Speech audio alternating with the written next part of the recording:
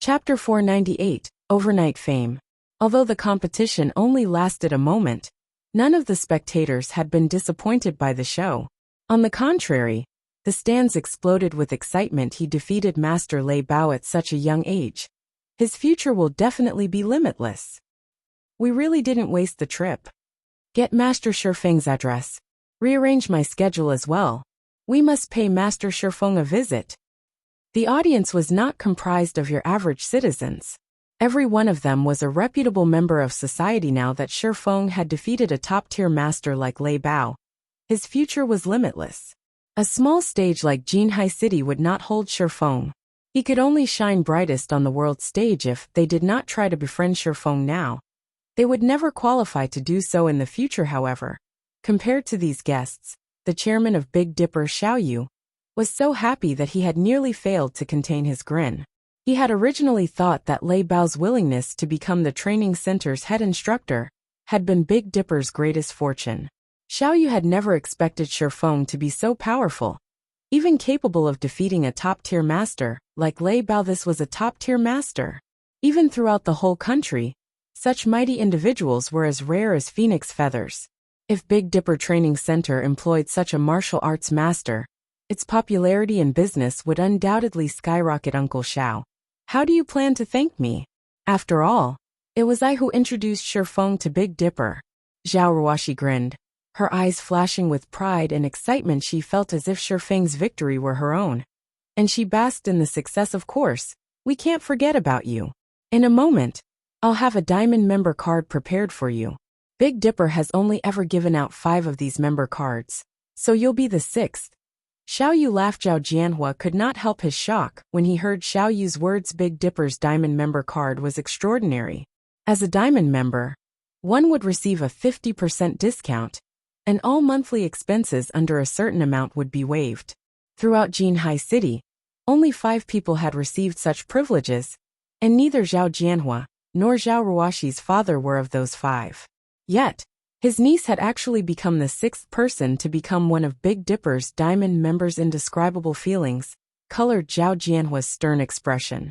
Before they, the older generation, could even reach this far, the younger generation surpassed them. Of course, this was all accredited to Shifeng's achievement. Now that Shifeng had defeated Master Lei Bao, becoming famous overnight, even the giants in flourishing first-rate cities would scramble to recruit Shifeng, much less those in Jinhai City at this moment. Xiao Yu was deeply afraid he could not hold back a true dragon like Shifeng. Now that he had a chance to solidify Big Dipper's relationship with Shifeng, he would maximize their generosity. After the competition ended, although Lei Bao had suffered relatively severe injuries, with the aid of modern technology and S-rank nutrient fluids, he would quickly recover to his peak condition. Master Shifeng, I am convinced of my loss in this competition. Please don't hold back and state your conditions. Since I have made the promise, I will not go back on my word, Lei Bao said weakly as he joined Shifeng in the lounge. At this moment, Lei Bao was still slightly pale. Lei Bao did not think that it was a coincidence that Shifeng just so happened to have broken past his limits, obtaining power and physical reactions beyond his body's capabilities, in the moment between life and death. At the very least, Shifeng should have already touched the boundaries of that realm. Shifeng was just a young man in his early 20s, yet he had already reached such mastery. Shifeng was easily stronger than Lei Bao himself. Lei Bao could not wrap his mind around it. Even if Shifeng began training while still inside his mother's womb, and had received all sorts of resources, he should not be able to obtain the power to surpass his physical limitations at such a young age. If Lei Bao was a martial arts prodigy, then the man before him was a demon. Even if he were not convinced of his defeat, he had to accept it. Since Master Lei Bao has agreed, then I want you to join my workshop. Shifeng laughed. Lei Bao was a top-tier master who had trained both his inner and outer body to their limits. Shifeng had only been able to defeat Lei Bao due to luck. Fortunately, Shifeng's brain activity had improved before participating in this competition. He had even grasped the beginnings of the technique to unlock his brain's physical limiter. Although he had only overcome the limiter for an instant, it had been enough for him to reach a new level of strength, allowing him to defeat his opponent. In addition, Lei Bao had also been caught unprepared. Otherwise, there was more than a 90% chance that Shi Feng would have suffered defeat in this competition to Shi Feng's current self. It was still somewhat early for him to overcome his brain's limiter. The brain limited a person's strength to protect the body. Before the physical body reached sufficient durability, actively trying to remove this limiter would only do more harm than good. Not to mention, Shi Feng had yet to grasp this power fully. It might seem that Shi Feng had only received a small scratch during the competition, but in reality, his body had been significantly damaged due to the explosive force he had displayed even without moving. Shi Feng felt like needles pricked his entire body. Hence, the moment Shi Feng returned to the lounge, he had madly consumed A-rank nutrient fluids to alleviate his pain. After this competition, he would not be able to train for quite some time. Join your workshop? Lei Bao frowned. Every martial artist wished to remain free and unfettered. He barely had enough time to train and improve himself. How would he find the time to work? Master Lei Bao, please relax. My workshop is a virtual gaming workshop that focuses on the most popular game currently, God's Domain. You only need to work at night while you rest. The workshop will not interfere with your life during the day. You can do whatever you want during that time, Shi Feng slowly explained. He knew very well what Lei Bao worried about. Although Lei Bao had never come into contact with virtual reality games, especially God's Domain, Lei Bao was still a top-tier martial arts master currently. Although Aqua Rose and the others had the potential, their foundations were lacking. They still needed to improve before they could become top-tier experts. However, Lei Bao was different. His combat foundation was extremely sturdy. If he familiarized himself with his body in God's Domain and integrated the techniques he had learned in real life, he could very quickly become one of Zero Wing's top combatants. Okay. I'm relieved to hear that. Lei Bao nodded. He then left the lounge. Lei Bao's addition to Zero Wing would undoubtedly give the guild another fierce general. While Shi Feng rested, 3 others entered the lounge. Lifting his head, Shi Feng noticed that one of the new arrivals was none other than Big Dipper's chairman, Xiao Yu, with Liang Jing and Zhao Ruoxi following closely behind. At this moment, Zhao Ruoxi wore a blue one-piece that looked both light and elegant. Her inky hair scattered around her waist like a waterfall, adding a few hints of elegance to her originally innocent temperament. Upon entering the room, Zhao Ruoxi beamed at Shi Feng, both worry and joy filling her eyes now that Shi Feng had become famous overnight. The originally silent and unknown boy from school was no more. Now, he had become Jin Hai City's focal point. Even old man Su wished to have a proper chat with Shi Feng. Chapter 499, Rising of Candlelight. In the lounge, both Liang Jing and Xiao Yu approached Shi Feng with far more caution and respect than in the previous meetings. Only Zhao Ruoxi behaved as usual, smiling and laughing as she conversed with Shi Feng.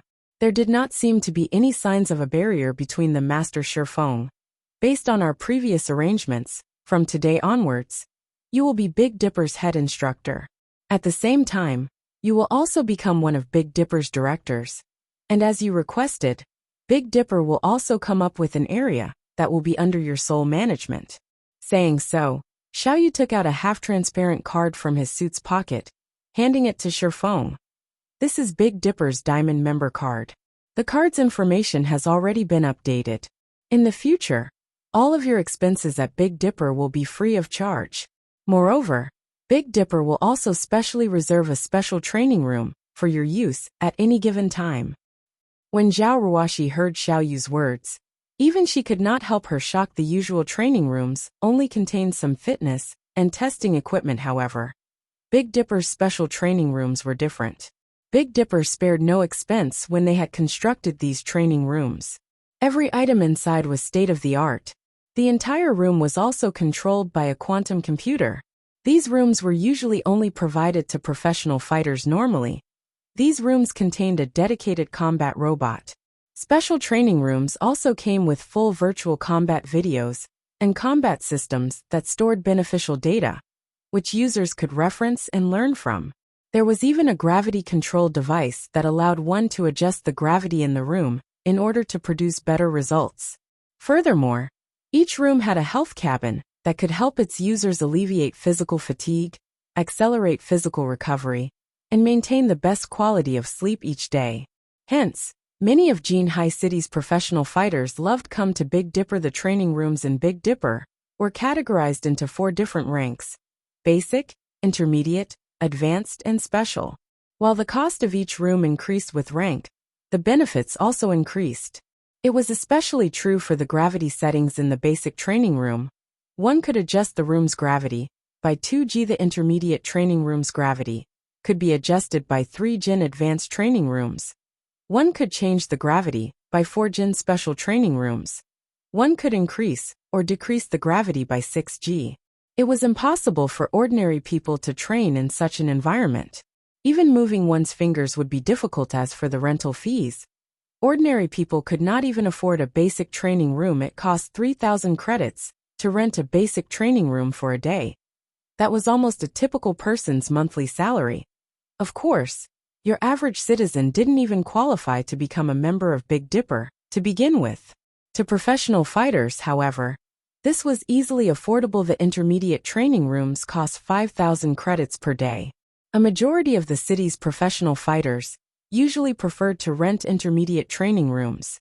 Unfortunately, there was not many available. Big Dipper only had 20 advanced training rooms, and they cost 10,000 credits to rent per day. This was practically the average price of renting a room at a 7-star hotel. As for special training rooms, there were only 5 in the Big Dipper Training Center, or better yet, in all of Jinhai City. The rental for these rooms was 30,000 credits per day. However, one would be lucky if they even had the chance to rent one of these rooms yet. Now, Big Dipper had specifically reserved one of these rooms for Shifeng. Countless people would definitely turn green with envy if they found out I'll have to trouble Chairman Xiao then. Shifeng did not hold back as he accepted the diamond member card with the special training room's gravity enhancement. His future training would yield far better results. Master Shifeng. There is also the matter of the 15 bottles of S-rank nutrient fluids and 5 virtual gaming cabins that we previously agreed to. Our board of directors has unanimously agreed to increase the count to 30 bottles and 10 virtual gaming cabins. We will have the items delivered to you in a few days, Xiao Yu said with a smile. Also, I will have my head assistant Liang Jing follow you. She is always very efficient. If you have any matters in Big Dipper you need to deal with, please let her take care of them for you. All right. Shifeng did not refuse Xiao Yu's offer. He had no reason to refuse to begin with aside from how important S-rank nutrient fluids were to him. Just the 10 virtual gaming cabins could raise Zero Wings workshop to a whole new level. It would no longer be just your average workshop. As for the assistant named Liang Jing, Shifeng did not know much about Big Dipper.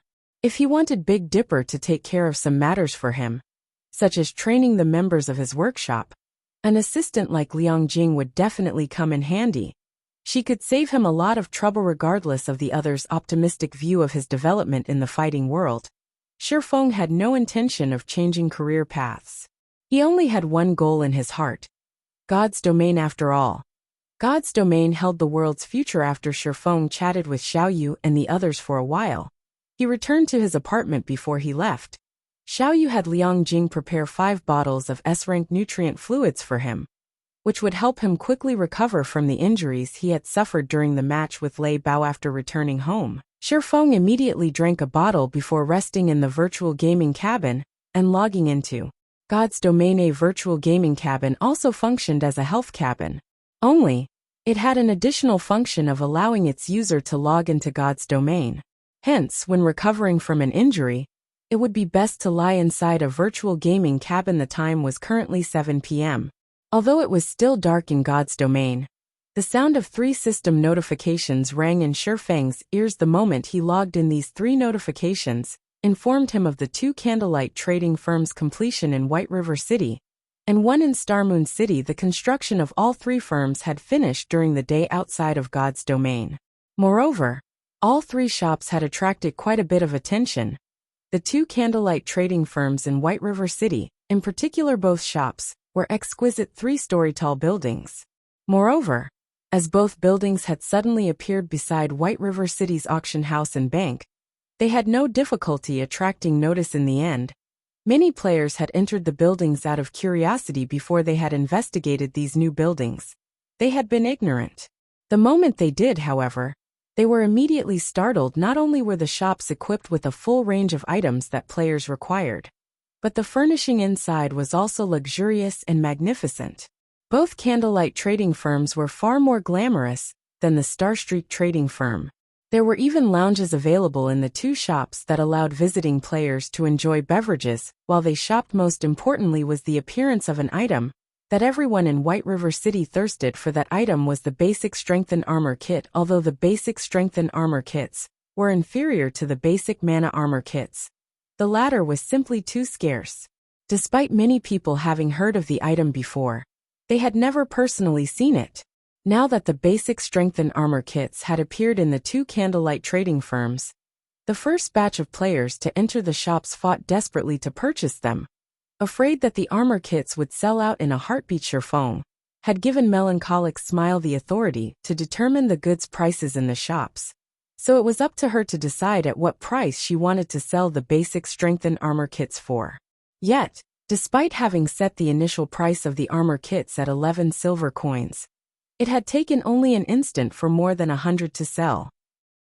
As a result, Melancholic Smile had no choice but to raise the price once more. In the end, the price of the basic strength and armor kit rose gradually from the initial 11 silver to its current price of 16 silver per kit. This price had far surpassed Sherfang's initial expectation. Even so, in a short dozen or so hours, the three shops in White River City and Starmoon City sold more than 6,000 kits. Moreover, due to the basic strength and armor kits, every player in White River City now knew about the newly established candlelight trading firms. As a result, more players began to visit the trading firms, allowing business at the two shops to flourish. By the time Sherfong logged into the game, the two candlelight trading firms in White River City were already packed full of people.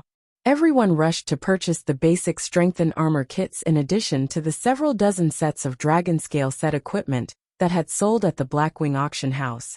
Sherfong had suddenly become a wealthy man again, with more than 10,000 gold in his pockets. Chapter 500 Exclusive Control. White River City. Overwhelming Smiles Guild Residence. Vice Leader Yulan, I've finished my investigation of the candlelight trading firm. A level 23 male assassin reported upon entering Overwhelming Smiles meeting room. Who started it? Yulan asked in a hurry. Currently, Overwhelming Smile suffered in the field battles against Zero Wing. Their daily coin expenditures were also quite significant. Although Underworld had increased their investment in Overwhelming Smile funds in particular, it was truly not easy to convert credits into coins. Despite spending a massive amount to purchase coins, the guild's supply barely maintained balance with its consumption in the beginning. Yulan had not expected that repairing equipment would cost so much. However, her thoughts changed as the guild's death toll continued to increase. Dying once might not cost much, but after 2 or 3 deaths, the guild members had spent practically all of their remaining coins. Afterward, in order to repair their equipment, these guild members had no choice but to choose coins as compensation. This situation had immediately given Yulan, who had initially been quite confident, a huge headache. She wished she could choke Black Flame to death. They had already paid out more than 1,000 gold as compensation, not to mention the amount of credits they had compensated. Moreover, it wouldn't be long before the guild had to pay compensation solely in coins. After all, if players did not repair their equipment, they could not go out and level up.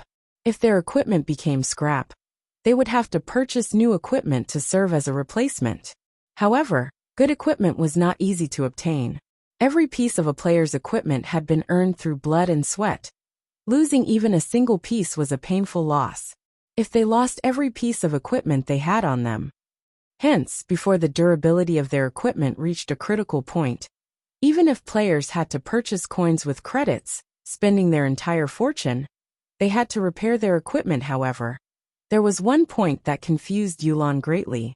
Though Overwhelming Smile's losses were very heavy, Zero Wing's losses should not be any less. Not to mention, Zero Wing was not using credits as a form of compensation at all. Its consumption of gold should be significantly higher than theirs. Yet, even until now, not only had Zero Wing showed no signs of lacking money, but it was also spending more money than before. It was inconceivable. From the information Yulan had overheard, she knew that, aside from constructing the best smithy available, Zero Wing had also purchased several sets of dragon-scale set equipment. At the very least, they would have to spend more than 2,000 gold on these purchases. Not to mention, there was also the gold they had to give out as compensation for the war of attrition. Even Underworld would find it difficult to spend so much in such a short time. Yulan could only see one end. Overwhelming smile withdrawing from White River City. If things continued like this in their war of attrition, hence they needed to make a major change now. They must find a way to earn a large sum of gold if one wanted to earn a large sum of coins in God's domain. The only way to do so was through trade. Although the guild quests published in the guild residence were a large source of income, that potential was nothing compared to the money one could earn through trade. Although the various large guilds of God's domain possessed a lot of gold, compared to the countless players in God's domain, this sum was insignificant. Even if Overwhelming Smile only earned 1 silver from each of the millions of players in White River City, the total would be several tens of thousands of gold at that time.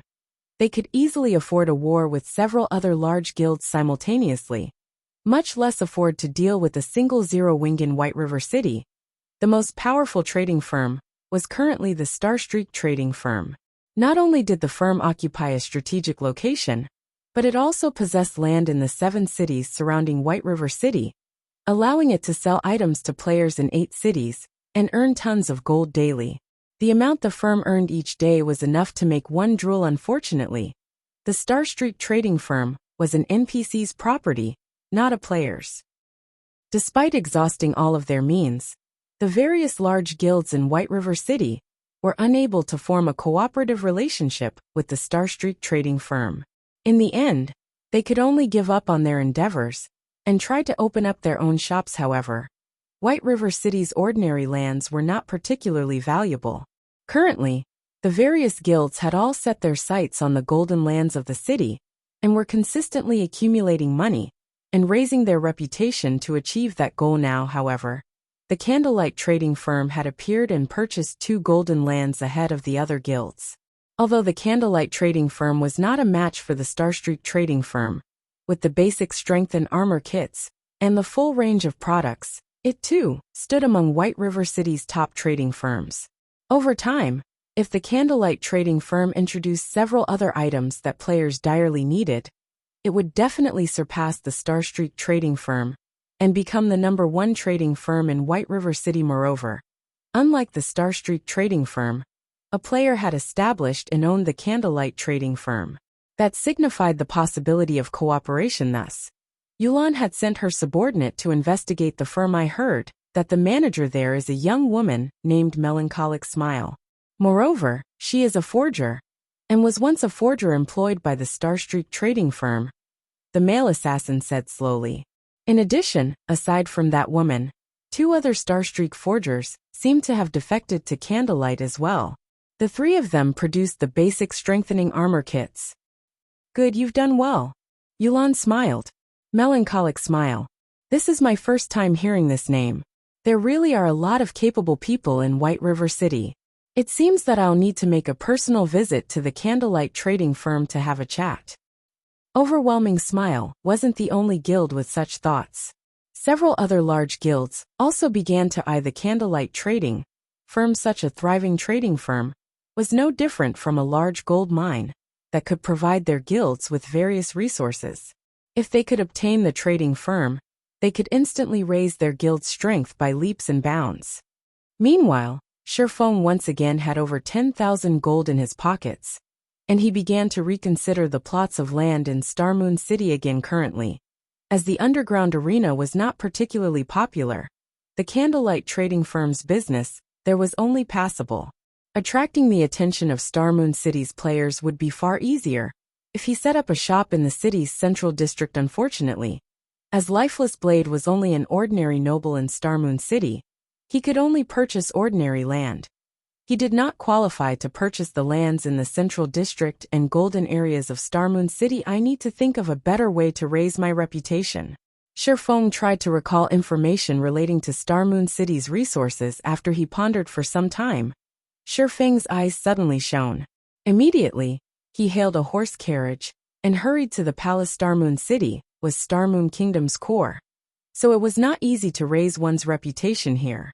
If players relied on reputation quests, it would take them ages before they could become a baron of Starmoon City. For this reason, many players had given up on the notion of doing business in Starmoon City and had shifted their aim towards other cities instead. However, there were many players in Starmoon City.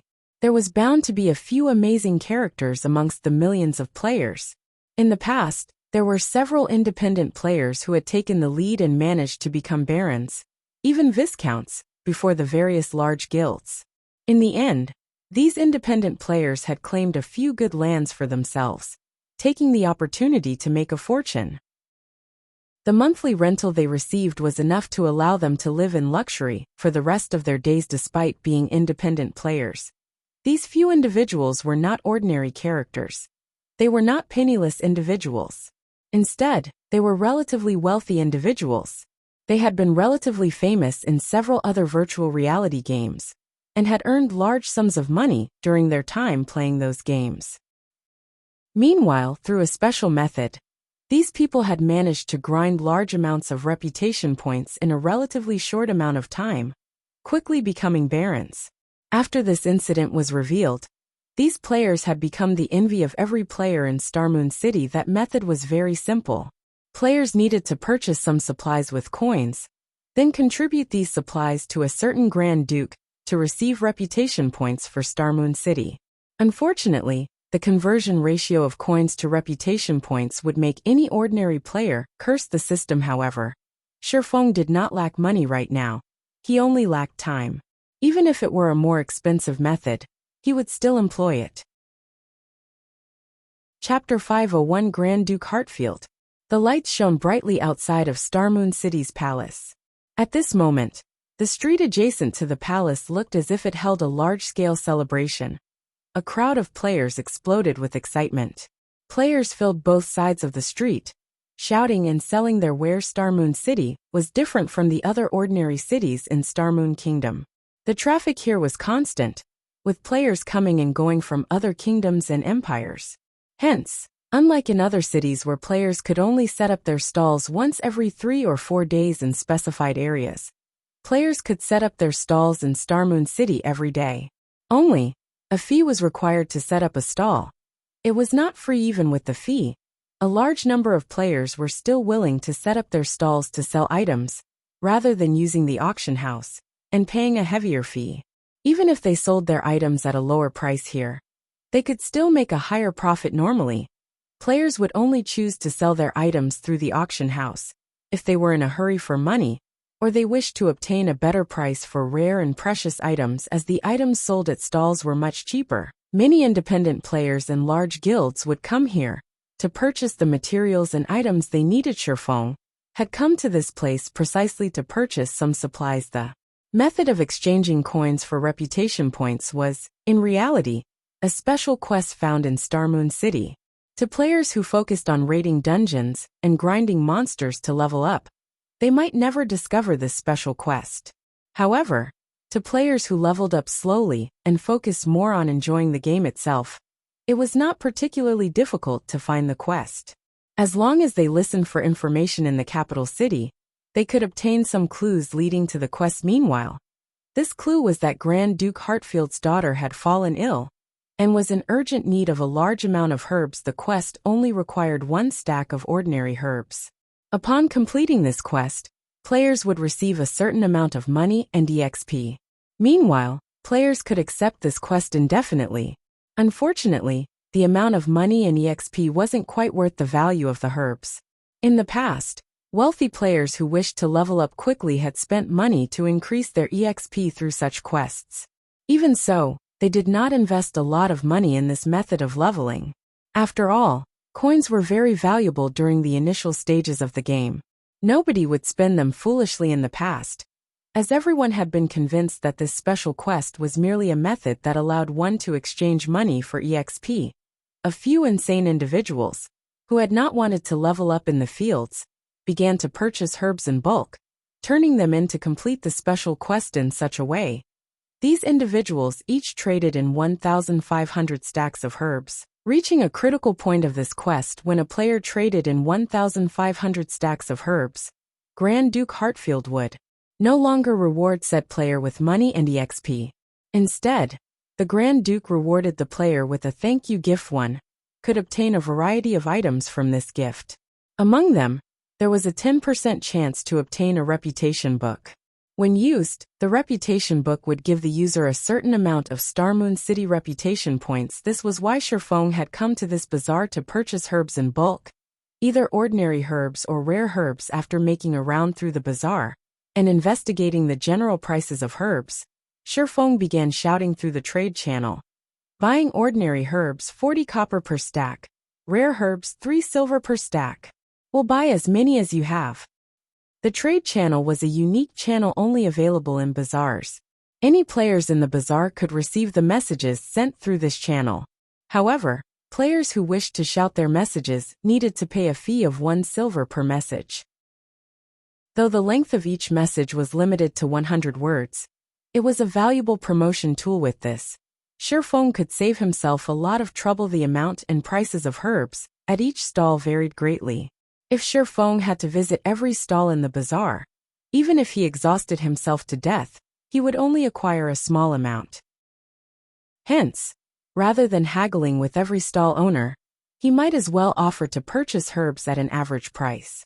Naturally, interested players would hunt him down to sell their goods. Shortly after Shifeng's announcement, a large number of players rushed towards him. Boss, how many herbs do you want to buy?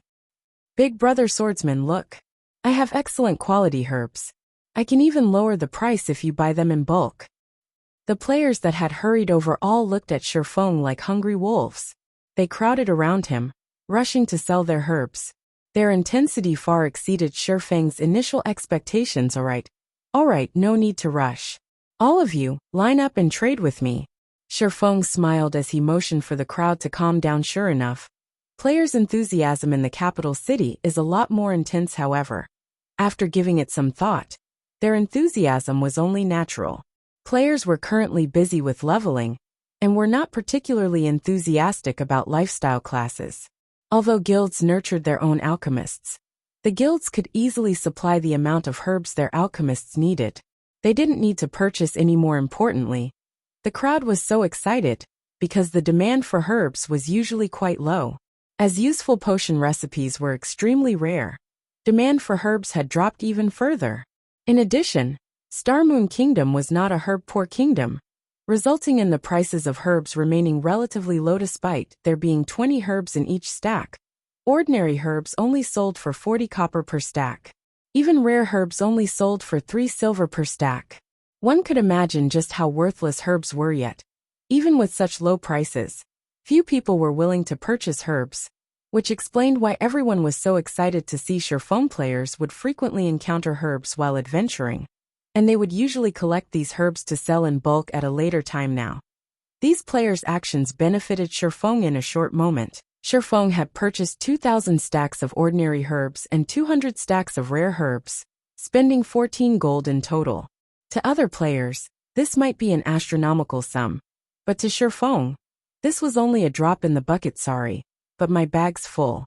Everyone, please wait here for a while. I'll come back to purchase more in just a moment. Shifeng hurriedly turned and ran towards the Grand Duke's mansion. Reluctance filled the crowd's eyes as they watched Shifeng's departing figure. However, when they heard that he would return to purchase more later, they all chose to remain there, quietly awaiting his return. At this time of year, there were simply too few players willing to purchase herbs. Now that one such player had emerged, how could they easily give up on this opportunity? They would wait a few hours if they had to, not to mention a few minutes. The Grand Duke's mansion was only a short distance from the palace.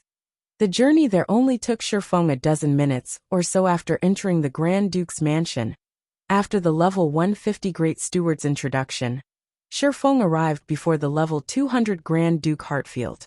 After a brief conversation, Grand Duke Hartfield began telling Shifeng the problem burdening his daughter, after which Shifeng received the special quest to acquire herbs.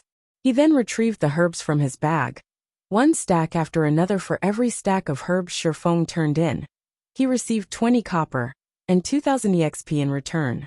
Though Shi Feng took a loss of 20 copper with each exchange, he did not pay it any mind compared to forging. His leveling speed from handing in the herbs was several times faster. As soon as he gave the Grand Duke the herbs, he immediately received EXP. The process was very fast and convenient. In mere moments, Shi Feng had turned in 1,500 stacks of ordinary herbs, earning a total of 3 gold coins and 3 million EXP. In less than half an hour, Shi Feng's experience bar rose significantly. Earning 3 million EXP in half an hour was an incredibly efficient way to level up.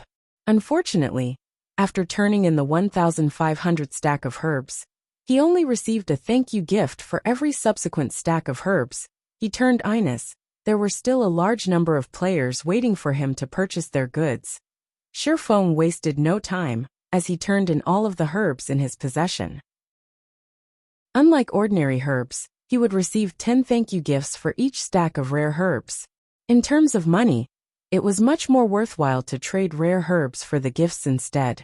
Unfortunately, rare herbs were too scarce. Chapter 502, Twilight Treasure Chest. Shi Feng traded all of his ordinary herbs and rare herbs for thank you gifts in one fell swoop. Suddenly, Shi Feng noticed that Grand Duke Hartfield's gaze had changed slightly. The Grand Duke's originally stern expression seemed to have softened significantly. Was I just imagining things? After Shi Feng's brain activity had improved, his 5 senses and intuition had become extraordinarily sharp. Advanced NPCs of God's domain possessed very high intelligence. It was even higher than ordinary players. It was especially true for a level 200, Tier 3 NPC like Grand Duke Hartfield. Although Hartfield might not be as strong as Magistrate Weissman, not even Weissman dared to offend the Grand Duke. Hartfield was the only Grand Duke throughout Starmoon Kingdom, while the others were just dukes. In Starmoon Kingdom, his position was only below that of the king, and equal to that of the kingdom's Grand Marshal, Adolf Serret. Working with the Grand Marshal, they protected the kingdom from both inside and outside threats. If Shi Feng could form a relationship with Grand Duke Hartfield, it would greatly benefit his future development in Starmoon Kingdom. Forget it. It's best to just focus on raising my reputation. Shi Feng shook his head to clear his mind. He then departed from the Grand Duke's mansion and returned to purchasing herbs. The thank you gifts did not take up a lot of space, with each stack holding up to 1,000 gifts. Shi Feng had received a total of 2,500 gifts, which took up only 3 bag slots. Upon arriving at the bazaar in front of the palace, sure enough, the herb-selling players had not moved. The moment these players noticed Shi Feng's return, they immediately rushed over to welcome him. In moments, Shi Feng's bag was filled to the brim once more. He then returned to the Grand Duke's mansion and began to trade the herbs for more thank you gifts. After spending several hours ferrying herbs from the bazaar to the Grand Duke's mansion, Shi Feng had purchased close to half of all the available herbs in Starmoon Kingdom, his total expenditure exceeding 400 gold. Originally, Shi Feng had hoped to continue purchasing herbs. However, his high-profile actions had attracted a lot of attention, and many people had begun secretly investigating the reason behind Shi Feng's purchases. After all, no guild lacked herbs. Even if a guild were trying to nurture a large number of alchemists, there should be no need for such a massive supply. It should be about time to call it quits. Shi Feng glanced at the several assassins spying on him from a distance. He would not give any of these people the slightest of opportunities to discover his intentions. Every time he visited the Grand Duke's mansion, he would look for a secluded location before disguising himself. Even if his trackers were quite capable, without a particularly high-ranking identification skill, such as omniscient eyes, it would be impossible for them to see through his disguise. In reality, Shi Feng did not have to pay these people any heed. Even if they discovered this special quest, no guild would willingly spend so much money to earn some EXP. To be safe, however, Shi Feng still disguised himself to avoid these players discovering the method of using money to earn reputation points.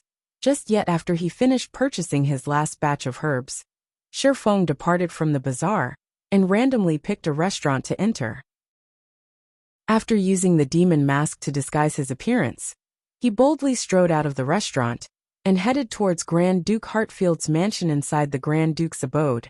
Shifeng habitually walked up to the Grand Duke and took out the final 1,000 stacks of ordinary herbs and 1,000 stacks of rare herbs from his bag, trading them all for thank you gifts. Suddenly, the familiar sound of a system notification reached his ears. System. Grand Duke Hartfield's favorability increased by 30 points. Sure enough, this special quest is not as simple as it seems. Shifeng grew slightly excited upon seeing this system notification. The higher ranked an NPC was, the more difficult it was to raise their favorability. The fact that he had increased the Grand Duke's favorability just by spending around 400 gold was completely worth it. However, giving the situation some thought, Shifeng felt that this result was quite reasonable. After all, he had already earned close to 120,000 thank you gifts. If each stack could hold 1,000 gifts, that was close to 120 stacks. Currently, the prices of herbs were only this cheap, due to the fact that players of God's domain were still low-leveled and did not have much use for them. If Shifeng waited 2 more weeks or so, the money he would have to spend to earn 120,000 thank you gifts would most likely increase by several folds.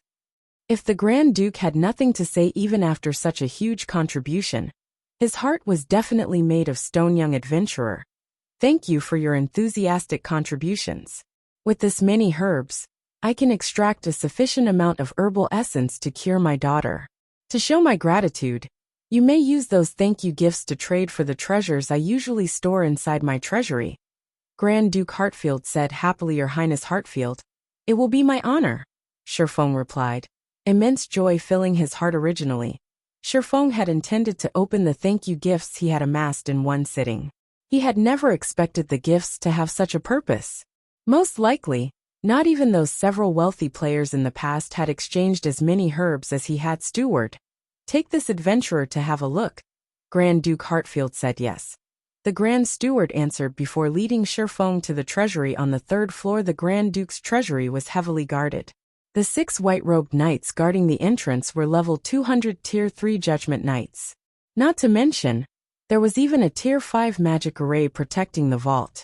Even a Tier 4 class would require a significant amount of time to break through such a powerful magic array. Upon entering the treasury, Shifeng discovered that the place looked very much like a museum, with many treasures on display. This is the list of treasures. You are allowed to redeem the gifts for any of the items inside. The Grand Steward passed a list to Shifeng. There were not many items available for exchange on the list. However, Shifeng was not surprised. Grand Duke Hartfield's favorability towards him was only 30 points. The fact that the Grand Duke was willing to let him trade his thank you gifts for treasures was already a considerable outcome. If he wished to trade for every item in this treasury, he would need to raise the Grand Duke's favorability towards him to at least 300 points. Shifeng then examined the list of items. Sure enough, every item was very basic. The majority consisted of weapons and equipment that were close to his current level, whereas the quality of the items ranged between secret silver and fine gold rank. Moreover, their prices were not cheap. Even the most basic piece of level 25 secret silver equipment required 1,000 thank you gifts. If converted to coins, it would cost 4 gold. If not for the herbs he bought being cheap, 1,000 gifts would cost 8 gold or more. Moreover, these level 25 secret silver and fine gold equipment were all individual pieces and not set equipment. To Shifeng, these items did not serve much purpose. Just as Shifeng felt that he had nothing to gain here, he suddenly discovered the name of a very familiar item at the bottom of the list. Isn't this the Twilight Treasure Chest? The Twilight Treasure Chest had been very famous in God's domain. It was also referred to as both the Treasure Chest of Luck and the Indiscriminate Treasure Chest. Only elite monsters that were level 30 and above had a very low chance to drop the Twilight Treasure Chest. As for why it was called the Indiscriminate Treasure Chest, the items one could obtain from it were extremely random. One might only receive 2 or 3 copper and some trash items. One might also receive epic or even fragmented legendary items. In general, the items one could get from the Twilight Treasure Chest relied heavily on luck. In the past, the majority of the players who had obtained this item would promptly toss it onto the auction house.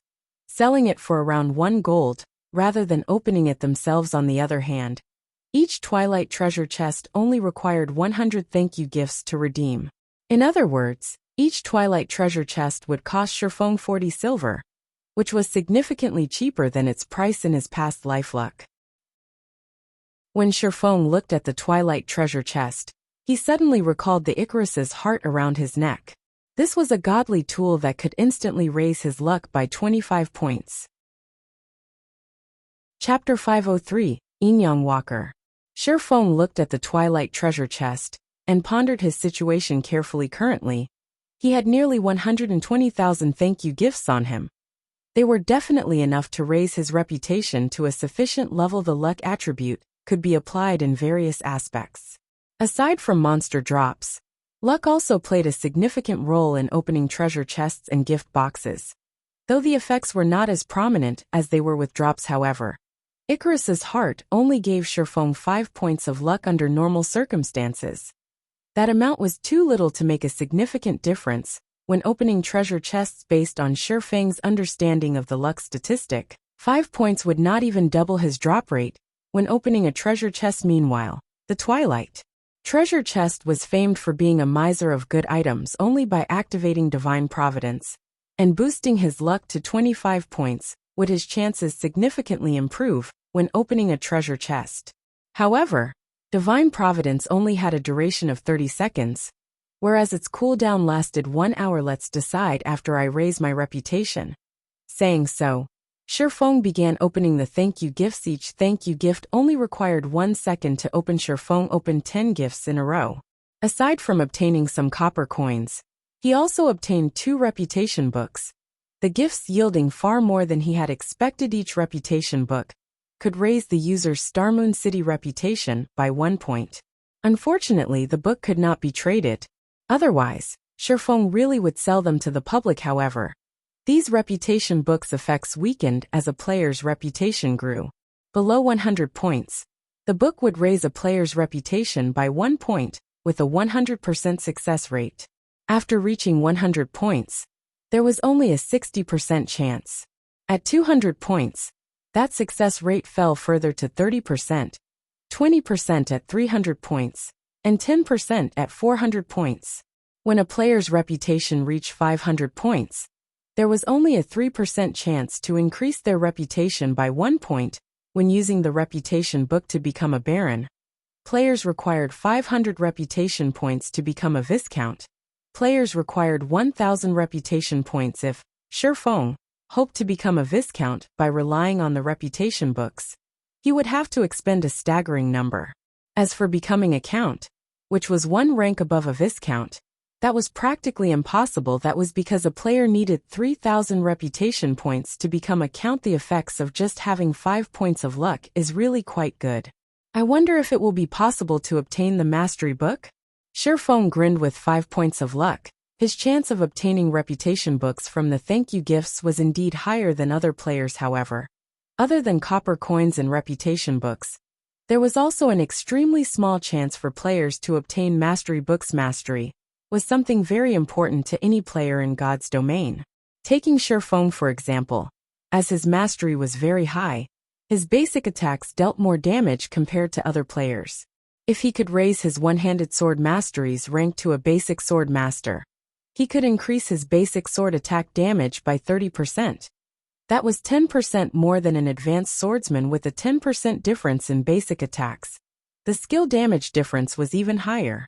Meanwhile, Shifeng was only dozens of points away from becoming a basic sword master. If he could obtain mastery books, he could advance his combat power further. By the time he went to the ancient battlefield to sharpen his techniques, he would also obtain better effects. Shifeng then began to open the thank you gifts frantically. 100, 300, 500, 1,000. After spending several hours, Shifeng opened more than 10,000 thank you gifts and obtained a total of 2,000 reputation books. In addition, he had also luckily obtained 8 mastery books. Each mastery book could give him 1 mastery point. With 100% certainty, will Divine Providence have an effect on the increase in reputation? When Shifeng thought about how, after his reputation reached 100 points, The reputation books no longer gave him one reputation point with 100% certainty, then meant that luck was involved. Since luck was involved, then it was definitely related to the luck attribute. Shifeng grinned slightly as he activated Divine Providence. Suddenly, a faint golden glow covered Shifeng's body, as if he had received a blessing from heaven, as he became the absolute focal point inside the entire treasury immediately. Shifeng began to activate the 2000 reputation books. The activation process of a reputation book was very fast. The book would activate with a single click. Shifeng could gain many reputation books in just 30 seconds. In the next moment, Shifeng's finger transformed into an afterimage. With Shifeng's speed, he could click dozens of times every second. Following which, Shifeng heard the ringing of a continuous stream of system notification system. Congratulations! You have gained 1 Star Moon City reputation point. System, congratulations! You have gained 1 Star Moon City reputation point. System, congratulations! You have gained 1 Star Moon City reputation point. 30 seconds later, of the 2000 reputation books Shifeng obtained, only a little more than 700 remained. Meanwhile, Shifeng's reputation in Star Moon City had also risen to 436 points. He was only 64 points away from becoming a baron. The Divine Providence's effects were remarkable. Sure enough, it is effective. Shifeng immediately grew excited using this method. He could save a large number of thank you gifts. At this rate, not to mention becoming a viscount, he could even give becoming a count. Hence, Shifeng frantically opened thank you gifts once more. It just so happened that Divine Providence was on cooldown during this period. An hour later, Shifeng began another round of clicking reputation books. 30 seconds later, Shifeng's reputation rose from 416 points to 578 points, following which, Shifeng continued opening the thank you gifts. After opening more than 30,000 gifts, Shifeng's reputation had finally reached 1,000 points, becoming a viscount of Star Moon City. In addition, he had also obtained a total of 21 mastery books. Originally, Shifeng still intended to continue raising his reputation. However, seeing as there were less than 90,000 thank you gifts remaining, even if he used Divine Providence, it would not be enough for him to become a count. Hence, Shifeng gave up on the notion. However, this result had already surpassed Shifeng's initial expectations. Normally, 120,000 thank you gifts might not even be enough for him to become a viscount. In this aspect, Divine Providence had truly played a significant role. However, now that Shifeng had 21 mastery books, as long as he strived, he could raise his one-handed sword mastery to 150 points, reaching the standard of a basic sword master. Hence, Shifeng continued the process of opening the thank you gifts, and had even used Divine Providence to aid him in his endeavor. After opening another 10,000 or so thank you gifts, Shifeng accumulated a total of 48 mastery books. Immediately, he upgraded his one-handed sword mastery to the standard of a basic sword master, his basic damage increasing by 30%. At this moment, Shifeng had less than 80,000 thank you gifts remaining. At once, Shifeng exchanged all of them for Twilight treasure chests. Each Twilight treasure chest costs 100 thank you gifts. In the end, Shifeng had gained close to 800 Twilight treasure chests. He would have to spend close to 800 gold if he bought so many anywhere else after Divine Providence's cooldown completed. Twilight treasure chest, you better not disappoint me. Shifeng took out 9 Twilight treasure chests and set them on the ground. Taking a deep breath, he immediately activated Divine Providence and swiftly began activating the treasure chests. Before Hima's time passed, the silver-colored treasure chests inlaid with purple crystals were swiftly opened. 1 chest, 2 chests, 3 chests. Finally, Shifeng managed to open the 9 Twilight treasure chests. Within 30 seconds, the 9 Twilight treasure chests released a colorful brilliance as their lids were removed, making the entire treasury shine beautifully. Shifeng then began collecting the items inside the treasure chests. As Shifeng collected the items inside the 6th Twilight treasure chest, he suddenly froze. With disbelief, he retrieved a beautiful chestplate that gave off both a black and white glowing young walker. Chapter 504, Tier 1 Set Equipment. In God's domain, one could obtain a wide variety of items from the Twilight treasure chest. However, the chance of obtaining good equipment was incredibly small. As for set equipment, don't even think about it yet.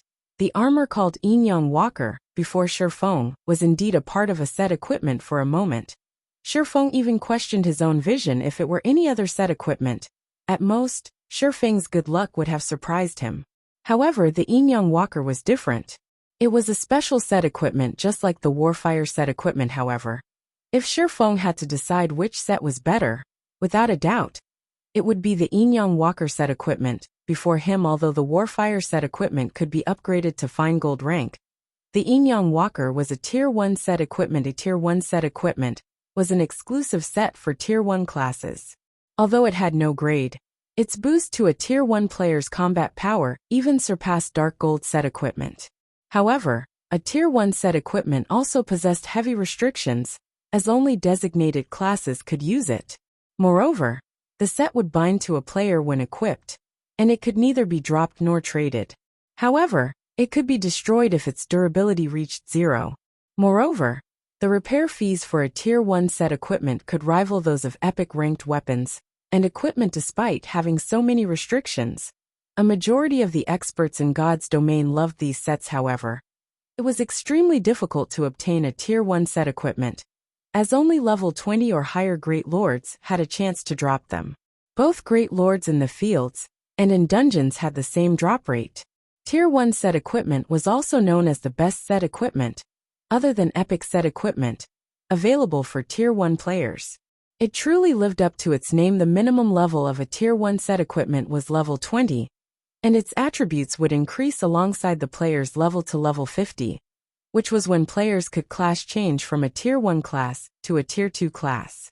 If a player had a Tier 1 set equipment, when they carried out their Tier 2 class change quest, the quest would undoubtedly be easier to complete. Shifeng then appraised the Yin-Yang Walker's chestplate. Yin-Yang Walker set equipment. Level 20, level 50. Equipment requirement: Tier 1 Guardian Knight. Set consists of 5 parts: head, chest, hands, legs, and feet. Binds when equipped. Set effect: 2-piece effect. Defense skill increased by 3 levels. Defense increased by 10%. Damage received reduced by 15%. And healing received increased by 15%. 4-piece effect. Endurance increased by 15%. And strength increased by 10%. Obtain Yin-Yang Shield skill. Cast a magic shield on yourself, reducing all magic damage received by 60%, and gaining immunity to all control effects for 15 seconds. Cooldown: 2 minutes. 5-piece effect. Receive 1 stack of Yin-Yang energy every time damage is received. After 30 stacks, Yin-Yang power skill can be activated. Hatred increased by 100%. All attacks deal holy damage. All Guardian Knight skill effects increase by 50%. And all attributes increase by 15% for 24 seconds. Cooldown: 5 minutes. If I can gather the complete set and give it to a Tier 1 Guardian Knight, tanking bosses in large-scale team dungeons will be a breeze.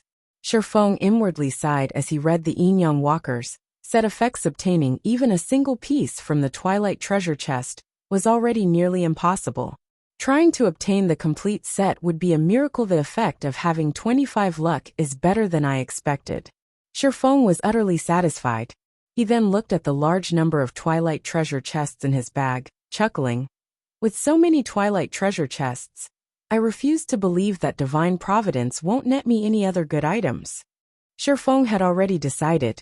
As soon as the cooldown of Divine Providence completed, he would use it to open the treasure chests. With more than 700 Twilight treasure chests, even if he could not earn back the cost of all the herbs he had bought, he would not suffer too huge of a loss, either soon. Shifeng collected the remaining items from the treasure chests and stored them in his bag. Other than the Yin-Yang Walker, the 9 Twilight treasure chests only yielded ordinary items. Shifeng had only obtained a few silver coins and some rare materials, as well as a forging design to create the light stone. Although it was a forging design, it wasn't very valuable. It was not worth even 30 silver. This was because the light stone forging design was quite common. It had a chance to drop from any level 40 or above maps. However, God's Domain's current players were very much in need of light stones. The light stone was a consumable item that could illuminate a certain area, as if it were daytime. In the darkness of night, any monsters caught within the light stone's radius would lose their nighttime advantages. The item allowed players to grind monsters freely and level up during the night. To players who wished to level up quickly, even the darkest night was a time to level up. Light stones were practically necessary for players out in the fields, hence why the drop rate for the item's forging design was relatively high. Only, players would find it very difficult to obtain the forging design at their current levels. Light stone? A light flashed in Shifeng's eyes. He felt that this was a good opportunity to make a fortune as long as he sold them. The light stones would be well received. Currently, the candlelight trading firm relied on the strengthened armor kits to draw customers from the Star Street trading firm. If he added light stones to the firm's available products, it would definitely boost the firm's competitive edge. Light stones were easy to produce. Moreover, the materials it required consisted of cheap and common items, such as advanced stones and magic essences. Hence, light stones were easily affordable by the majority of the players, unlike the expensive strengthened armor kits that only a small number of players could afford. In addition, there were only 3 people producing the strengthened armor kits right now, and their success rates were only at 30%. It was not enough to satisfy the demand of so many players. As for light stones, even an advanced forging apprentice's success rate would be higher than 30%. Only, the light stone forging design was not something players below level 30 could obtain. If Shifeng could acquire a large number of light stone forging designs, the candlelight trading firm could take Starmoon Kingdom's entire market by storm. The candlelight trading firm had plenty of advanced forging apprentices. As long as they had a sufficient number of forging designs, they could mass-produce the light stones. Not only could they supply the players from White River City and Starmoon City, but they could also provide an endless supply to other cities as well. At that time, even counting their money would become a laborious task. In any case, I have nothing better to do right now. I might as well grind for some light stone forging designs. Shifeng grinned. Immediately, he recalled several maps suitable for grinding light stone forging designs. Although those maps were all level 40 and above, Shifeng had the ignore level effects provided by the magic weapon Abyssal Blade, the Dragon Claw set equipment, and the Golden Stigmata. Combined, he could ignore up to 45 levels. In addition to Shifeng's own level, he could take on a level 70 monster should he choose to do so. Only the attributes of a level 70 monster were a bit too powerful. Even if Shifeng could damage these monsters, they could kill him with a single slap. However, against monsters below level 50, he could definitely make an attempt as long as they were not chieftains or Lord Shifeng, then headed to Starmoon City's City Hall to purchase a valuable golden land. While Shifeng had focused on raising his reputation, the dragon scale set equipment he had placed in the Blackwing auction house had finally sold out. In addition to the money Shifeng had earned through the candlelight trading firms, he now had over 20,000 gold in his pockets. Thus, Shifeng decided to buy one of the plots of land beside the Starmoon Bank for 16,000 gold. However, as Shifeng was a Viscount, he received a 10% discount on his purchase.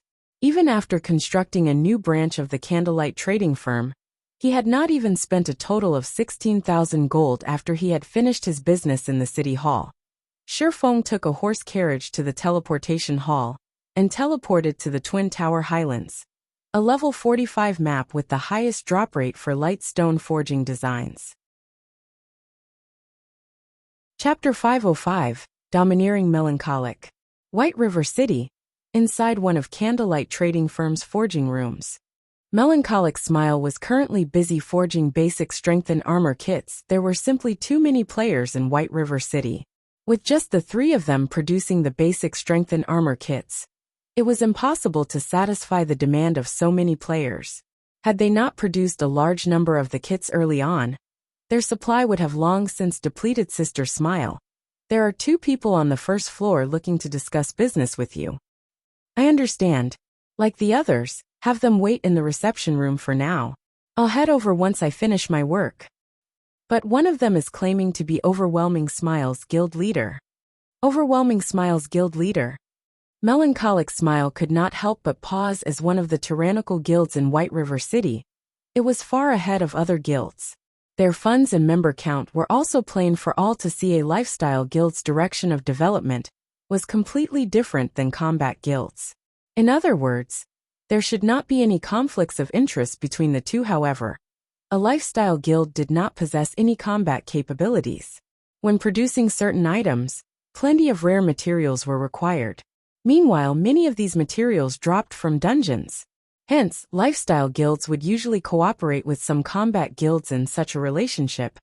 The combat guild in question would be responsible for supplying the rare materials, while the lifestyle guild would offer some discounts and give priority on sales of certain items to said combat guild. Ha.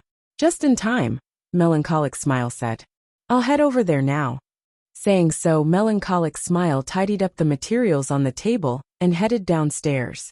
In the reception room on the first floor, many of White River City's guilds had sent representatives to the Candlelight trading firm to discuss potential cooperation. However, when a man and a woman entered, the entire reception room's atmosphere sank. Everyone in the room immediately focused their attention on this pair of new arrivals, the woman in particular. Practically every guild in White River City knew who she was. This woman was none other than the guild leader of Overwhelming Smile's White River City branch. Yolan, the Candlelight trading firm, sure knows how to treat its guests. To actually make us wait here with other guilds. Feng Xianyang swept a glance at the reception room, frowning slightly with discontent at the firm's arrangements. Yolan did not comment on Feng Xianyang's statement. Instead, she only sat down and waited quietly. Although Overwhelming Smile was a powerful guild with ample funds, the Candlelight trading firm was no ordinary existence either. The fact that it had been able to purchase 2 of White River City's golden lands in such a short time displayed the firm's powerful backing. A short moment later, Melancholic Smile entered the reception room. Immediately, the atmosphere in the room relaxed significantly as the occupants promptly stood to welcome her. Smiling, everyone, please sit. Melancholic Smile said after glancing around the room. Every player in this room was a big shot at the peak of White River City. Melancholic Smile never thought that the day would come where she would become one of these supreme characters as well. Before this, she was merely a forging apprentice who guilds would casually chase away. Someone who relied on forging to earn some meager living expenses. Regarding these high-ranked managers from various large guilds, they were all existences that she would have only admired from a distance. Yet, now, every one of these powerful characters greeted her with fawning smiles. Compared to her previous life, it was as if she was in an entirely different world. When Melancholic Smile considered this, her thoughts immediately switched to the man who had helped her rise to this position. If Shifeng had not been willing to accept her back then, she would most likely have still worried over her day-to-day life. She would still be one of the lifestyle players at the bottom layer of White River City, rejoicing over earning 1 or 2 silver a day. In contrast, when dealing with hundreds or even thousands of gold, her current self could maintain indifference. Before her were the upper managers of the various large guilds in White River City. Among them, there was even the guild leader of Overwhelming Smile. One could just imagine how much pressure one would feel from having to discuss business with these people.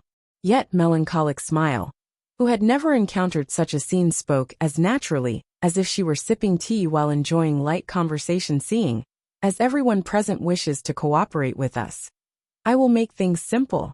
We at Candlelight Trading Firm only have one requirement, Melancholic Smile calmly said.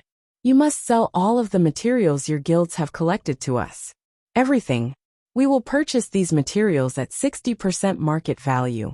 In return, the Candlelight Trading Firm will give your guilds a discount on your purchases here. The discounts available range from 5% up to, but not limited to 15%.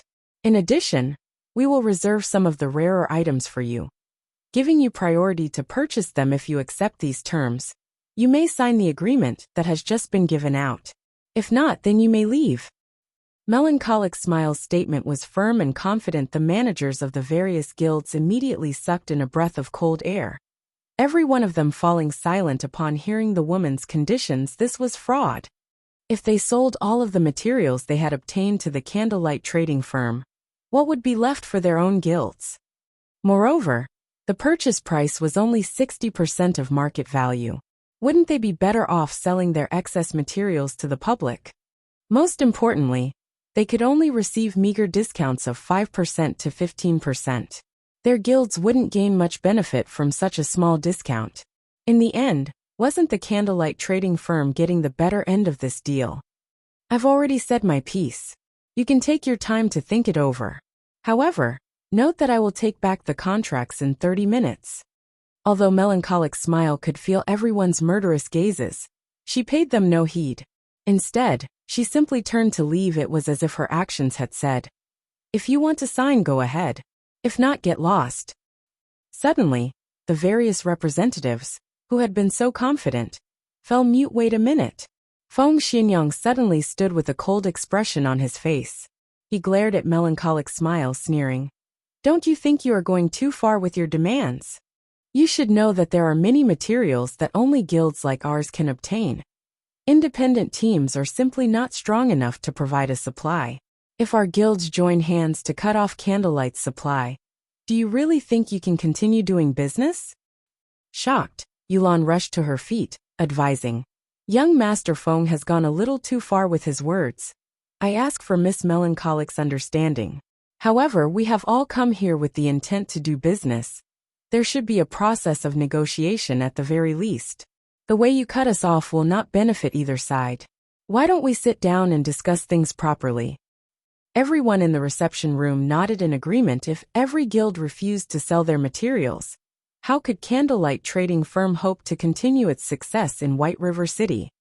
At the end of the day, a lifestyle guild was still a lifestyle guild.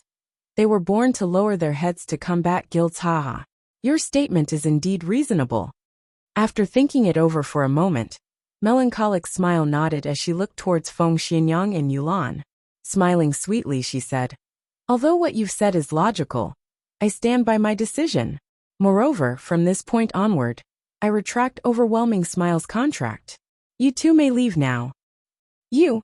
Feng Xuanyang's eyes immediately became bloodshot as he nearly spat blood in rage.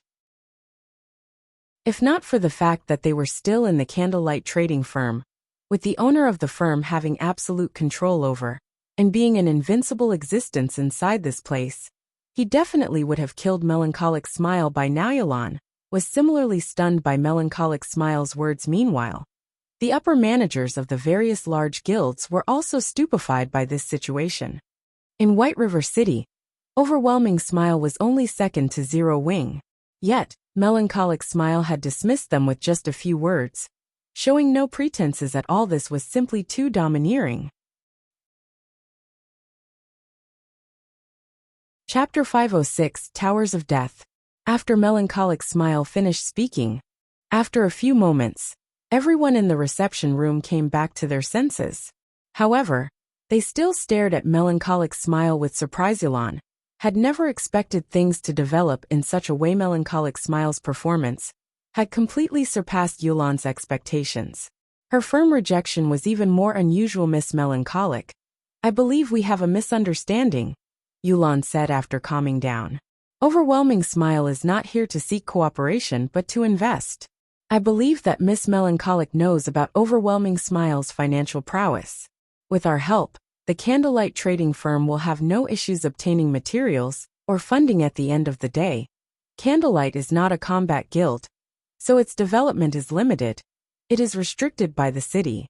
Candlelight might become White River City's #1 trading firm, but you can't just remain in one city and not branch out to others, right? After all, White River City's player population is not infinite, and you can only earn so much. I admit that Candlelight is very wealthy. However, purchasing golden lands in other cities requires sufficient reputation points there. Meanwhile, how can Candlelight hope to compete with the guilds that have been developing in said cities since the very beginning? By the time Candlelight's personnel gains sufficient reputation in other cities, other guilds will have long since purchased the best plots of land available. However, after we invest in Candlelight, the trading firm will not face such a restriction. Overwhelming Smile has plenty of personnel in other major cities, including the several cities neighboring White River City. As long as we have enough gold, we can purchase the most valuable land in every city throughout Starmoon Kingdom and establish the candlelight trading firm all over the kingdom, saving you a lot of time and manpower. Is Miss Melancholic really not interested in such an opportunity? Yulan spoke confidently as she offered the attractive conditions. She had also hit the nail on the head by pointing out the candlelight trading firm's weakness. Meanwhile, the fact that Yulan was able to make such a statement so confidently was all because of Overwhelming Smile's backer Underworld. This was a feat that no other guild could ever accomplish. Even first-rate guilds. Yulan's offer sorely tempted the other managers of the guilds in the reception room. Only, they were somewhat disappointed that the candlelight trading firm would no longer be theirs. They could already imagine the candlelight trading firm's flourishing future. One side had the advantage of manpower and resources, while the other had coins and popular shops. The cooperation between the two was practically a match made in heaven. Yulan really is amazing. It's as expected of someone fancied by Underworld's elders. Feng Xianyang, who had initially been overwhelmed by his rage, silently praised Yulan as he listened to the woman. He snuck a peek at Melancholic Smile from the corner of his eyes, his heart filled with joy when he saw her silence to a trading firm, particularly a trading firm with hot-selling commodities. What they needed the most was not materials, but a market to sell those commodities. Meanwhile, Overwhelming Smile just so happened to be capable of providing that market. This method of persuasion was far more effective than any threat at this moment. Melancholic Smile opened her mouth and spoke. Your conditions are tempting, but you may leave now. Everyone else, you have 30 minutes left to consider our offer. If you do not wish to cooperate, you may leave. I have other matters to attend to, so I won't accompany you any longer. Saying so, Melancholic Smile left the reception room, never once turning back. From the moment she had entered the room, she had acted as if she did not care about any of the representatives. Is she really not tempted? Yulan was stunned with such huge potential profits. No sane trading firm would reject their offer. Even if Melancholic Smile rejected them eventually, it should be based on two harsh conditions. Yet before they could even state their conditions, she had turned them away. Just what sort of situation was this? Before Yulan could make sense of the situation, the upper managers of the other guilds began signing their contracts.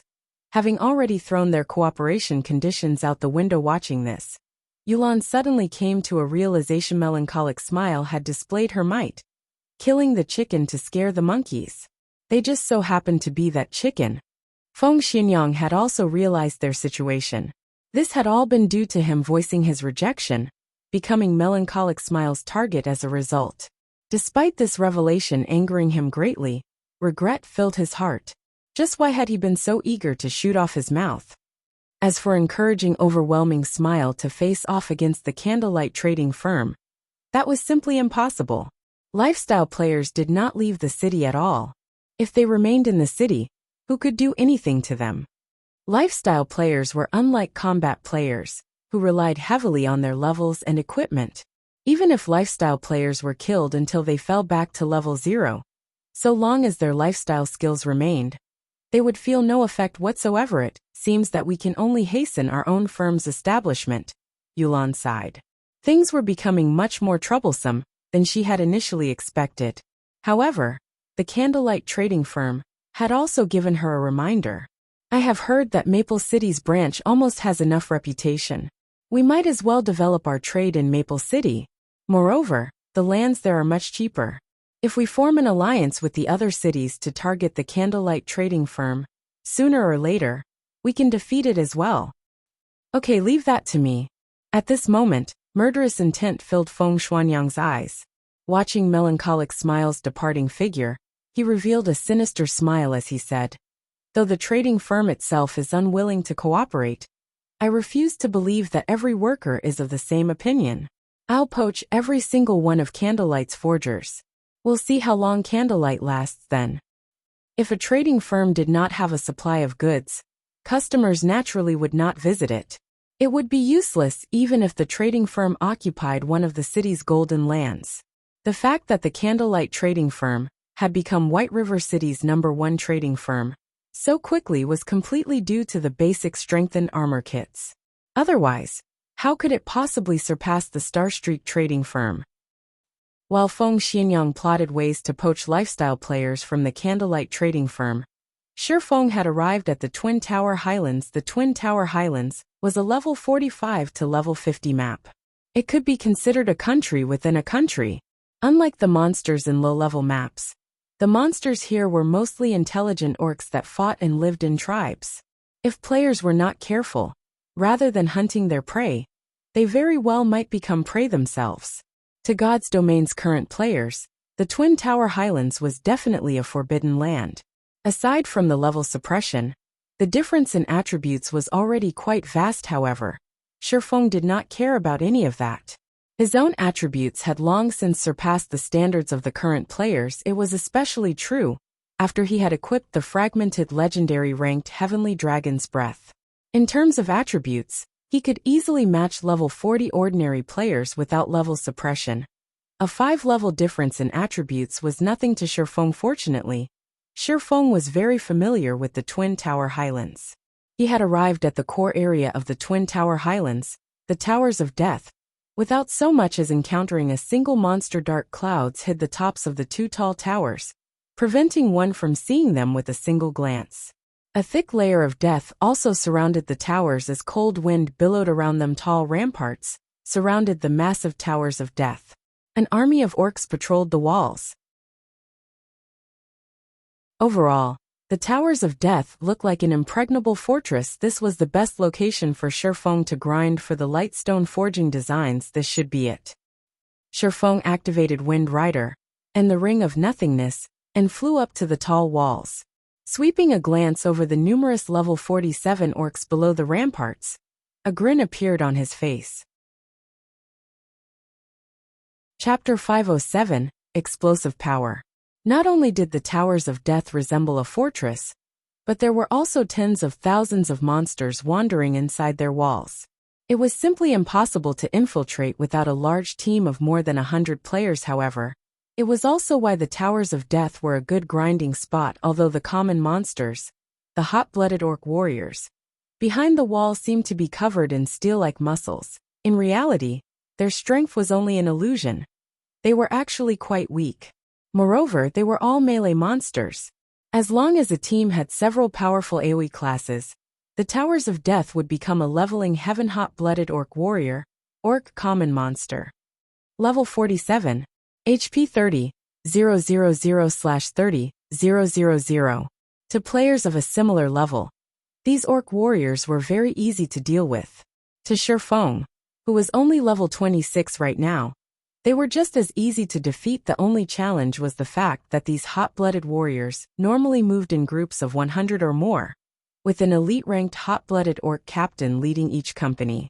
The orc captains were much larger than their common counterparts. They were fully protected by a suit of plate armor and wielded a war saber and large shield in each hand.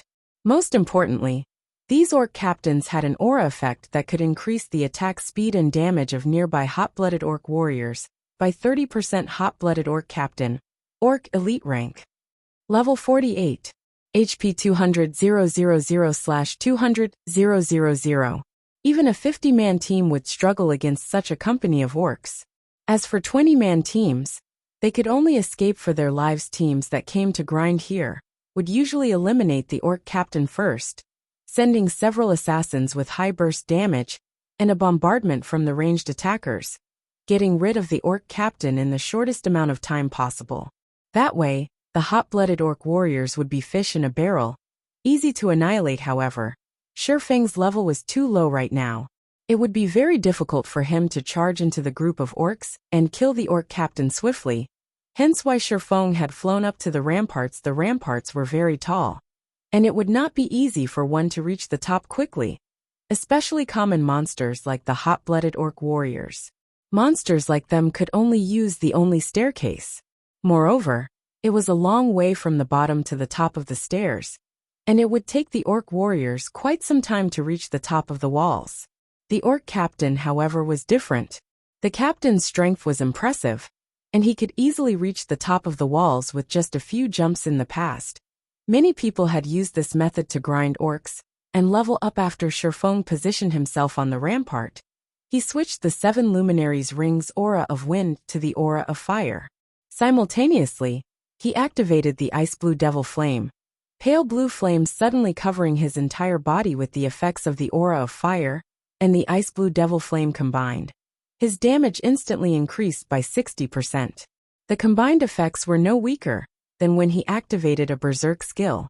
Moreover, these effects lasted indefinitely and had no side effects whatsoever. He then took out the blazing meteor and threw it at a hot-blooded orc warrior Xiao.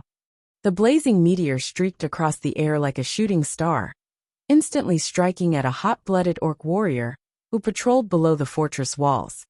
904. Although there was no level suppression, a level 47 monster was far superior to a level 20+ monster regarding both defense and attack power.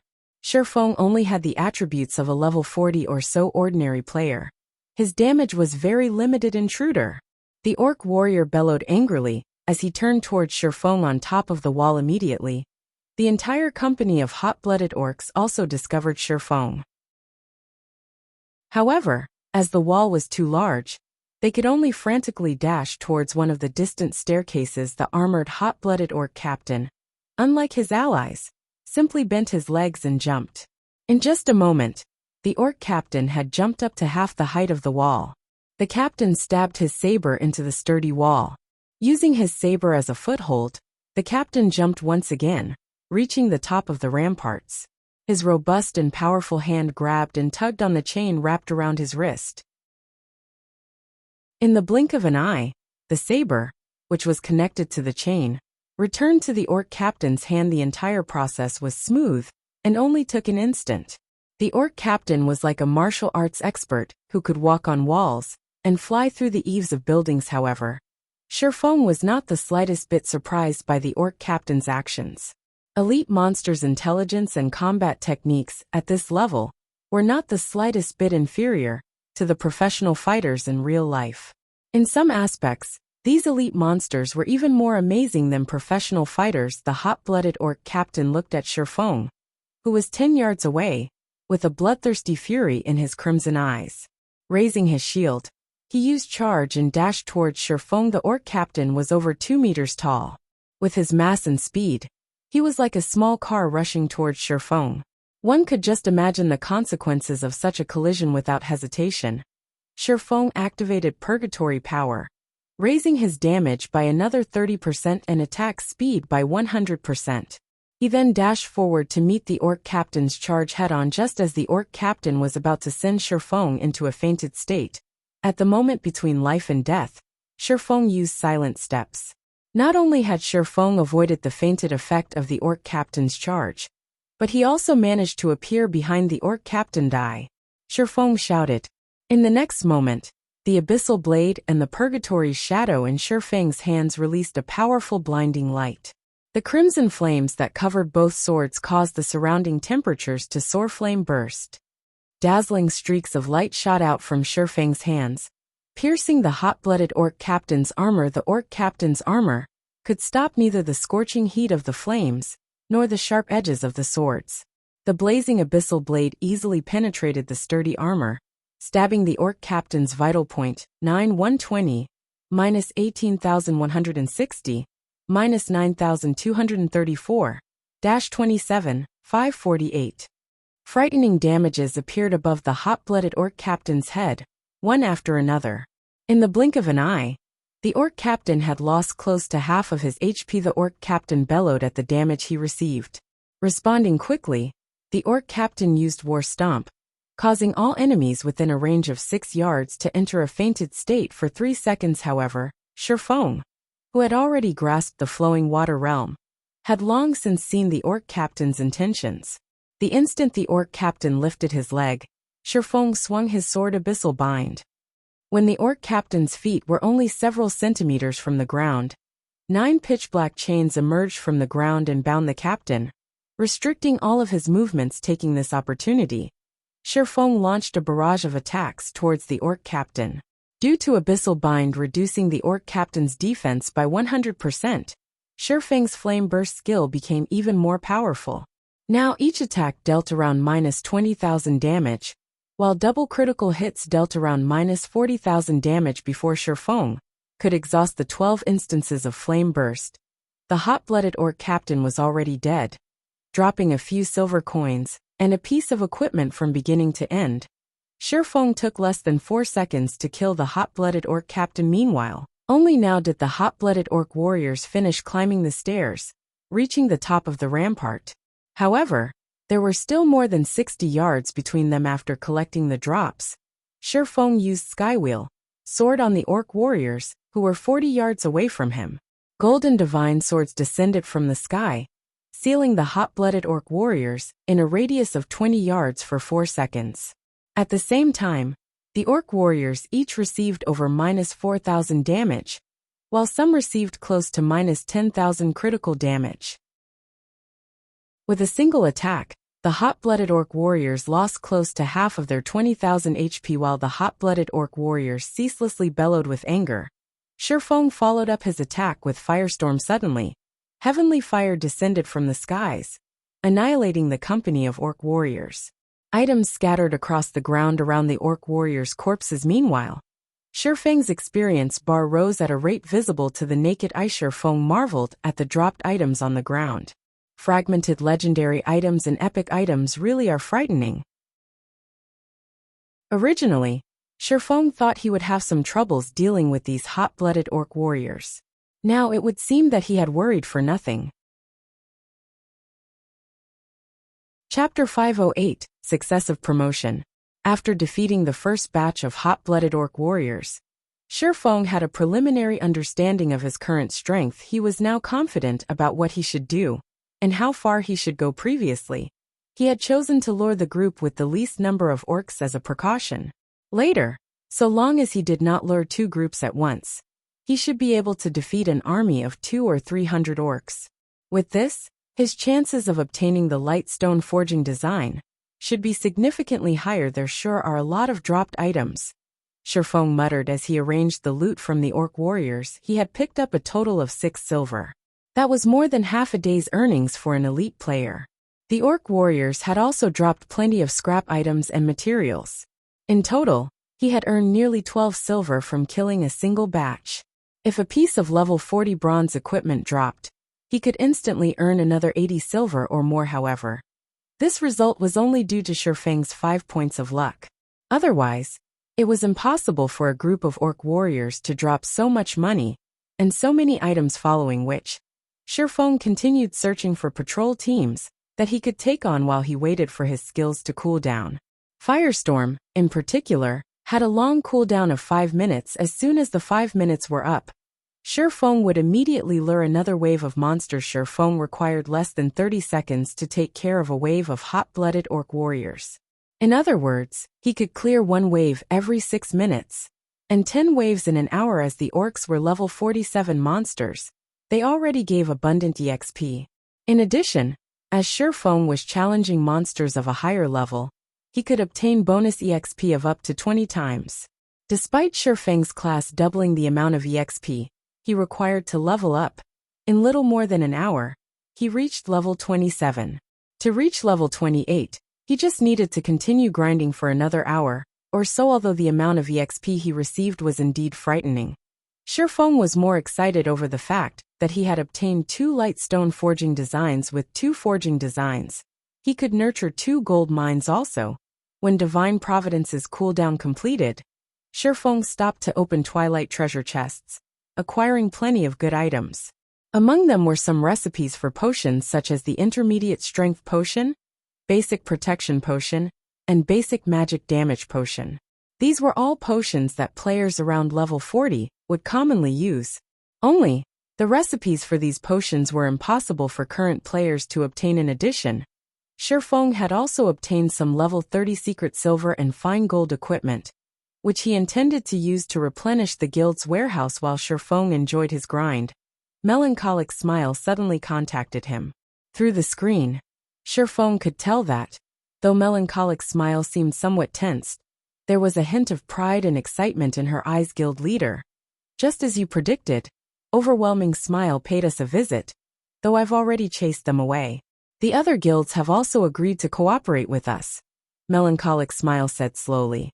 Also, just as you expected, after we chased them away, they immediately began contacting our guild's forgers and forging apprentices.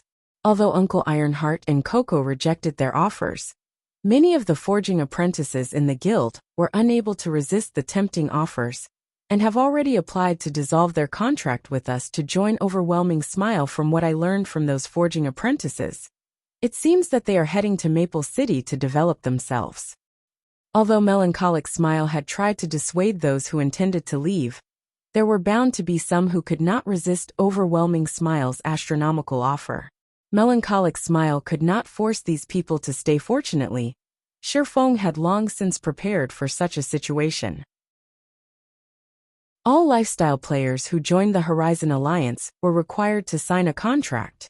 Under this contract, the Horizon Alliance would provide all materials, forging designs, forging rooms, and other necessities for the lifestyle player. The lifestyle player could also obtain a certain amount of commission from the items they made. This commission would be determined according to the lifestyle player's skill level. The more skilled they were, the higher their commission would be, with the highest possible being 20% of profit. However, these generous benefits came with a condition. Any lifestyle player wishing to dissolve their contracts was required to erase all the lifestyle classes they had taken on. In other words, upon leaving the Horizon Alliance, these lifestyle players would have to start all over again. That way, it would be impossible for these poached players to benefit other guilds in a short amount of time.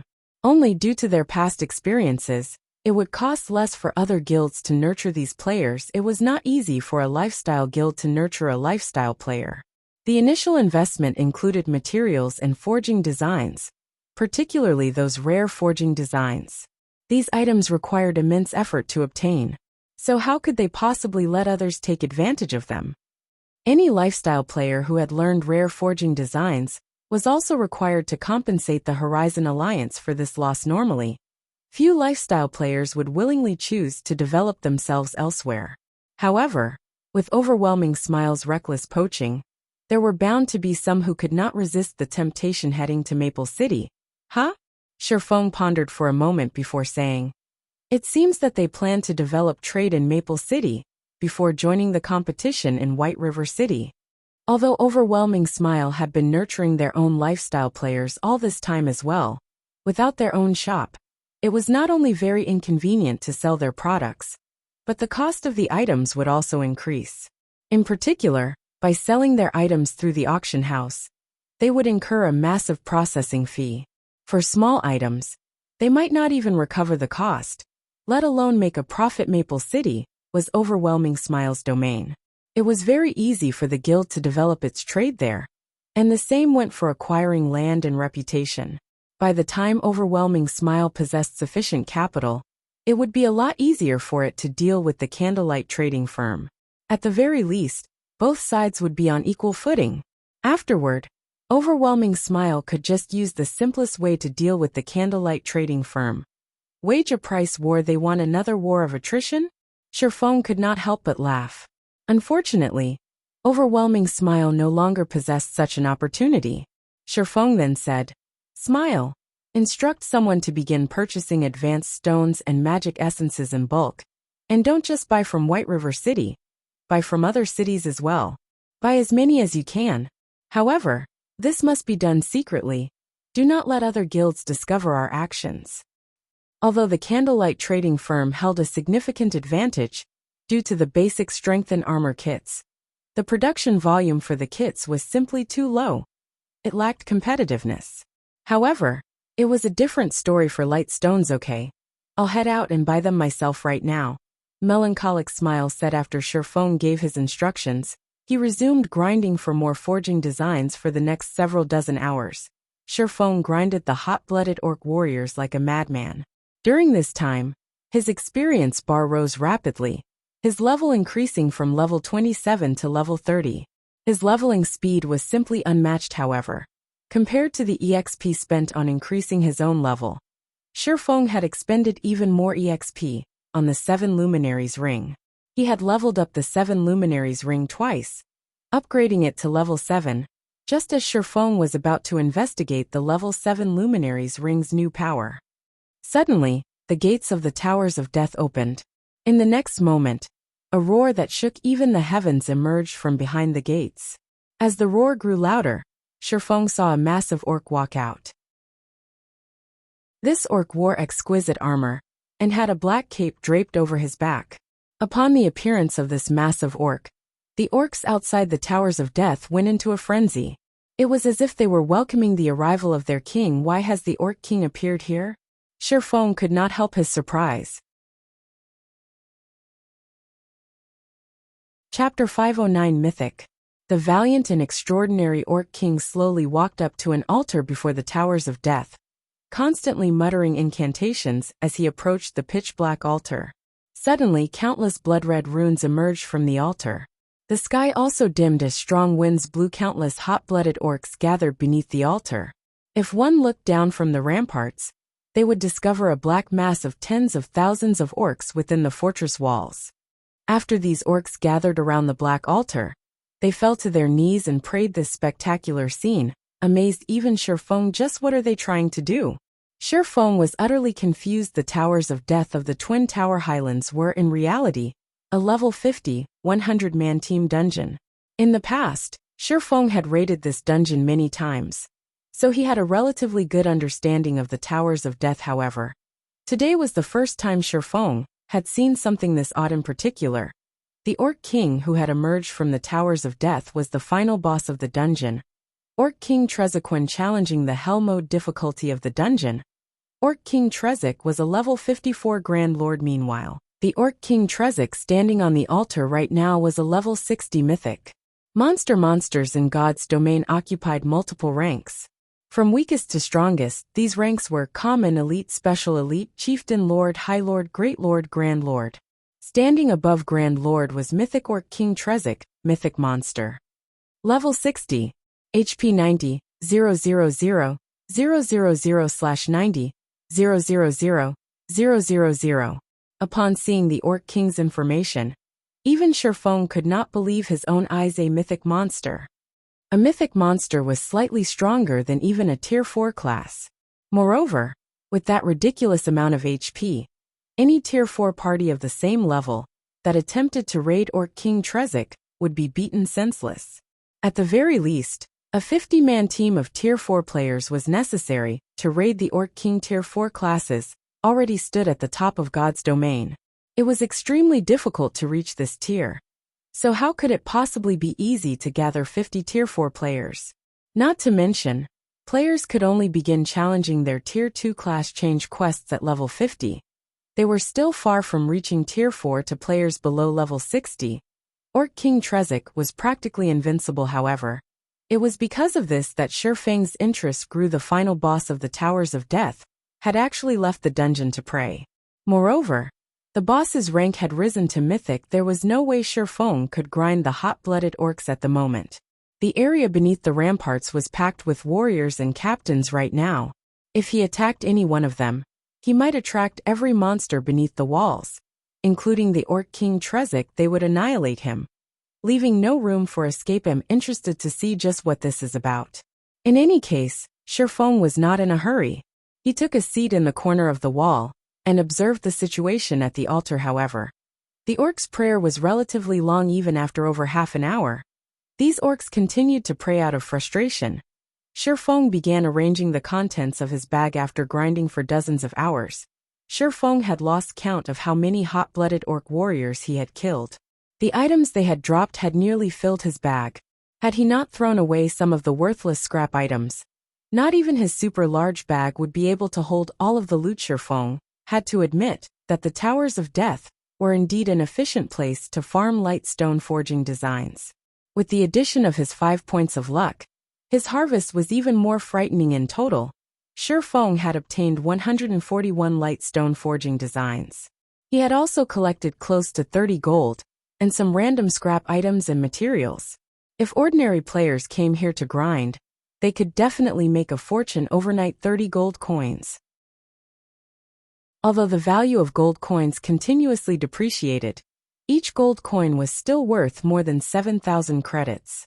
In other words, Shi Feng had earned nearly 210,000 credits in a single day. However, none of these were Shi Feng's greatest prizes. His most valuable gain was the promotion of the 7 luminaries ring and the equipment he had obtained from opening treasure chests. After upgrading the 7 luminaries ring to level 7, its skills all received massive transformations. If not for the ring's information labeling it as an epic item, Shi Feng would have thought it was a fragmented legendary item. 7 luminaries ring. Replica. Ring epic rank. Level 20, level 80, current level 30. Equipment requirement. Strength 200. Attributes will be adjusted according to user's level. Strength plus 64. Agility plus 60. Intelligence plus 52. Endurance plus 60. Vitality plus 55. Damage plus 10%. Maximum HP plus 15%. Ignore levels plus 10. All skills plus 2 levels. All items level requirement reduced by 5 levels. Additional skill dash. 7 luminaries aura.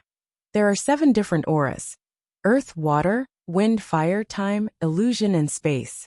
Only one aura can be used each time, and there will be a cooldown of 1 minute when changing between auras. Aura of earth. Level 7. Requires 200 million EXP to upgrade to level 8. Defense increased by 60%. Damage taken reduced by 55%. Activatable skill dash. Absolute defense. Become immune to all damage for 5 seconds. Cooldown. 1 minute 20 seconds. Aura of water. Level 7. Requires 200 million EXP to upgrade to level 8. Received healing increased by 100%. Cast consumption reduced by 50%. Activatable skill dash. Life bloom. Heals selected target for 30% HP every second for 40 seconds. Cooldown. 1 minute 30 seconds. Aura of wind. Level 7. Requires 200 million EXP to upgrade to level 8. Movement speed increased by 60%. Attack speed increased by 60%. Agility increased by 50%. Activatable skill dash. Wind Rider. Enables temporary flight and movement speed increase of 220% for 24 seconds. Cooldown. 2 minutes. Aura of fire. Level 7. Requires 200 million EXP to upgrade to level 8. Damage increased by 50%. Target's defense reduced by 60%. Activatable skill dash. Firestorm. Inflicts 1000% damage within a range of 30 by 30 yards for 6 seconds. Cooldown. 5 minutes. Aura of time. Level 7. Requires 500 million EXP to upgrade to level 8. Cooldown of all skills reduced by 40%. Enemies within a 150-yard radius will have their movement speed and attack speed reduced by 40%, and cooldown of skills increased by 50%. Activatable skill dash. Absolute time. Prevents enemies within a radius of 100 yards from using any skills or tools for 24 seconds. Cooldown. 2 minutes 30 seconds. Aura of illusion. Level 7. Requires 500 million EXP to upgrade to level 8. All attributes increased by 40%. Enemies within a 200-yard radius will have all their attributes reduced by 40%. Activatable skill dash. Fantasy world. Immunity to all magic damage, and 20% of magic damage received will be converted to healing to recover players' HP for 20 seconds. Cooldown. 3 minutes. Aura of space. Level 7. Requires 500 million EXP to upgrade to level 8. Immunity to all control and restricting effects. Activatable skill dash. Space movement. Instantly move to any location within a radius of 600,000 yards. Cooldown. 4 minutes. After the 7 luminaries rings promotion, just one of its auras could rival the attributes of a fragmented legendary item. Meanwhile, the 7 luminaries ring had 7 interchangeable auras. Calling it a fragmented legendary item was by no means an exaggeration. Aside from the 7 luminaries ring, Shi Feng valued the Tier 1 set equipment he had gained from the Twilight treasure chests first. Shi Feng obtained another 2 set pieces of the Yin Yang Walker set equipment for Tier 1 Guardian Knights, putting him at a total of 3 set pieces in addition. He had also obtained the Mana Storm set equipment for Tier 1 Elementalists. Unfortunately, he only had 2 set pieces. He had also fortunately obtained 3 set pieces of the Dark Melody set equipment. For Tier 1 Assassins, he had 1 set piece of the Forest Guard set equipment for Tier 1 Rangers. He had also gained 2 set pieces of the Hurricane set equipment for Tier 1 Swordsmen. Finally, he obtained 1 set piece of the Brave Heart set equipment for Tier 1 Shield Warrior. Shifeng had only gone through a small portion of the Twilight treasure chests in his possession. It was fully possible for him to collect a Tier 1 set equipment for every class. Suddenly, why has the sky darkened? While Shifeng had been busy organizing his bag, he suddenly realized the light had dimmed, visibility becoming even poorer than during nighttime. Taking a look below the ramparts, he noticed that a change had finally occurred at the Black Altar. Chapter 5:10, God Descends.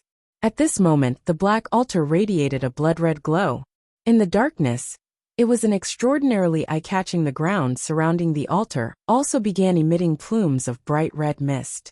A small cyclone that had appeared above the altar tugged the mist towards its core. Gradually, the space in the storm's center gradually began to crack. A moment later, this spatial crack formed a portal. The instant the spatial portal was complete, the area around the Towers of Death froze. It was as if a separate miniature world had formed around the Towers of Death, and no object from the outside world could affect anything that occurred inside this place. All of Shifeng's communication with the outside world was blocked as well, every name on his friends list having turned a dull gray. He was unable to contact anybody. The surrounding air felt as heavy as mercury, and Shifeng felt as if his every action was heavily restrained inside this region. Shifeng felt like a candle, flickering in the wind. His life could be extinguished at any moment. Meanwhile, this was all due to the horrific pressure from the spatial portal. Just what is inside that spatial portal? Shifeng widened his eyes in shock. He tried to glimpse at what was inside the spatial portal, yet, as if a strange power shrouded the portal, not even Shifeng, with his extraordinary dynamic vision, could see anything inside it. However, there was one thing that his brain urged him to do right now: escape. The pressure leaking from the spatial portal was sufficient to freeze the entire space surrounding the Towers of Death and create a separate world. This was the first time Shifeng had ever encountered such a situation. While Shifeng struggled to recover from his shock, the hundreds of thousands of orcs surrounding the pitch-black altar suddenly turned into blood mist. Moreover, the transformation had been completely silent. The originally crowded fortress around the Towers of Death had suddenly become a ghost town. The abrupt change was enough to instill utter terror for a time. The blood-red runes around the altar forcefully sucked in the blood mist, intensifying the rune's glow. Simultaneously, the portal above the altar grew, the pressure it emitted increasing as well. The air, that had previously felt as heavy as mercury, now felt as dense as fine steel. Now, Shifeng could not move in the slightest. Is this divine might? A possibility suddenly flashed in Shifeng's mind. Divine might. It was something that Shifeng had felt more than a few times before. As long as divine might was activated, any players within the affected area would receive various sorts of suppression. Moreover, the wider the gap in tiers, the greater the suppression would be. Only players of the same tier would be unaffected by divine might. However, of all the divine might Shifeng had experienced before, not one had rendered him completely incapable of movement. Before Shifeng could reflect more on the situation, the Orc King Trezek finally finished chanting his incantation. Suddenly, the area around the Towers of Death fell eerily silent. Shifeng noticed hints of excitement and longing on Trezek's ferocious face. At this moment, the spatial portal blotted out the area above the Black Altar. If the portal descended now, Shifeng did not doubt that it would devour the massive Black Altar whole. However, the black portal did not descend. Instead, the portal released a loud sound resembling the cracking of glass. It was as if something inside the portal were trying to smash its way through the mysterious power surrounding it. Shifeng began to have a bad feeling about this. If a god truly descended, then he would die with 100% certainty. A god possessed extremely acute senses. Even over 1,000-yard distance, A god could discover a player long before that player discovered said god in the past. Plenty of players had been very interested in gods. Unfortunately, many Tier 4 players had not been able to get even 3,000 yards close to the gods before the divine beings swatted them like flies. Meanwhile, Tier 5 players had survived the wrath of gods, but only Tier 6 players qualified to challenge them. Even then they only qualified. At this moment, Shifeng was less than 2,000 yards away from the altar.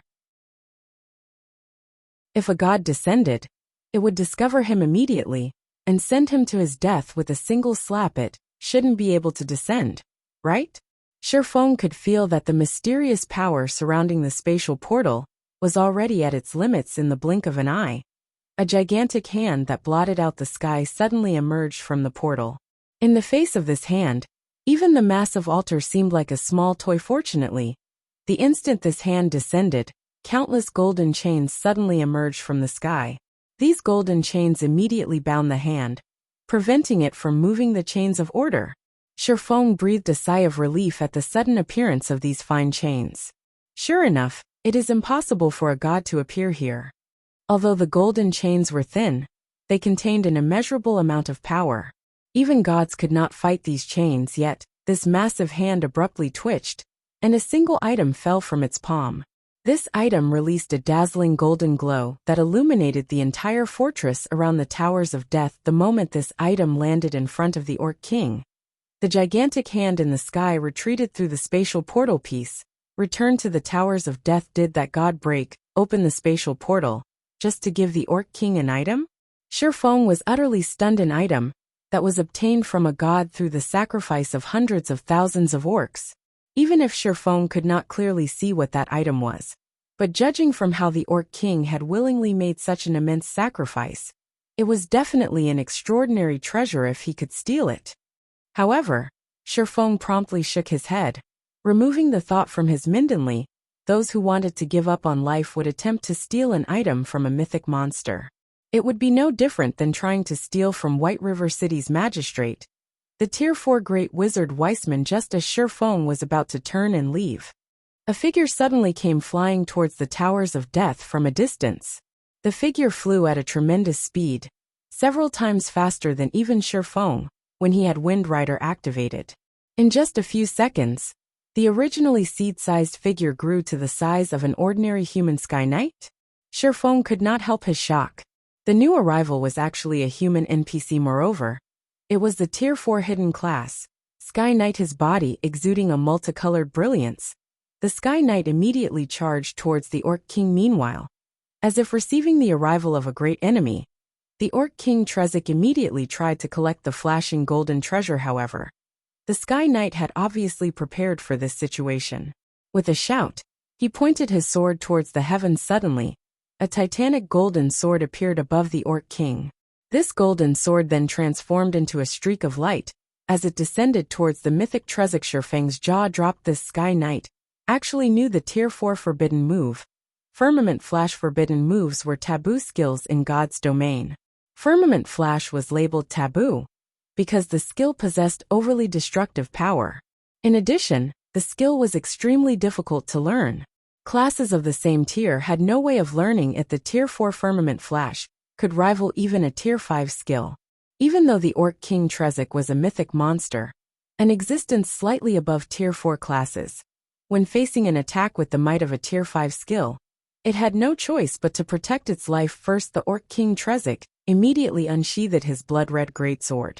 Releasing an angry roar, a frightening aura suddenly surged forth from his body. It seemed as if the Orc King had activated a berserk skill that boosted his strength to an astonishing degree. He swung his greatsword, sending a streak of blood-red light slashing at the descending holy sword. Boom! Boom! Boom! Suddenly, the land around the Towers of Death shook. It was as if the end of the world had arrived. What? Shifeng was stunned. The Orc King Trezek had actually defended against the Sky Knight's Firmament Flash. At this moment, however, the Sky Knight already stood before the golden treasure, his hand stretching out to snatch the item. Just as the Sky Knight was about to grasp the golden treasure, Shifeng suddenly noticed a mocking grin on the Orc King's face. The instant the Sky Knight touched the golden treasure, he suddenly released a tragic scream. Suddenly, his body transformed into countless particles of light. Chapter 511, God Crystal. A Tier 4 Sky Knight had been a tyrant qualified to rule over a large city, yet such a dominant existence had died without offering even the slightest of resistance. Shifeng even wondered if he were hallucinating. Is it a trap specifically targeting the Sky Knight? Shifeng watched the dispersing particles of light, inwardly relieved. Prior to this, he had even considered stealing the treasure from the Orc King Trezek. Fortunately, he had given up on that idea. Otherwise, he would have lost his life just like the Sky Knight. The trap could instantly kill a Tier 4 Sky Knight, not even leaving behind a body. It was clear that this trap's damage was not ordinary. Although players would not face true death, the consequences of such an attack definitely would not end with just the loss of EXP and equipment. It was highly possible that the players would be affected as well. At the very minimum, players' immortal souls would receive damage, preventing them from logging into God's domain for a time. However, this was still not the most severe possibility. In some circumstances, players who died might even have to delete their accounts after reviving. It was possible that the Sky Knight's death fit into this category. After the Sky Knight died, Trezek kept his blood-red greatsword and slowly walked towards the treasure. Looking at the treasure with its golden divine glow, a grin on the Orc King's ferocious face, Trezek then began chanting his incantation once again. Suddenly, golden runes formed around the treasure, wrapping around the item, as if sealing it. Is it not a trap?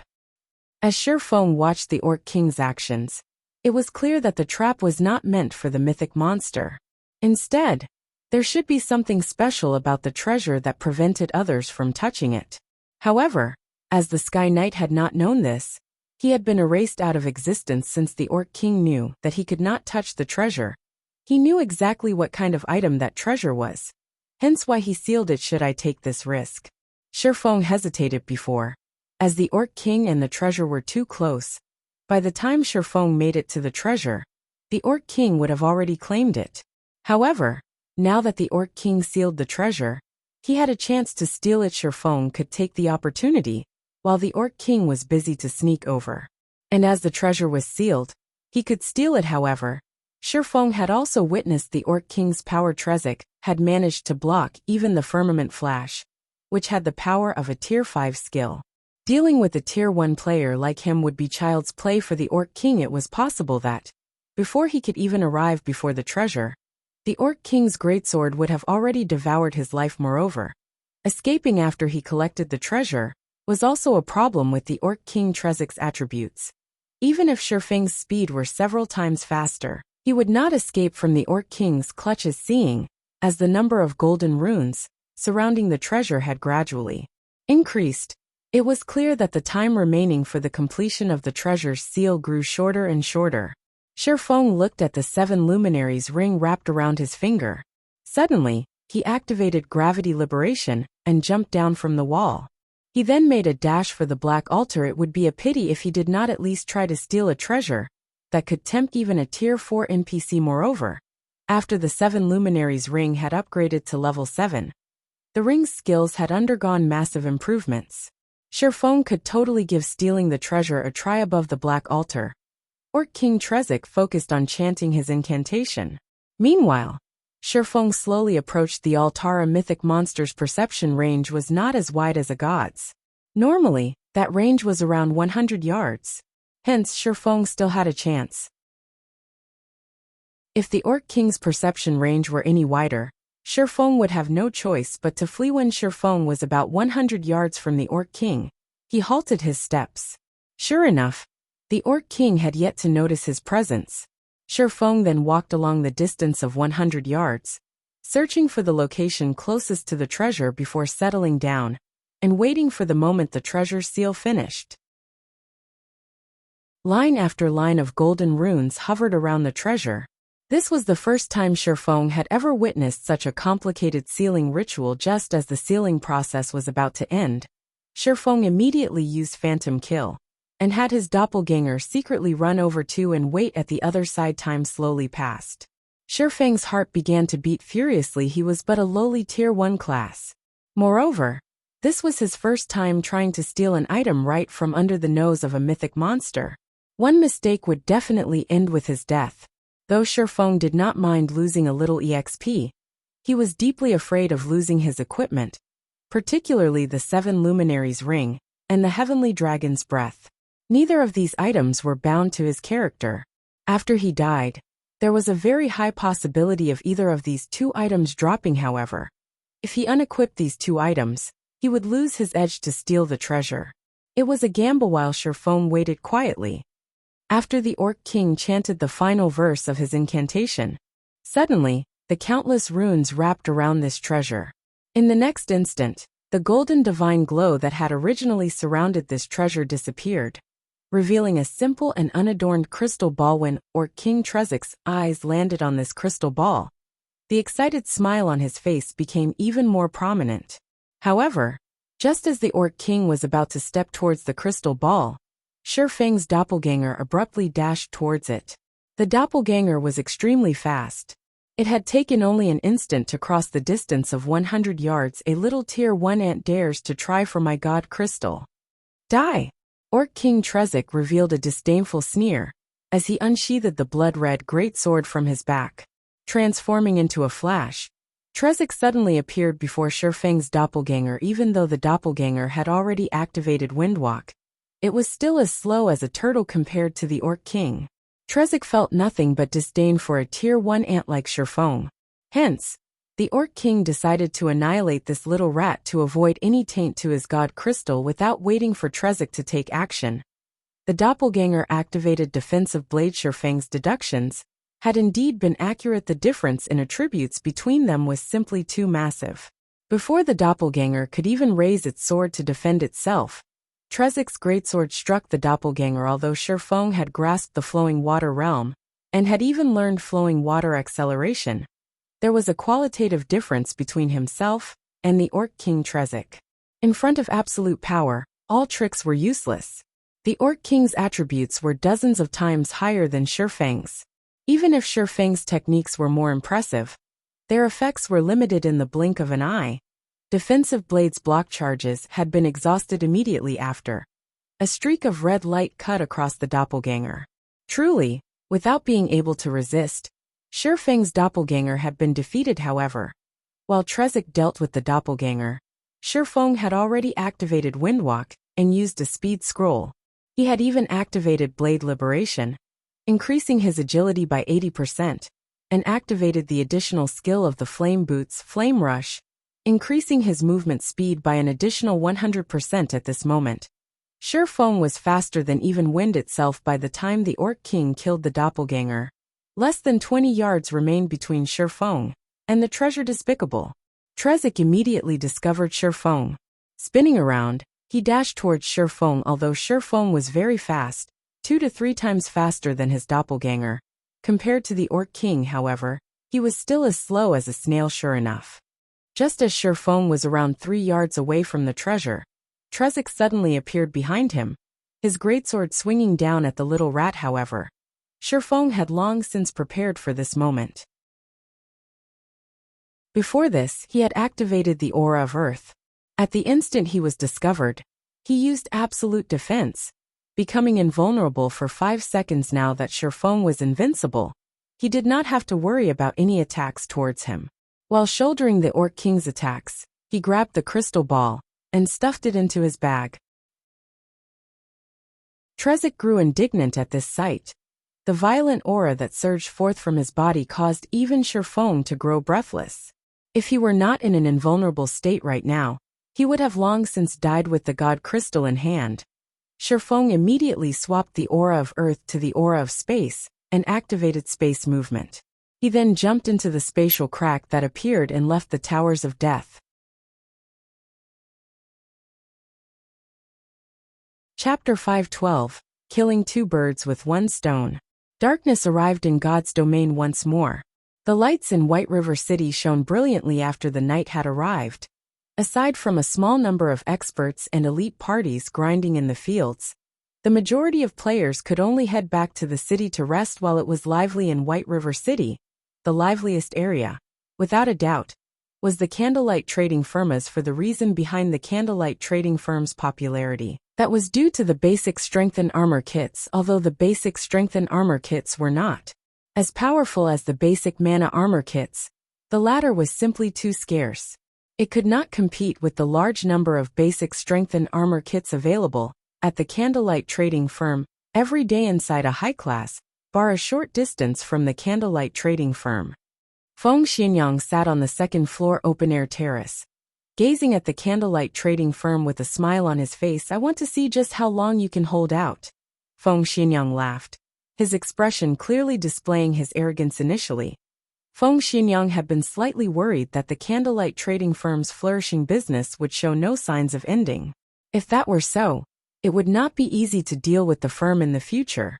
However, during the process of poaching the firm's workers, Feng Xianyang had discovered a secret, a fatal weakness of the trading firm, and that secret was that only 3 people in the trading firm knew how to produce the basic strength and armor kit. With just 3 people, it was simply impossible to satisfy the demands of the large number of players in White River City.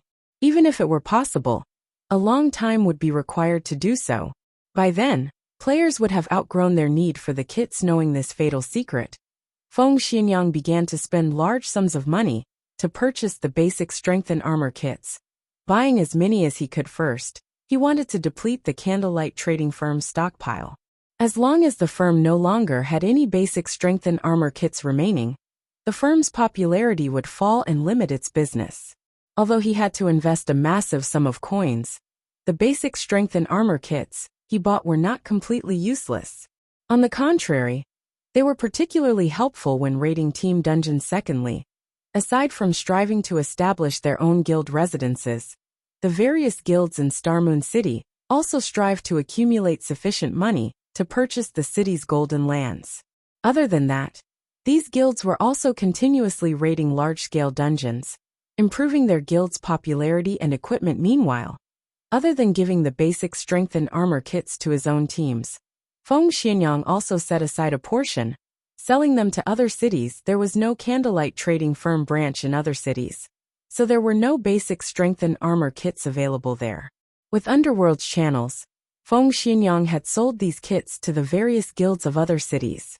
When these guilds saw the kits, they fought tooth and nail to purchase them.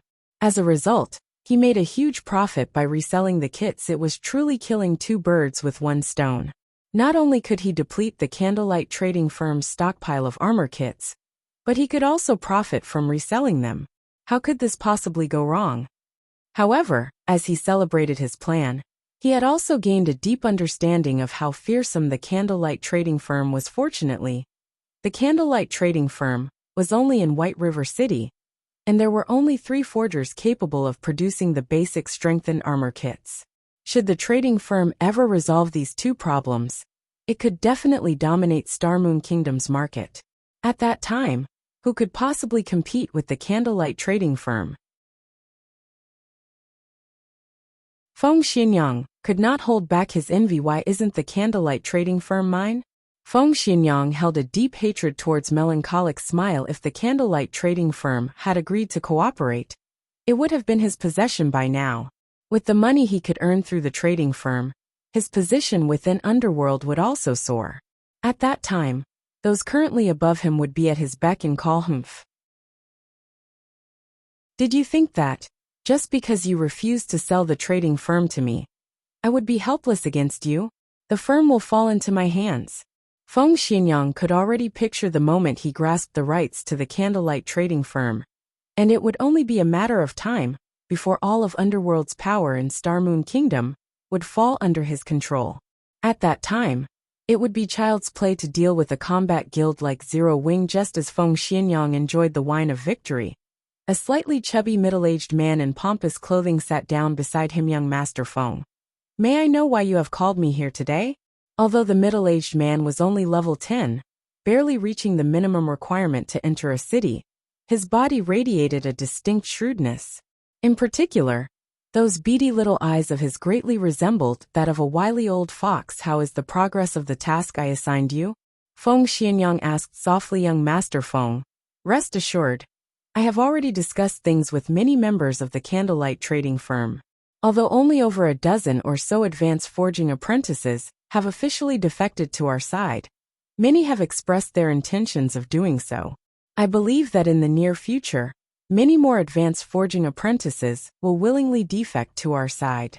At that time, the candlelight trading firm will show signs of supply shortages. When the firm's popularity falls, it will become even easier for us to poach its members.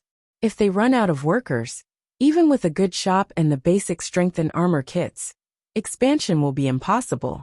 The middle-aged man chuckled. Good, you've done well. As long as you succeed, you will receive your fair share of benefits. Feng Xinyang nodded with satisfaction.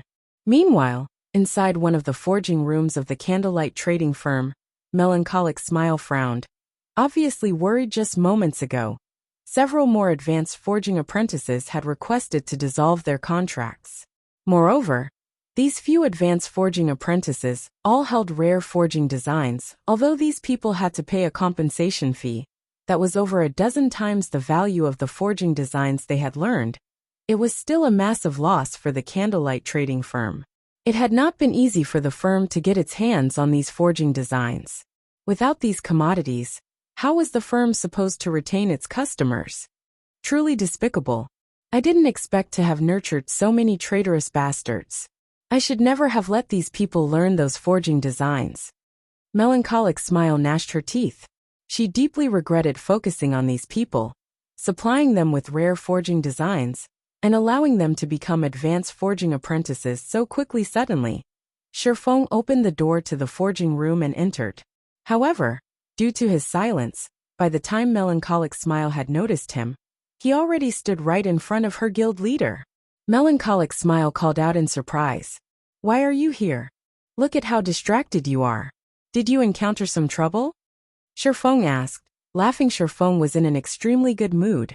After stealing the god crystal from the mythic monster Orc King Trezek and escaping with his life, he had made a beeline for White River City, afraid that the Orc King would catch up to him and finish him off. Now that he had returned to White River City, even if the Orc King did catch up to him, it was impossible for him to invade the city guild leader. I'm useless. I failed to live up to your expectations. To think that I have been nurturing so many ungrateful bastards. Regret filled Melancholic Smile's eyes. Shifeng had entrusted so many rare forging designs to her, and had even repeatedly stressed that she should only let those who were trustworthy to learn them. Yet in the end, listening to Melancholic Smile's mumbling, Shifeng could not help but laugh. So, that's what's going on. No problem. Although we lost some rare forging designs, haven't we earned several million credits in return? Shifeng smiled calmly. He then took out a wad of forging designs, tossing them onto the stone platform. Since Overwhelming Smile wishes to poach our advanced forging apprentices who have learned rare forging designs, let them have at it. If they can afford it, let them poach as many members as they want. I welcome them to do so.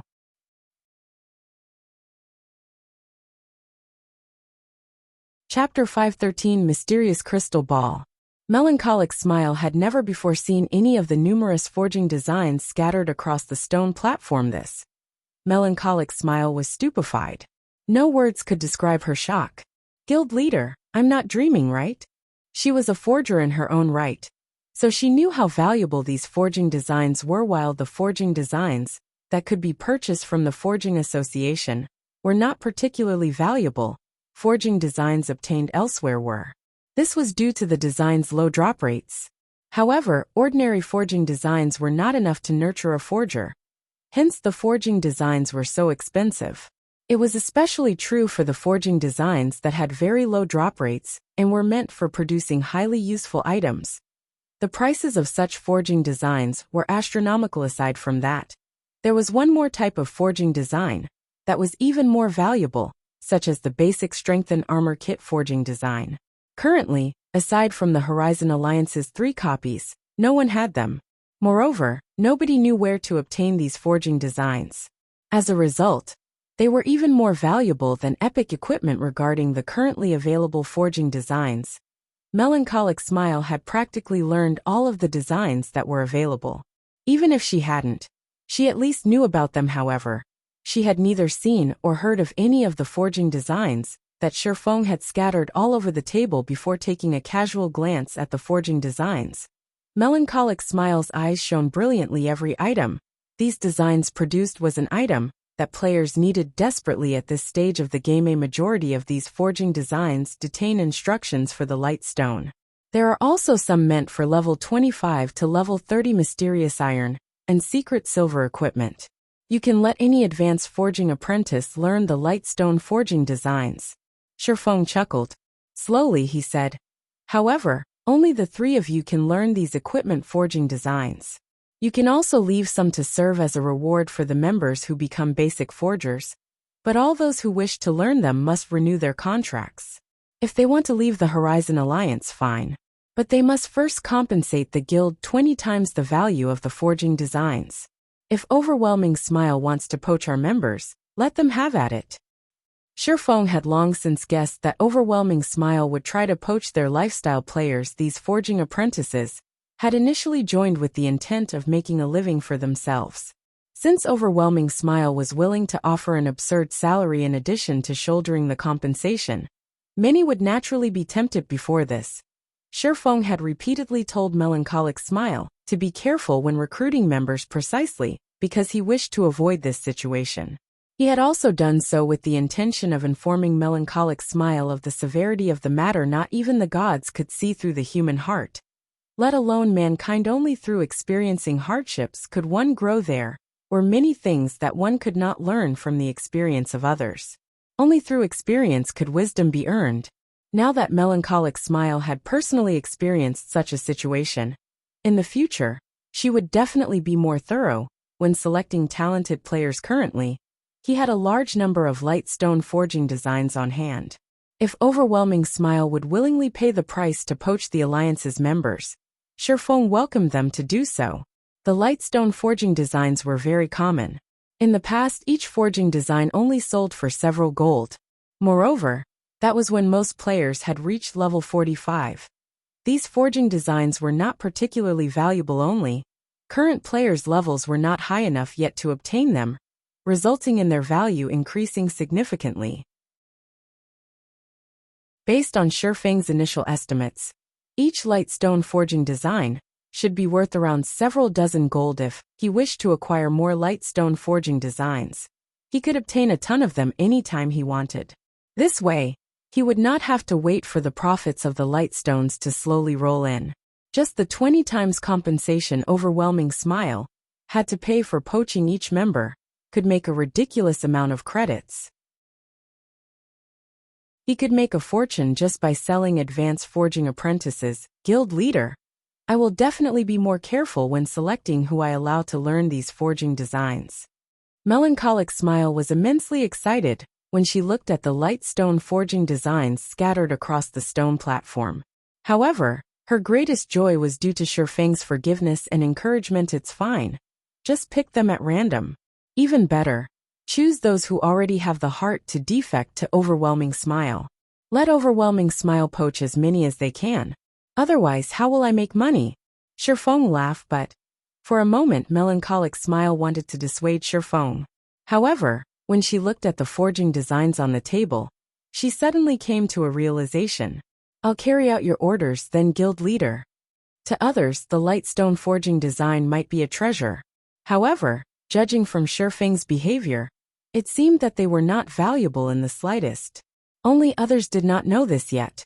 They would be senseless fools if they did not profit off of Overwhelming Smile's greed, while they had the chance. A moment later, Melancholic Smile had picked out 3 advanced forging apprentices. Of them, 2 seriously considered defecting to Overwhelming Smile. They only held out for the right price. Hence, Melancholic Smile decided to give them this opportunity. In reality, there were many others with the same intentions within the Horizon Alliance.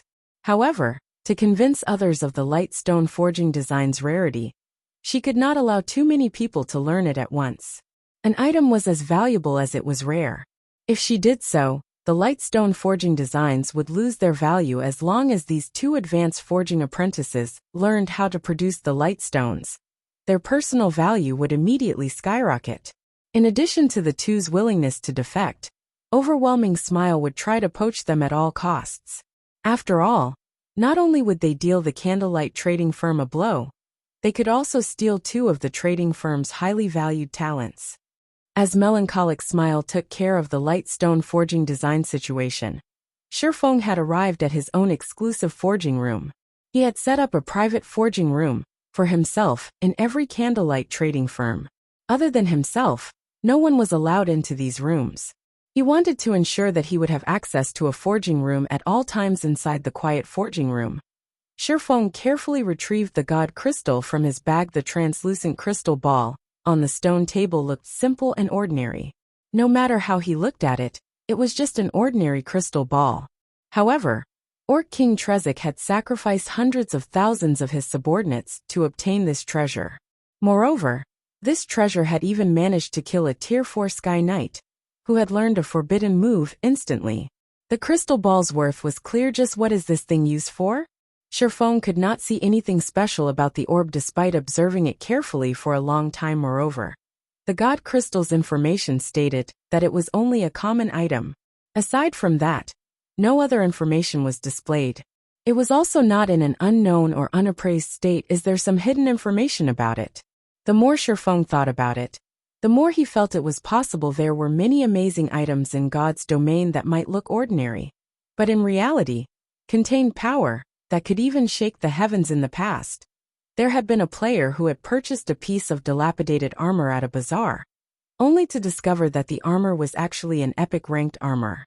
Such situations often occurred in God's domain. Only after triggering special conditions could one reveal the true value of a treasure. Shifeng then used omniscient eyes. After more than half a minute had passed, however, there was still no reaction. He could not glean anything more about the crystal ballast. The level of my identification skill insufficient? Shifeng muttered in surprise. It can't be. I recall Charlene saying that the omniscient eyes activated using the golden stigmata is the second most powerful identification skill in God's domain. Do I need other items to activate the god crystal's true function? Shifeng suddenly had the urge to puke blood. After wasting so much effort to steal this item, he could not actually use it. He still needed to fulfill some special requirements. Yet, he had no clue as to what those requirements were. It was utterly frustrating. Doesn't it look a bit like the dark blue crystal ball I got from the Eternal Courtyard? After the improvement to his brain's activity, Shifeng's memory had become extraordinary. Thus far, he had not been able to do anything about the dark blue crystal ball. At this moment, seeing as both items were crystal balls and were related to gods, if someone told him that the two items were unrelated, Shifeng would not believe them. Thinking up to this point, Shifeng left the forging room immediately and rushed towards the bank. Chapter 514 Divine Might. Inside Overwhelming Smile's guild residence in White River City. What did you say? Feng Xinyang abruptly slammed his fist down on the table. Furious, he said, those bastards suddenly raised their price? Do they take us for fools? Young master, please calm down, the slightly chubby middle-aged man advised. They have not raised their prices without reason, but because they have the capital to do so. Capital? Advanced forging apprentices like them? Overwhelming Smile has no shortage of individuals of their caliber. Feng Xuanyang's brows furrowed, a hint of killing intent flashing in his eyes. Although his family was successful, he wasn't the only one competing to become the successor. He had joined Underworld precisely because he needed the organization's help to achieve his goal. Meanwhile, upon discovering God's domain's unique standing through Underworld's inside information, he had immediately snatched the chance and invested in the virtual reality game.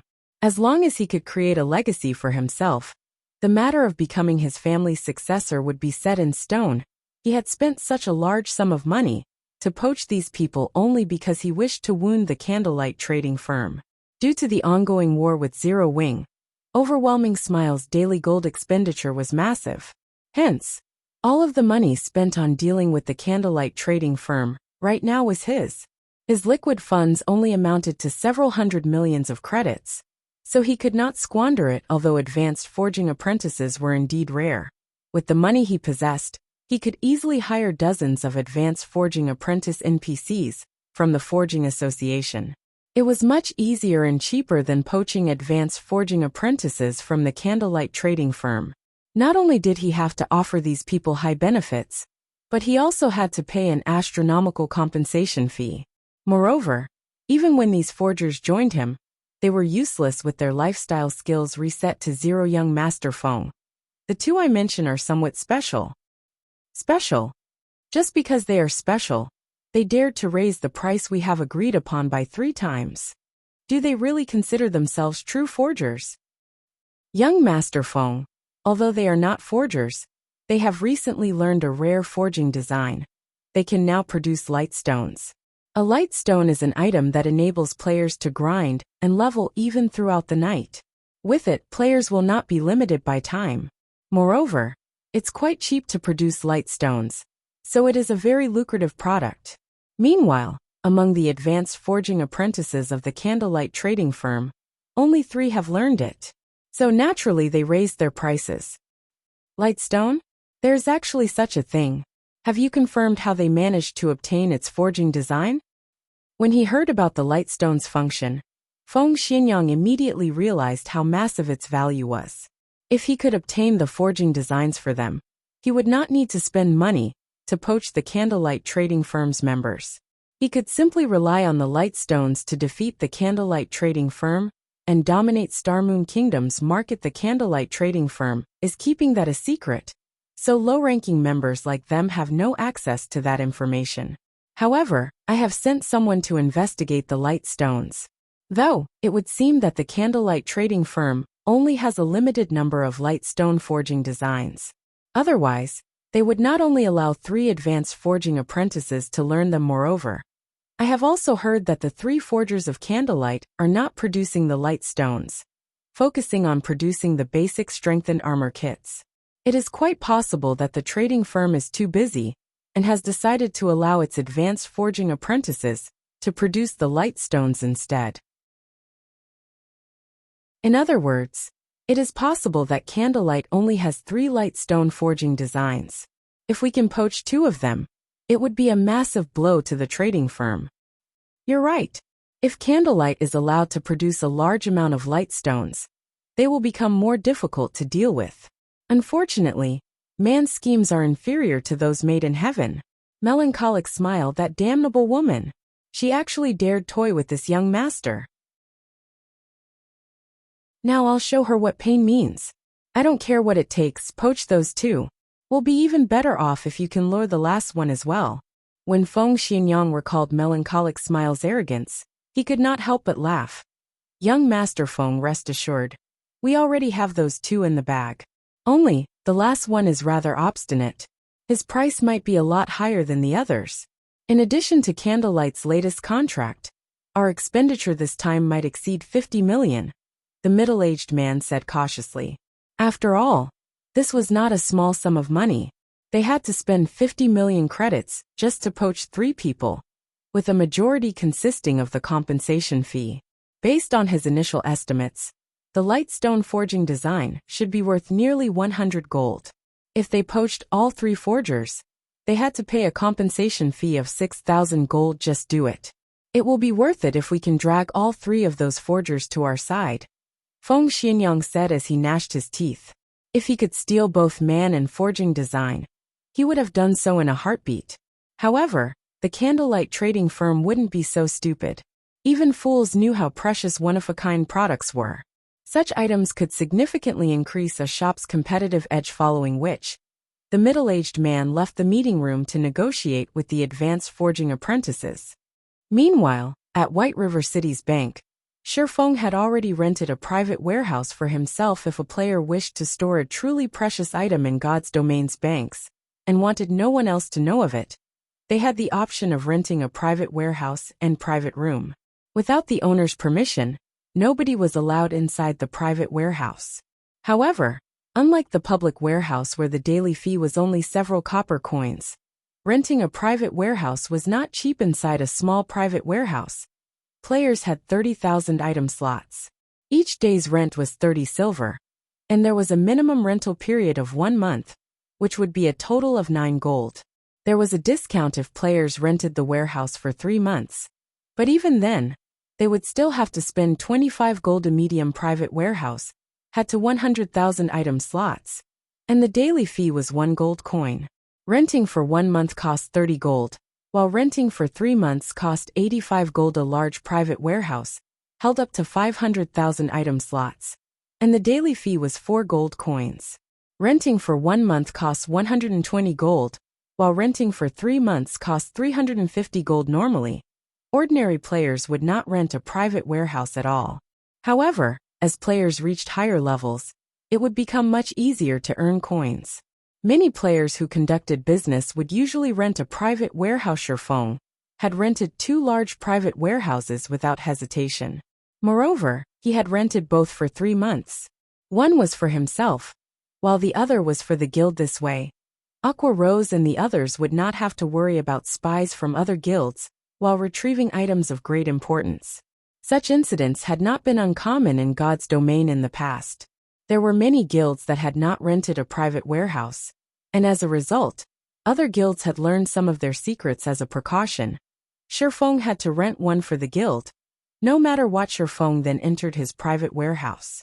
Rows of cabinets lined the warehouse's interior. Neat and orderly, Shifeng immediately moved all of the items from his public warehouse to his private warehouse.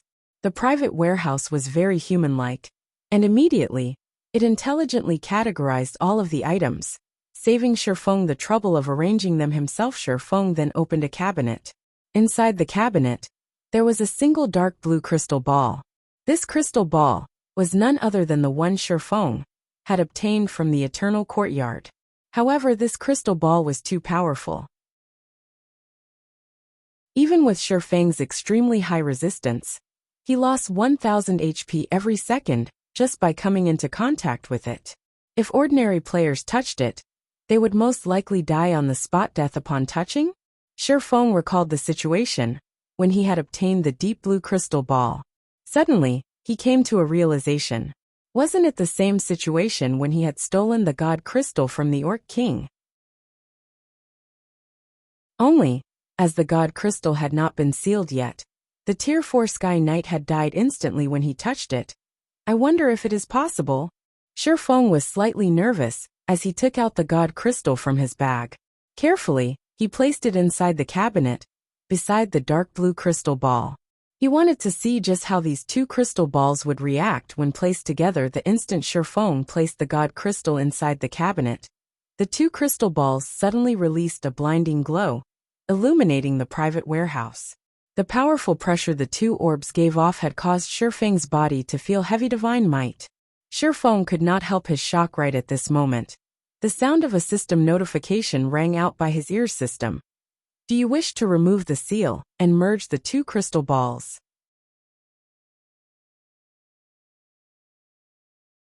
Chapter 5:15 Legendary Item. After hearing the system notification, Shifeng felt both stunned and hesitant. Both the dark blue crystal ball he had obtained from the Eternal Courtyard and the god crystal he had stolen from the Orc King were extraordinarily precious items. They were even more valuable than an epic item, yet he was required to merge them. If he agreed, he would lose one of the 2 items to a reincarnated soul like Shifeng. Epic items were not particularly precious. As long as his team was sufficiently strong, he had plenty of ways to obtain more epic items. However, one could not obtain items above epic rank with strength alone. A certain amount of luck and opportunity were required as well. If he disagreed, he would have to look for some other way to activate the 2 items. Forget it. Let's just go for it. Shifeng gnashed his teeth as he agreed to the merger. Suddenly, the 2 crystal balls transformed into 2 bubbles of liquid. The crystal ball Shifeng had obtained from the Eternal Courtyard transformed into a blue liquid, whereas the transparent crystal ball Shifeng had stolen from the Orc King transformed into golden liquid. The 2 liquids then merged, and as if they tried to devour one another, the newly formed liquid turned blue in one moment and gold in the next. Meanwhile, the divine might exuded by the both grew stronger as more time passed. Is this really a merger? Immersed in the divine might from the 2 liquids, Shifeng's discomfort was unbearable after several minutes of resisting each other. The two liquids finally became one. The dark blue crystal ball from the eternal courtyard had emerged victorious after merging. The shape of the crystal ball had also changed. Instead of a crystal ball, it was now a dark blue metallic cup. Countless tiny blue runes were engraved around the cup's exterior. There was also a faint purple ring of light flowing around the cup. At this moment, the cup's divine might was far stronger than the one Shifeng had felt before. So powerful. Shifeng exclaimed. He even dared to guarantee that this was the most powerful item he had ever seen. Even the fragmented legendary ranked heavenly dragon's breath was far from matching this blue metallic cup. If not for this place being a private warehouse, he would have definitely caused a commotion inside the bank's hall. Meanwhile, any players caught within the blue cup's divine might would find it impossible to move. After all, if even a Tier 1 Blade Saint like himself struggled, Tier 0 players didn't have a prayer. If he could control this blue cup, he would have no problems dealing with even an army of thousands of elite players immediately. Shifeng checked the cup's information. However, just after Shifeng clicked to check the cup's attributes, he received -5,000 frost damage, even with his finger still a distance away, instantly losing half of his HP. Damn, isn't this a little too intense? Shifeng looked at his completely frozen hand, a layer of purple frost covering his entire arm. If his finger had moved even a little closer to the cup, he would most likely have lost his life on the spot. Shifeng then took a look at the cup's attributes. Holy Grail, legendary item. Legend has it that the Holy Grail belongs to the goddess of life, and that it holds the power to bestow eternal life. However, after Ragnarok, the god of war had destroyed the Holy Grail and placed it in the eternal courtyard. The Holy Grail's restoration requires sufficient god's power. Only with an eternal heart can one truly hold the Holy Grail. Activatable skill dash. Power of evolution. Sacrifice one's own life force to evolve an item of the player's choice. However, there is a small possibility that the evolution process will fail. An evolved item's quality cannot exceed the fragmented legendary rank cooldown, 10 days. By the time Shifeng finished reading the cup's attributes, his jaw hung to the floor. Legendary item. This was the first time he had ever actually seen one. Although the Holy Grail was neither a weapon nor a piece of equipment, among the various types of items found in God's domain, tools such as the Holy Grail were the most difficult to obtain. They were far rarer and more precious than weapons or equipment. Moreover, looking at the Holy Grail's description, it was obvious its rank could still be increased. However, he needed power of God to do so.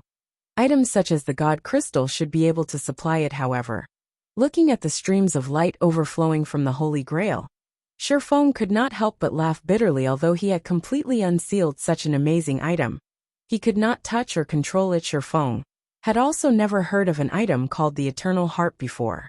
Just how and where was he supposed to obtain one? Fortunately, he could still use the power of evolution. After all, he didn't have to control the Holy Grail to use the skill. He only needed to sacrifice some of his life force. The term life force referred to a player's HP. For all Shifeng cared, the Holy Grail could have as much of his HP as it wanted. That's not right. Shifeng thought it over for a moment, feeling that something was amiss. A skill capable of evolving an item. Such an OP skill should not only require a sacrifice of HP. Even the skill's 10-day cooldown was insignificant. God's domain always followed the rule of equivalent exchange. However, this was obviously not an equivalent exchange.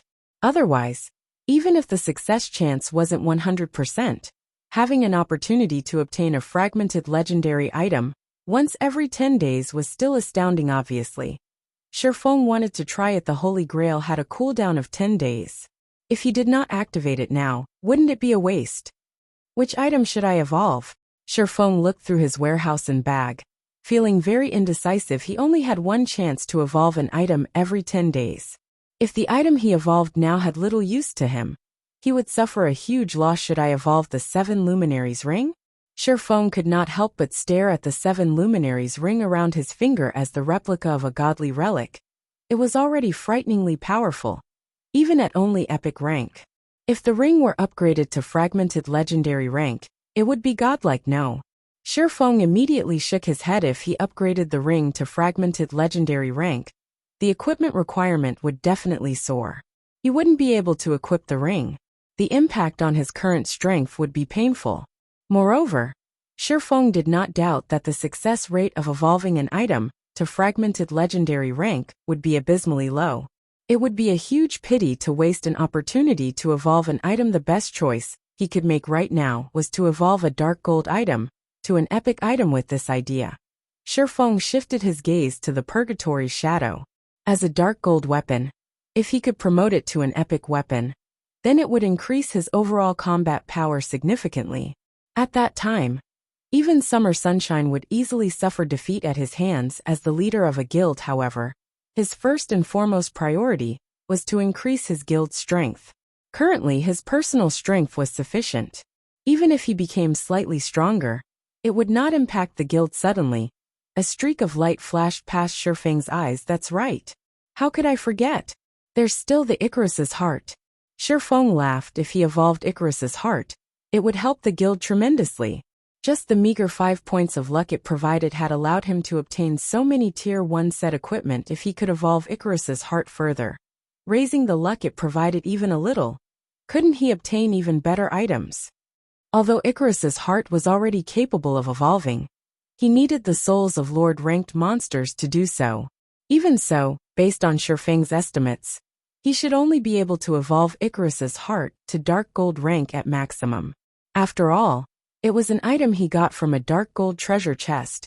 It was utterly impossible for him to obtain an epic ranked necklace. I'll choose you. Feng smiled as he removed Icarus's heart from his neck.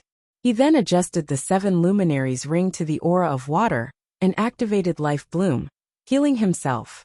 Previously, he had received a significant amount of damage just by approaching the Holy Grail. He would have to touch it again, so he had to heal himself back to full HP. He could not afford to miss any in a moment. Feng's 10,000 plus HP recovered to full. Feng then tapped on the touchscreen that was very close to the Holy Grail. Choosing to use Power of Evolution the instant his finger collided with the touchscreen, Feng lost 7,000 HP. However, Life Bloom quickly regenerated a significant amount of the missing HP. Only when he recovered to full HP did Feng proceed to select Icarus's heart as the target of evolution system. Are you willing to permanently lose 400 HP to evolve the Icarus's heart? Crap, that's the requirement. Feng could not help but curse. It was actually a permanent loss. No wonder it could allow an item evolve to a maximum of fragmented legendary rank.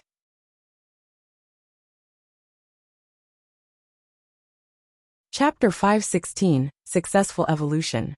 In God's domain, aside from leveling up, it was extremely difficult for players to obtain permanent attributes. Losing 400 HP, or the equivalent of 20 endurance points, would significantly weaken a player. Even Feng would mourn the attribute loss, let alone other players. However, despite having seen the true side of the power of evolution, Feng still chose to sacrifice 400 HP, albeit begrudgingly. Although 400 HP was precious, it could not beat being able to upgrade the Icarus's heart to epic rank.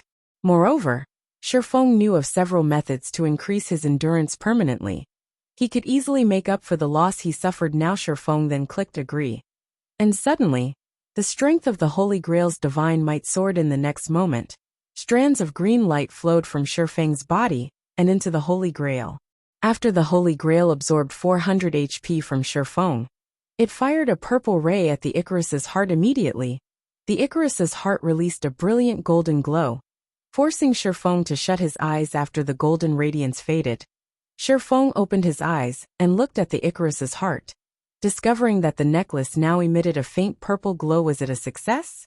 Feng was somewhat nervous as he examined the necklace's attributes. If it had failed, then he had permanently lost 400 HP for nothing. Moreover, he would also have to wait for 10 days before the next sacrifice. However, after investigating the Icarus's heart's attributes, Feng's tightened fists relaxed as excitement quickly overtook him. That's right. It was a success. Icarus's heart, necklace, mysterious iron rank can be evolved. Equipment requirement. All attributes 120. Level 20, level 80, currently level 30. All attributes plus 18. Luck plus 7. Additional skill. Divine Providence.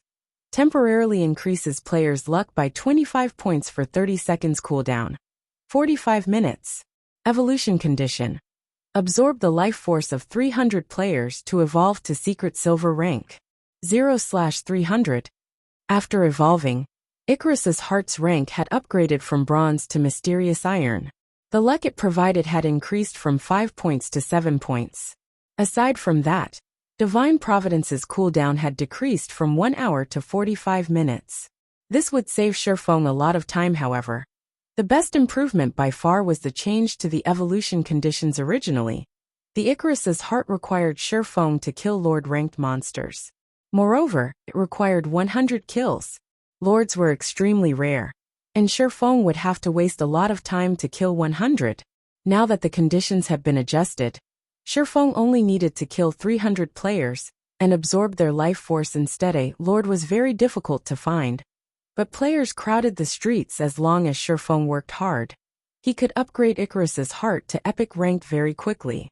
At that time, he would gain massive profits from opening the Twilight treasure chests at the thought. Shifeng could not help but grow restless if not for the ongoing war with Overwhelming Smile. He would have struggled to find opponents. Now, however, his target was clear. He would use Overwhelming Smile's players as sacrifices for the Icarus's heart. Now that Overwhelming Smile's White River City branch has been defeated, it won't be easy to find large groups of players. I might as well make a trip to Maple City and have a look at the situation there. After some consideration, Shifeng felt that Maple City was the best location to take action. Overwhelming Smile had already become Maple City's overlord. The Overwhelming Smile members there had nothing to fear within the region of Maple City. It would be far easier for Shifeng to find targets there than in White River City. Shifeng then slipped the Icarus's heart over his head and headed for White River City's teleportation hall. Shifeng very much looked forward to upgrading the Icarus's heart to epic rank. Not even the Night in God's domain could hinder Shifeng's yearning. The sooner he upgraded the necklace to epic rank, the sooner he could obtain better items from the Twilight treasure chests. One could obtain even epic items from the Twilight treasure chests. If he could get his hands on several epic items, he could help the guild tremendously. Naturally, he would upgrade it sooner rather than later. As for the matter regarding the light stones, he fully trusted Melancholic Smile's capabilities. Shifeng believed that it wouldn't be long before the light stones raked in a massive income. Just as Shifeng arrived before the teleportation hall, the sound of his communicator rang near his ears. The caller this time was none other than Gentle Snow, who had been busy consolidating her power as the new guild leader of Ouroboros. Although Gentle Snow had chased away her biggest competitor, Chao Qinghua, the resulting internal struggles within Ouroboros had resulted in the first-rate guild falling apart. If Gentle Snow wished to consolidate her power, she would need to spend a lot of time and effort to do so.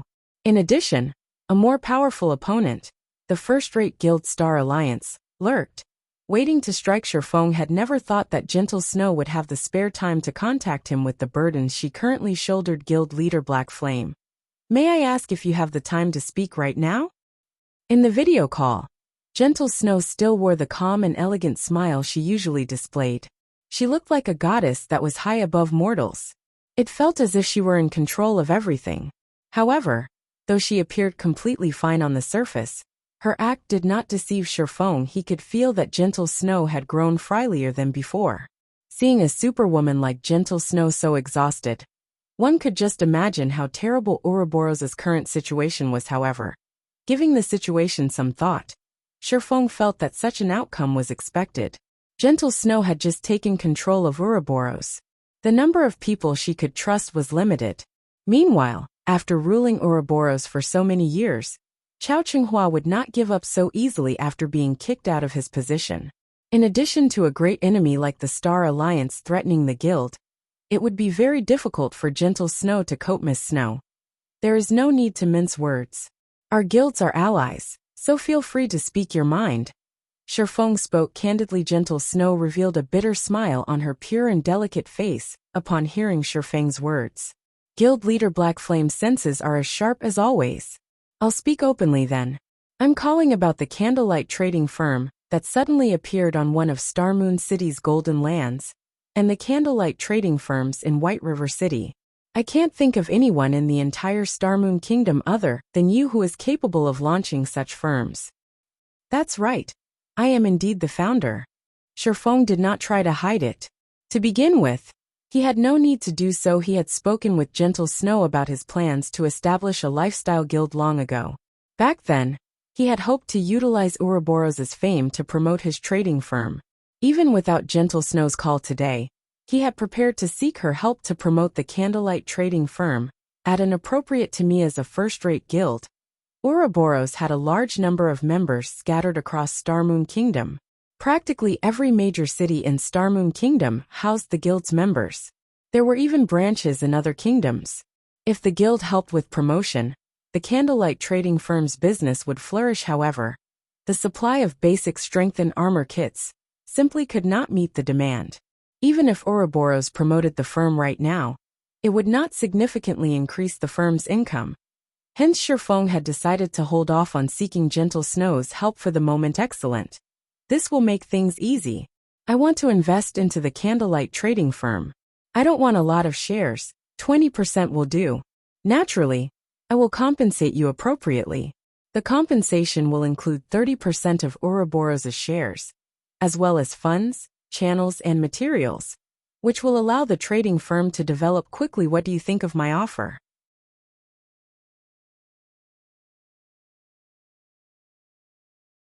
Chapter 517. Fate makes fools of the people. One had to admit that Gentle Snow's proposal was tempting. Even Zhao Yueru and the elders of Ouroboros, standing beside Gentle Snow, were shocked by her offer. After all was said and done, Ouroboros was a bona fide first-rate guild and possessed a massive fortune. The guild had only achieved its current status after striving for many years. Although the guild's internal struggles were serious, the guild itself was still frighteningly strong. Second-rate guilds were still no match for it yet. Just for 20% of the shares of a trading firm, Gentle Snow actually intended to trade 30% of Ouroboros' shares for 20% of the trading firm, in addition to providing various funds and channels. This decision was simply insane. Snow, have you gone mad? You only hold 50% of Ouroboros' shares right now. Yet, you're actually going to give Black Flame 30%? What will you do if Black Flame joins hands with Chao Qinghua? Zhao Yueru persuaded her friend softly. Although Zhao Yueru trusted Black Flame, 30% of Ouroboros' shares was simply too important. If utilized properly, Gentle Snow could easily persuade more of the guild's elders to her side. That way, Chao Qinghua would not be able to impact the guild so easily. Utilizing the guild's shares to boost Gentle Snow's strength and solidify the guild was far more valuable than obtaining 20% of the candlelight trading firm's shares. That's right, young Madam Snow. You have to consider this carefully. Those shares are the last resort left by young master for you to keep Chao Qinghua in check. Although Chao Qinghua can no longer play God's domain in the real world, his authority in the company has not been affected in the slightest. If you give those shares to someone else and lose this protective talisman, he can easily join hands with the other shareholders of the company to oppose you.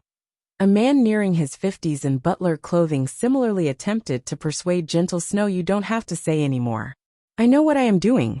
Gentle Snow shook her head, waiting for Shifeng's reply. She was no fool. She knew this was not a worthwhile transaction. Even so, she insisted on conducting such a trade to deepen the relationship between their two guilds. Although she was the guild leader of Ouroboros and one of the major shareholders of the company, neither her authority nor her words were of any use. Unfortunately, although she had tried to nurture plenty of people herself, there were too few capable personnel under her command. It was especially true for experts in God's domain. Chao Qinghua had managed Ouroboros for many years now, so he had previously had the time and resources to nurture plenty of experts. Due to her premature victory over Chao Qinghua in God's domain, he had decisively ordered all of the experts under him to abandon the guild. In addition, Chao Qinghua had also roped in many of the guild's elders, and had secretly been transferring personnel out of the guild, gradually splitting Ouroboros in half. If Ouroboros split in half, then the shares she had on hand would be meaningless. Hence, she might as well use it to pull Zero Wing to her side, although Zero Wing seemed only to occupy a single city right now, and looked to be inferior to many second-rate guilds. Zero Wing City had the second highest population in Starmoon Kingdom. That was far better than occupying 3 to 5 minor cities with a population of only several 100,000 players in particular. After seeing Yi Feng's and Violet Cloud's performance, although Zero Wing was still a fledgling guild right now, Gentle Snow had seen Zero Wing's small, but sharp fangs. When the time was right, Zero Wing would rip apart all enemies in its way, and become Starmoon Kingdom's overlord at this moment. Just the fact that Black Flame had managed to establish a candlelight trading firm on one of Starmoon City's golden lands displayed the man's capabilities and power. Meanwhile, Shifeng was similarly stunned by Gentle Snow's proposal. He had never expected Gentle Snow to make such a tempting offer. However, Shifeng still shook his head and said, "Miss Snow, your offer is indeed very tempting. However, please allow me to refuse." "Refuse? Why?" Gentle Snow asked in disbelief, her beautiful eyes widening with shock. Her proposal was no different than shoving money at Shifeng's face. If Zero Wing and Ouroboros joined forces, not only could they make up for each other's deficiencies, but it would also become more convenient for their two guilds on their paths to becoming the overlords of Starmoon Kingdom.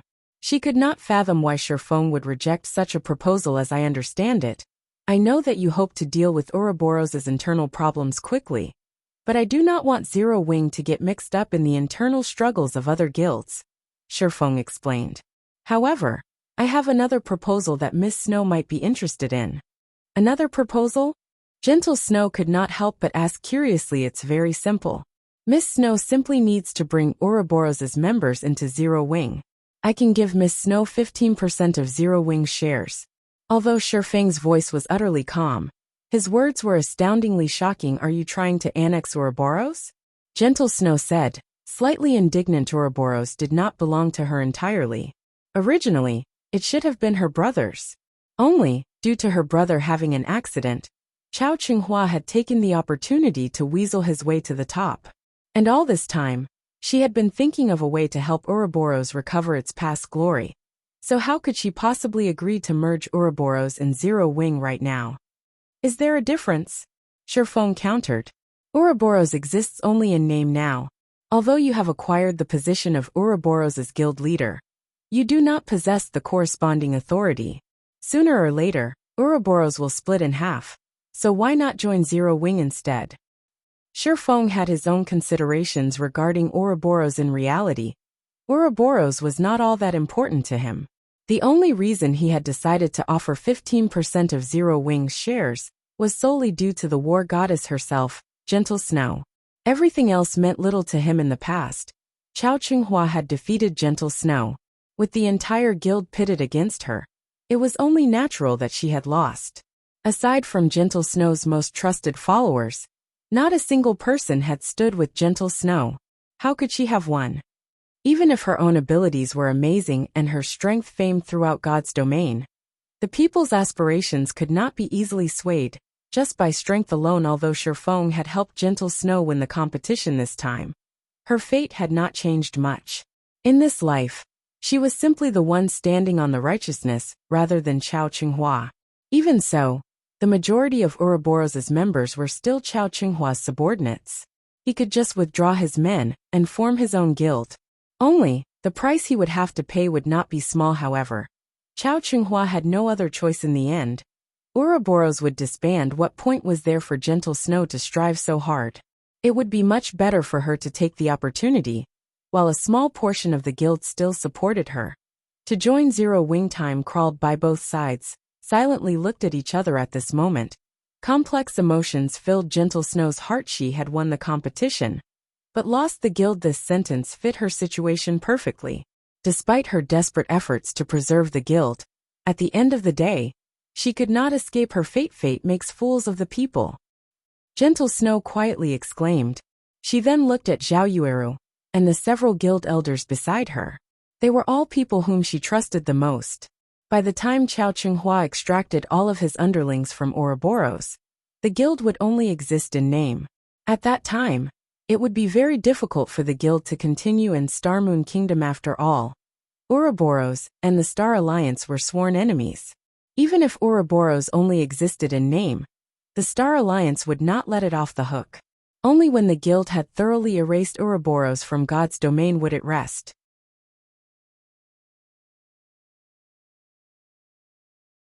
Chapter 518. Breaking the Balance. After some time, Gentle Snow released a small Sisher phone could see the helplessness Gentle Snow struggled with through the screen. However, her reaction was only natural.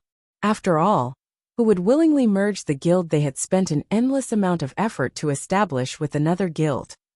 However, Shifeng had his own considerations, as well. Even if Zero Wing and Ouroboros were allies, the guilds resided in two different cities. And as no one could predict the future, both Zero Wing's upper management and its guild members had to keep up their guard constantly. In order to avoid adding to Zero Wing's worries, the best result would be to annex Ouroboros. It was truly hilarious a little guild like Zero Wing actually dared to annex a first-rate guild. However, Shifeng possessed the strength and confidence to succeed. Zero Wing currently possessed many experts. There was also a continuous supply of funds from the candlelight trading firm, so Zero Wing could afford to annex a gigantic existence like Ouroboros.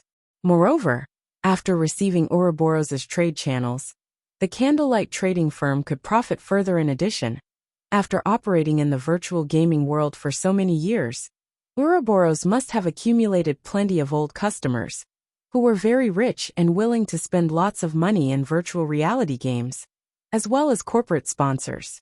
Otherwise, the guild would not have such an impressive income. Zero Wing Workshop was currently still developing their customer base. If the workshop could claim Ouroboros as old customers, it could very quickly earn large sums of credits.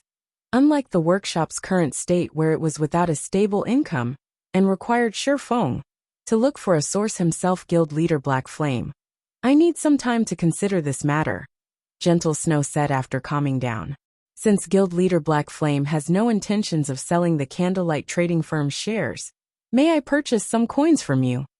Although there were plenty of people selling their coins on the virtual trade center, the available volume was very small.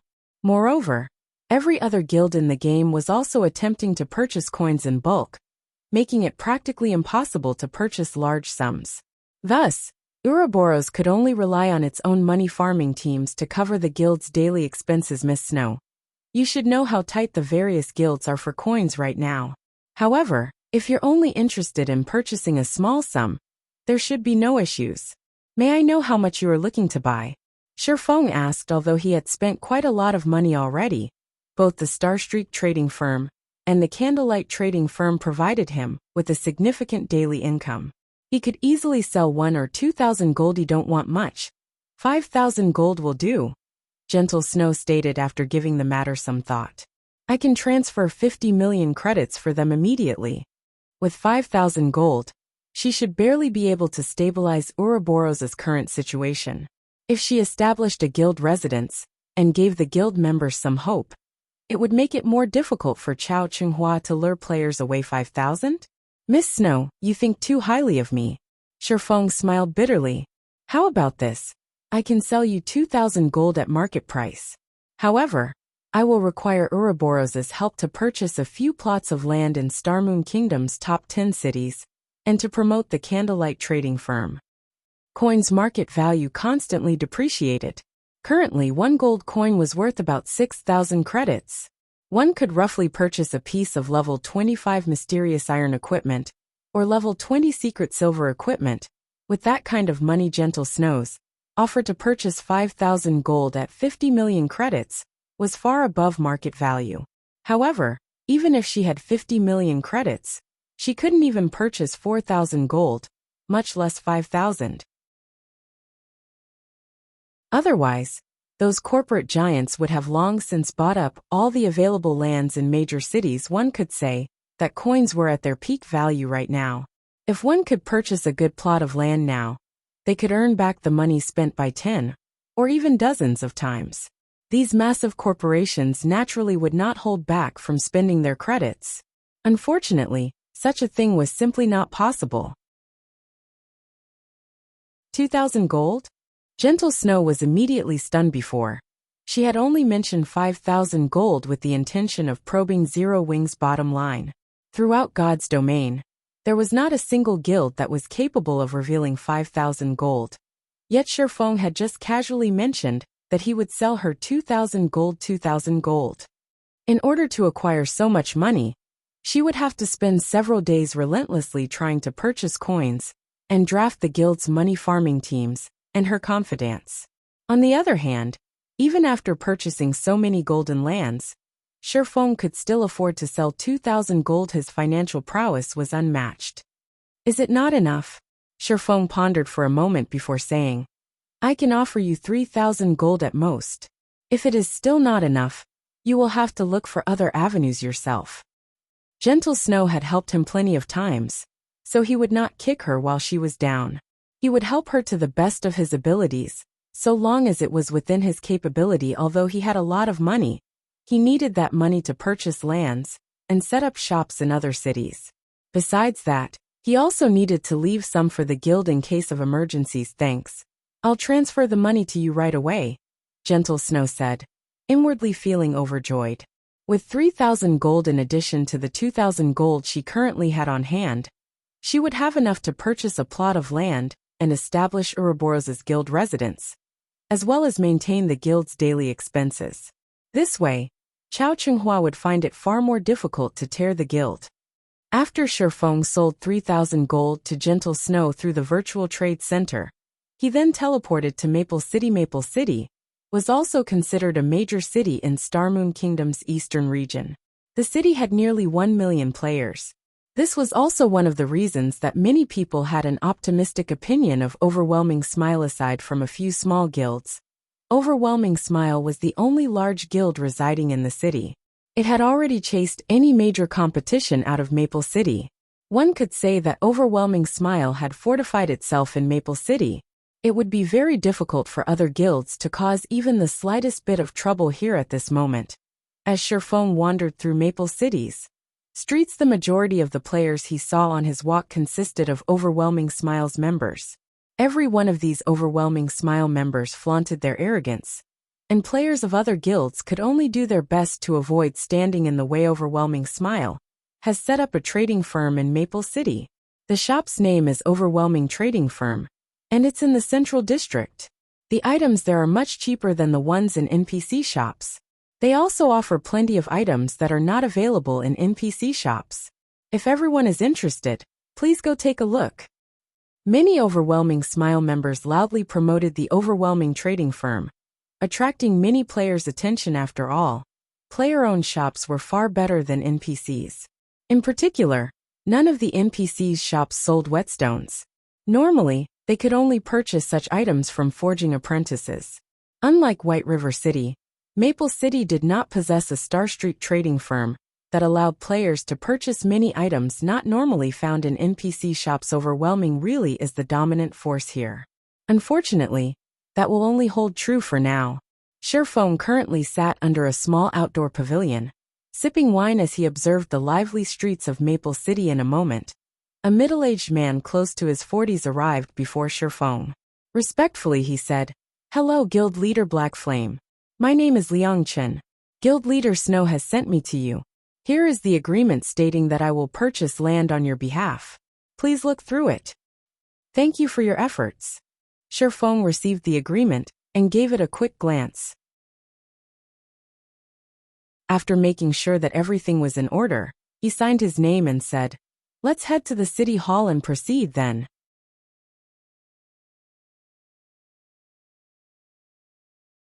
Chapter 519 Silent Massacre. Inside Maple City City Hall.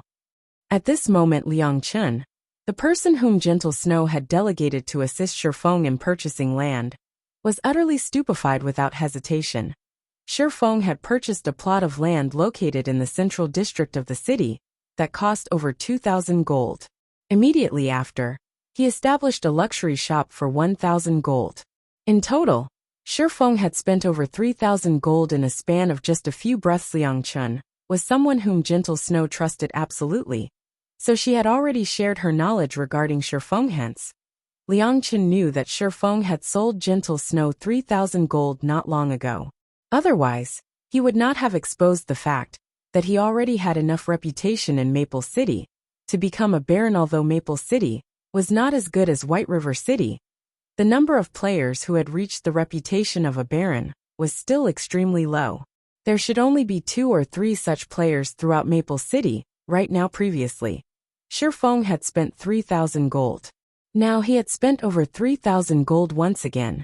This level of wealth far surpassed Ouroboros with such financial prowess, who could possibly challenge Zero Wing in a war of attrition.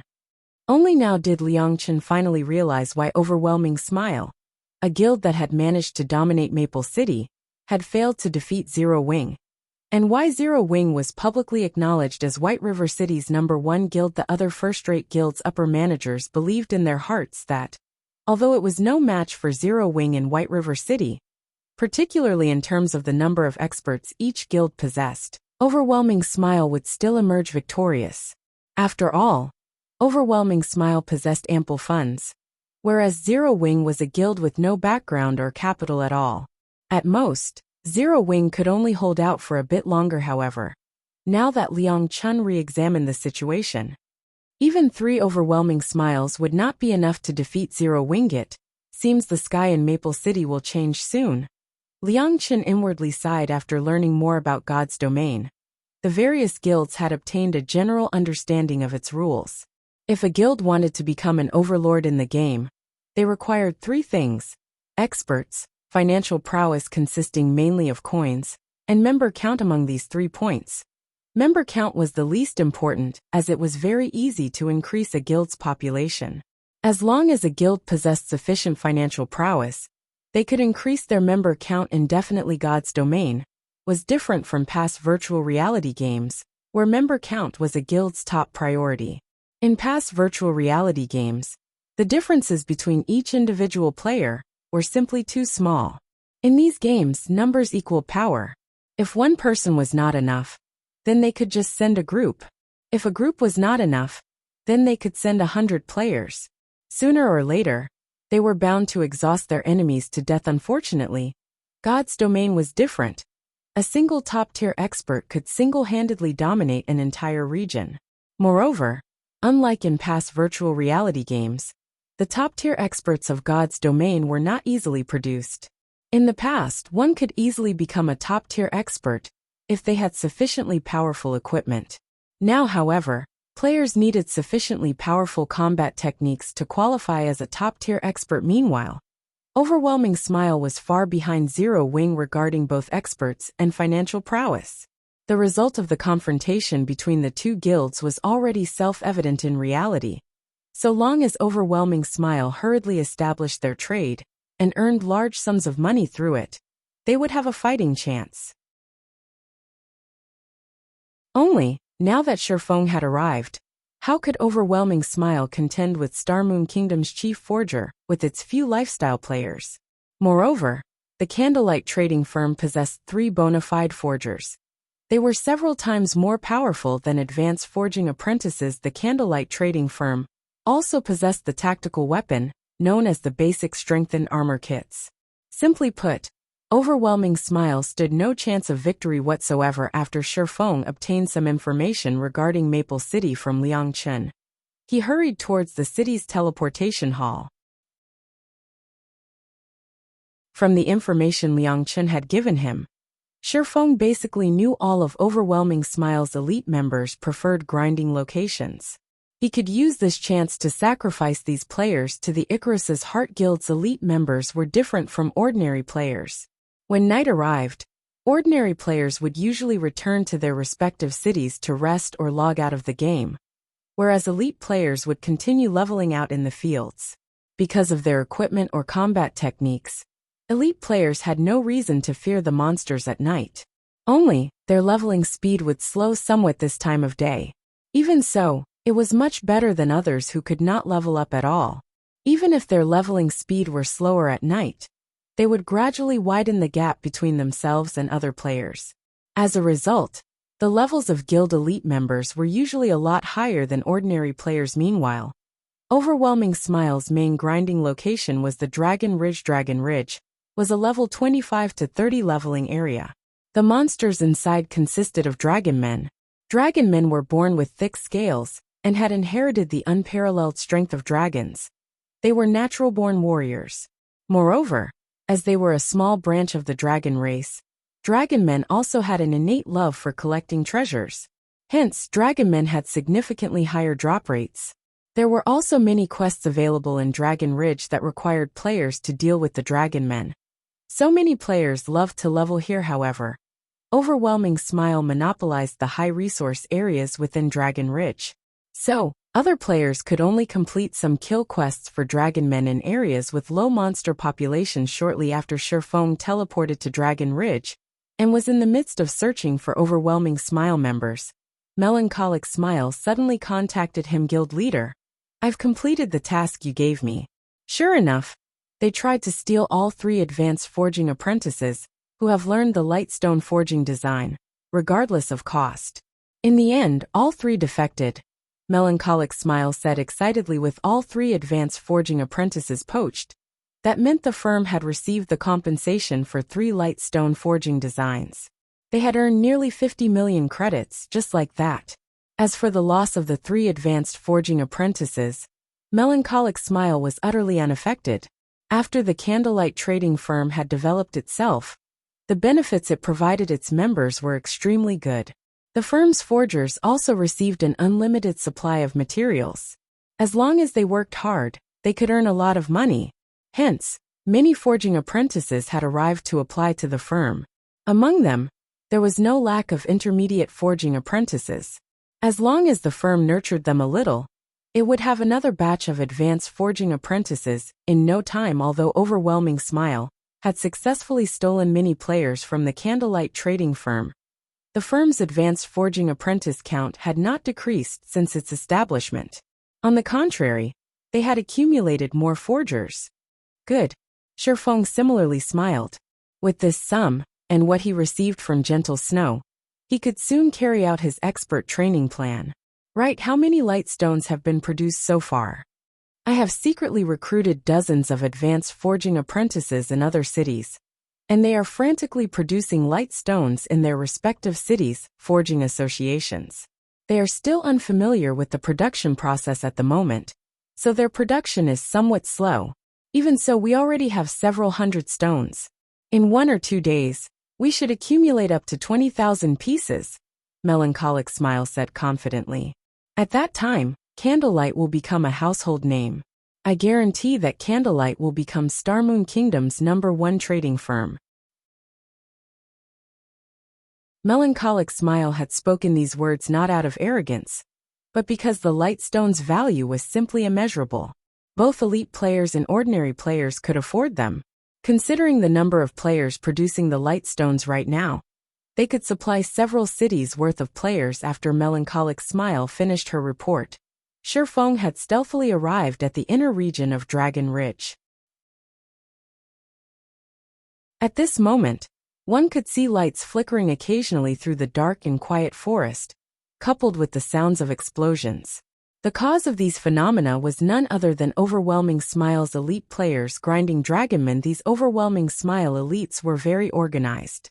Forming groups of 20, the team of 100 took turns battling the dragonmen army.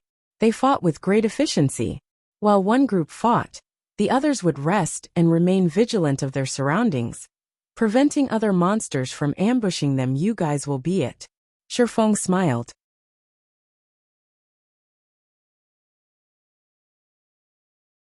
Chapter 520, Expert Hidden in the Dark.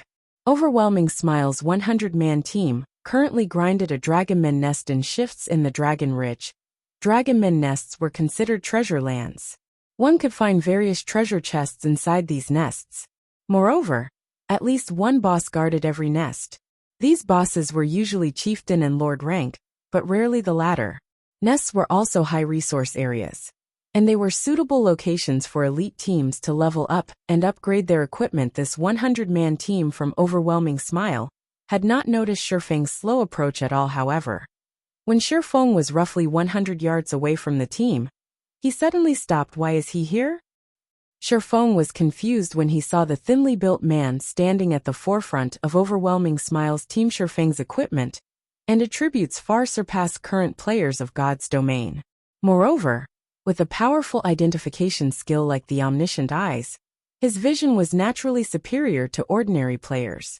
Even during at night, his vision was not significantly affected. Meanwhile, the thinly built man he saw was none other than Werewolf, a true top-tier expert he had met several times before. At this moment, Werewolf was already a level 27 Tier 1 shield warrior. His equipment had also undergone major changes. Currently, he wore nothing but level 25 dark gold ranked items, and his HP was close to 7,000. Compared to Zero Wing's chief MT Cola, Werewolf was only slightly inferior. However, the most significant change about the man would have to be the guild emblem on his chest. Shifeng had once attempted to recruit Werewolf to Zero Wing. However, the latter had expressed his dislike of being bound by a guild, so Shifeng had given up.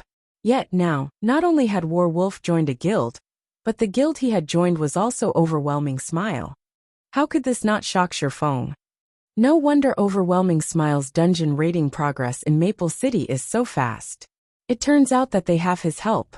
Shifeng came to a realization. He had personally witnessed how skilled Werewolf was. With the help of the Tier 1 shield warrior, Overwhelming Smile would not need long to clear a team dungeon. However, Shifeng could not figure out just how Overwhelming Smile had managed to persuade Werewolf on this 100-man elite team. Aside from Werewolf, Shifeng could also see several more experts. These people were clearly different from the elite members of Overwhelming Smile. A decisive aura surrounded their bodies, and in terms of attacking and dodging, they were obviously a cut above Overwhelming Smile's elite members. Several of these experts had even reached the level of a true expert. No matter which guild they joined, they would be their guild's top combatants. Regarding combat techniques and experience, none of these people were less than Ouroboros's soaring snake. Overwhelming Smile really knows how to hide its secrets. Fortunately, I discovered this ahead of time. If these people gradually accumulate their power in the dark, they will become a vicious threat to Zero Wing in the future. After watching for some time, Shifeng discovered that there were 7 true experts in this 100-man team. Including Werewolf, there were 8. Not even Zero Wing possessed so many true experts. Although the 7 others were inferior to Werewolf, they were most likely stronger than Cola and the 5 demon generals. Only Flying Shadow of the 5 demon generals was close to being a match for these 7 experts. If it really came down to a battle, if Flying Shadow did not possess the advantage in attributes, he would not last against any of these experts. The only ones who could contend with these 7 people were Fire Dance, Aqua Rose, and Violet Cloud. Of course, regarding growth potential, Cola alone was already far above these 7 people, not to mention Aqua Rose and Violet Cloud, who had the potential to reach God tier in God's domain. Every peerless expert capable of reaching God tier was an extraordinary existence.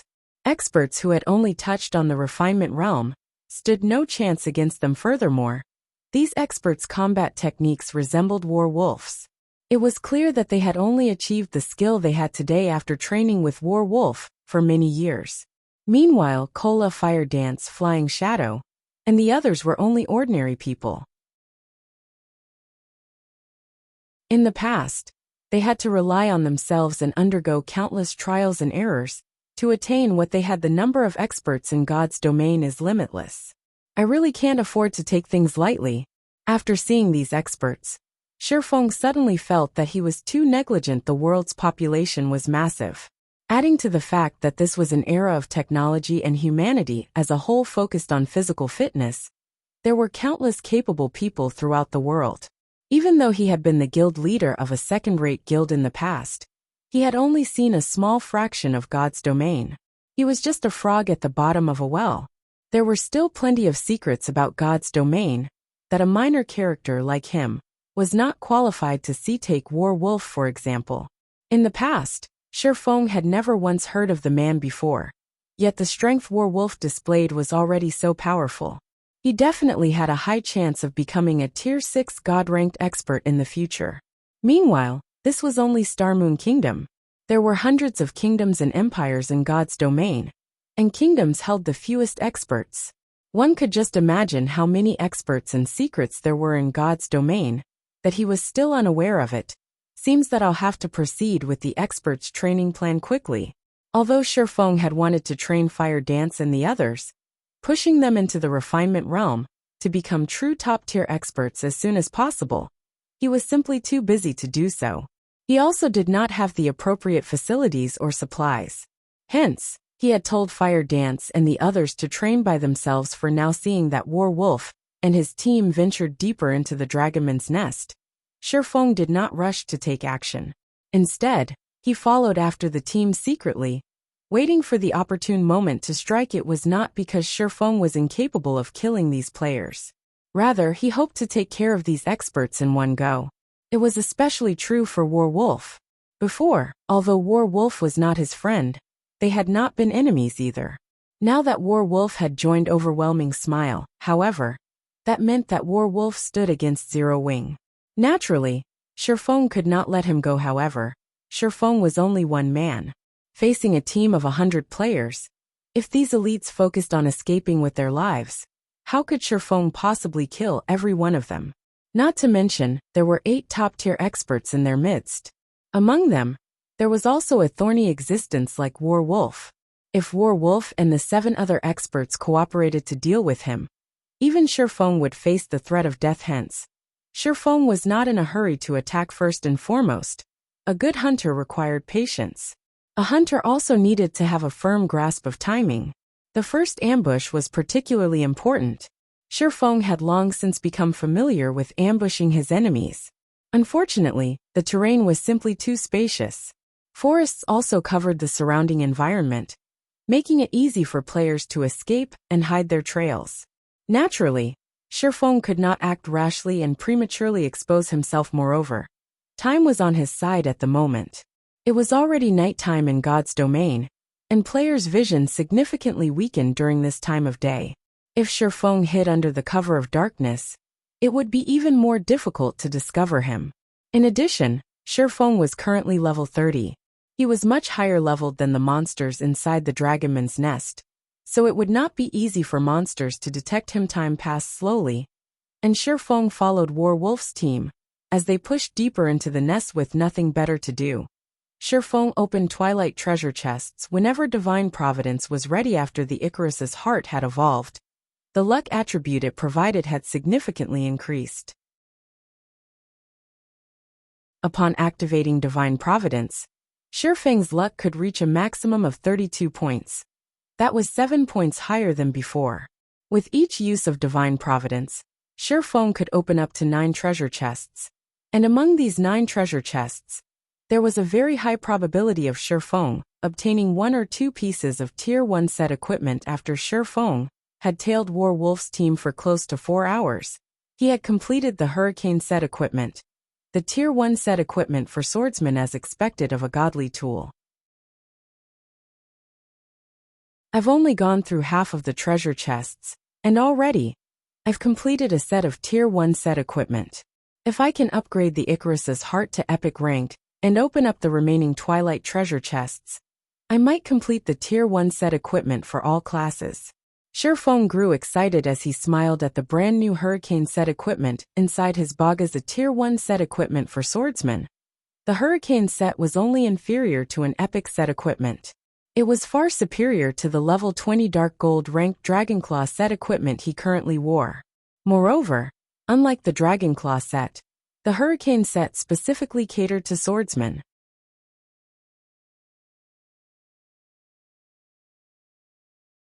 Chapter 521. A monster that evolves.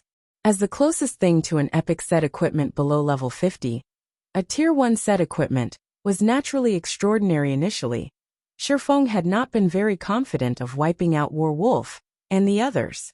However, now that he had completed the Tier 1 set equipment for swordsmen, His combat power would soar once he equipped it. His chances of defeating Wolf's group of 8 top-tier experts would also significantly increase. Feng then replaced the Dragonclaw set equipment with the Hurricane set equipment. Unlike the Dragonclaw set, the Hurricane set was specifically designed for swordsmen. The silvery blue streamlined armor did not hinder its user's body at all. Feng now felt much lighter in the Hurricane set equipment as expected of a set exclusively for swordsmen. Not only does it have strong defense, but it also increases the player's dexterity. Ordinary equipment cannot compare. After testing his range of movement, Feng's lips curled into a smile. Hurricane set equipment. Level 20, Level 50. Equipment requirement, Tier 1 Swordsman. Set consists of 5 parts: head, chest, hands, legs, and feet. Binds when equipped. Set effect. 2-piece effect. Damage increased by 10%, attack speed increased by 20%, and all swordsman skill effects increased by 20%. 4-piece effect. Strength increased by 15%, and agility increased by 15%. Obtain Sword Aura Release skill. Deals 300% weapon damage to all enemies within a radius of 5 yards, knocking back all enemies by 12 yards and stunning them for 1 second. Cooldown, 1 minute. 5-piece effect. All swordsman skill cooldowns reduced by 20%. Receive 1 stack of Hurricane energy every time you deal damage to the target. Each stack increases attack speed by 2% and attack range by 1 yard for 20 seconds. Maximum of 10 stacks. Obtain Hurricane skill. Deals 200% plus 30% * number of Hurricane energy stacks. Weapon damage in a cone to enemies within a range of 20 yards and lifts all targets struck into the air, preventing movement for 5 seconds. Cooldown, 10 minutes. With the set's basic attributes, Feng's strength finally broke past the 500-point threshold, even without entering a berserk state. His agility also passed 600 points.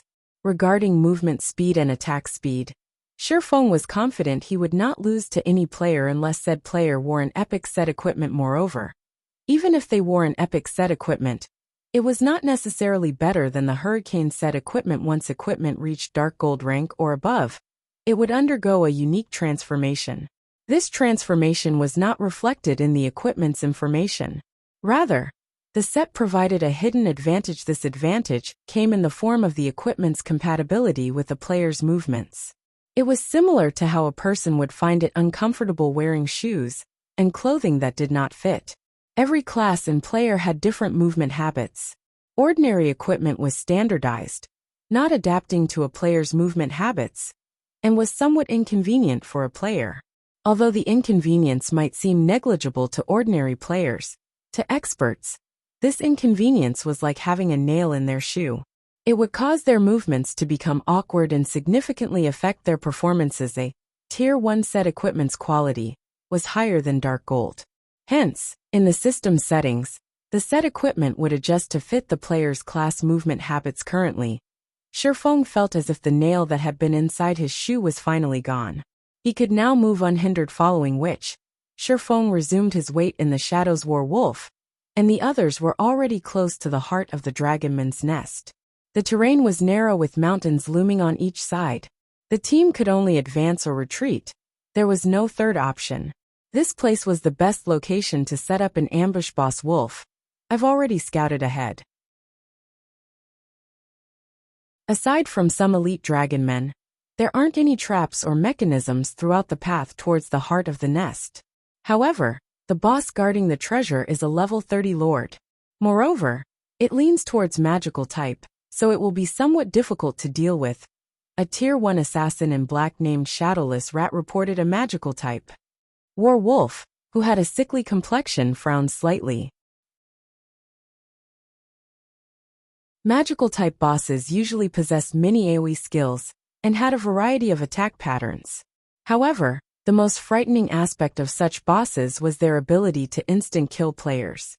They were different from physical type bosses that could be contained using a variety of methods. The biggest difference between physical type attacks and magical type attacks was that physical type attacks were normally very straightforward.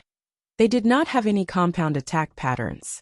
Although physical attacks were a lot faster, It would not be a problem if one reacted quickly and defended against the attack. On the other hand, magical attacks were usually compounded. Because of this, these attacks could easily instant-kill players in the past virtual reality games. Monsters' attack patterns were monotonous, unlike the monsters in God's domain whose attack patterns were very realistic. Moreover, with the increase in level, monsters' attack patterns would also evolve, transforming from the initial monotonous attack patterns to the current compound attack patterns. In other words, players had to guard more than one area. Possibly up to 5 or 6. Most ordinary players already struggled to defend against single-fold attacks, much less two-fold attacks. The simplest example of a two-fold attack was an attack that came in tandem. In a panic, there was a high chance that both attacks would strike ordinary players. They would have to train rigorously to avoid such tandem attacks. Meanwhile, although the members of the various large guilds had killed plenty of monsters, monsters with compound attack patterns only began appearing after level 25. Hence, a majority of players would usually suffer the first time they encountered such monsters. Against a boss, even team wipes were common. Let's take a look at it first before coming up with a strategy. Warwolf said. Warwolf then led his team and advanced towards the Lord-ranked boss quickly, killing everything in their path. Magic Eye Dragonman, Lord rank. Level 30. HP 1600, 000/1600 000. As an area boss, the Magic Eye Dragonman's HP changed according to the number of players in its area of influence. The minimum limit was 20 players, and if there were more than 20 players within range, its HP would increase accordingly. In other words, having more players wasn't necessarily an advantage. The moment Warwolf's team of 100 stepped into the Magic Eye Dragonman's area of influence, the Magic Eye Dragonman's HP instantly increased to 8,000,000. Shadowless Rat. The 19 of you will stay with me. Everyone else, leave the Magic Eye Dragonman's area of influence. Warwolf immediately commanded upon seeing the boss's HP increase. Facing such a boss, having more people would only increase the team's burden. Their team had 8 experts who could easily deal with compound attacks, while the other 12 were veteran gamers who could deal with compound attacks relatively well. By forming a team of 20 players like this, they could deal with the Magic Eye Dragonman as easily as dealing with an ordinary lord. Very quickly, the others left the Magic Eye Dragonman's area of influence, hiding in a corner and watching quietly. Once the 80 players left the area, the Magic Eye Dragonman's HP returned to 1,600,000. Okay, I'll go first. Everyone else, be careful of its aggro. Saying so, Warwolf dashed forward, charging at the Magic Eye Dragonman who had a pitch-black tail and was covered in scales. When the Magic Eye Dragonman caught sight of the shield warrior charging at it, it activated rapid charge and arrived before Warwolf, swinging its hammer fiercely down on the intruder. As it swung down its war hammer, a massive black eyeball appeared above the Magic Eye Dragonman's head, silently firing multiple black rays at Warwolf. Boom. When the massive hammer the size of a small car landed, even the ground shook. However, after the dust settled, it appeared that the war hammer had not actually struck Warwolf.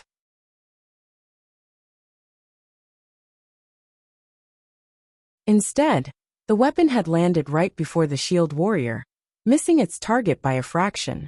As for the black rays, they had also failed to damage Warwolf, as they only brushed past his body. Immediately after, Warwolf swung his sword. Second acceleration. Although Warwolf's sword seemed slow, while the weapon was in mid-swing, it suddenly vanished. Unknown as to when it happened, Warwolf's sword had struck the Magic Eye Dragonman, causing over -400 damage to the Lord, following which, Warwolf and the others began to bombard the Lord with attacks. For a time, attacks flew back and forth, the extraordinarily intense battle shocking the overwhelming Smile members, who watched from a distance. If they recorded this battle, they could enjoy it like watching a sci-fi movie. It's time. Shifeng, who had waited for a long time, revealed a faint smile at this moment. Shifeng downed a bottle of Haunted and activated the Ring of Nothingness. Upon entering a state of nothingness, he charged forward.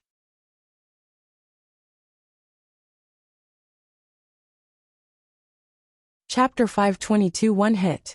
While Wolf's team of 20 cautiously faced off against the Magic Eye Dragon Man, the other Overwhelming Smile members watched excitedly, hoping to learn Wolf and his team's techniques. They yearned to become one of those 20 players on the team, and were enchanted by the battle. They paid no attention whatsoever to their surroundings. It was not because they were foolish, but because Overwhelming Smile's prestige in Maple City made them untouchable. No one would dare to provoke them. Furthermore, it was currently night time, and there were fewer players out in the field grinding and leveling up. Even if someone were plotting against them, they had so many players on their team. There were even top-tier experts in their midst. They had no reason to fear anyone. Boss Wolf is really amazing. Despite facing so many magical attacks, he has not once received any magical damage from the boss. I know, right? If I had just half of Boss Wolf's abilities, I could easily become the chief MT of other first-rate guilds. Half. In my opinion, 1/3 would be enough to become the chief MT of Starmoon Kingdom. Didn't you see how Boss Wolf tanked the final boss of a 20-man Hell Mode team dungeon all by himself? Even when the previous 2 MTs had all of the healers on them, the final boss still took them out easily. Meanwhile, after Boss Wolf arrived, he tanked the boss all by himself, and only required 1 healer to keep him alive. My jaw nearly hit the ground. When the spectating crowd spoke about Wolf, admiration for the shield warrior filled their hearts due to Wolf's appearance. The 20-man Hell Mode team dungeons, that had previously given Overwhelming Smile a headache, had become very easy to raid.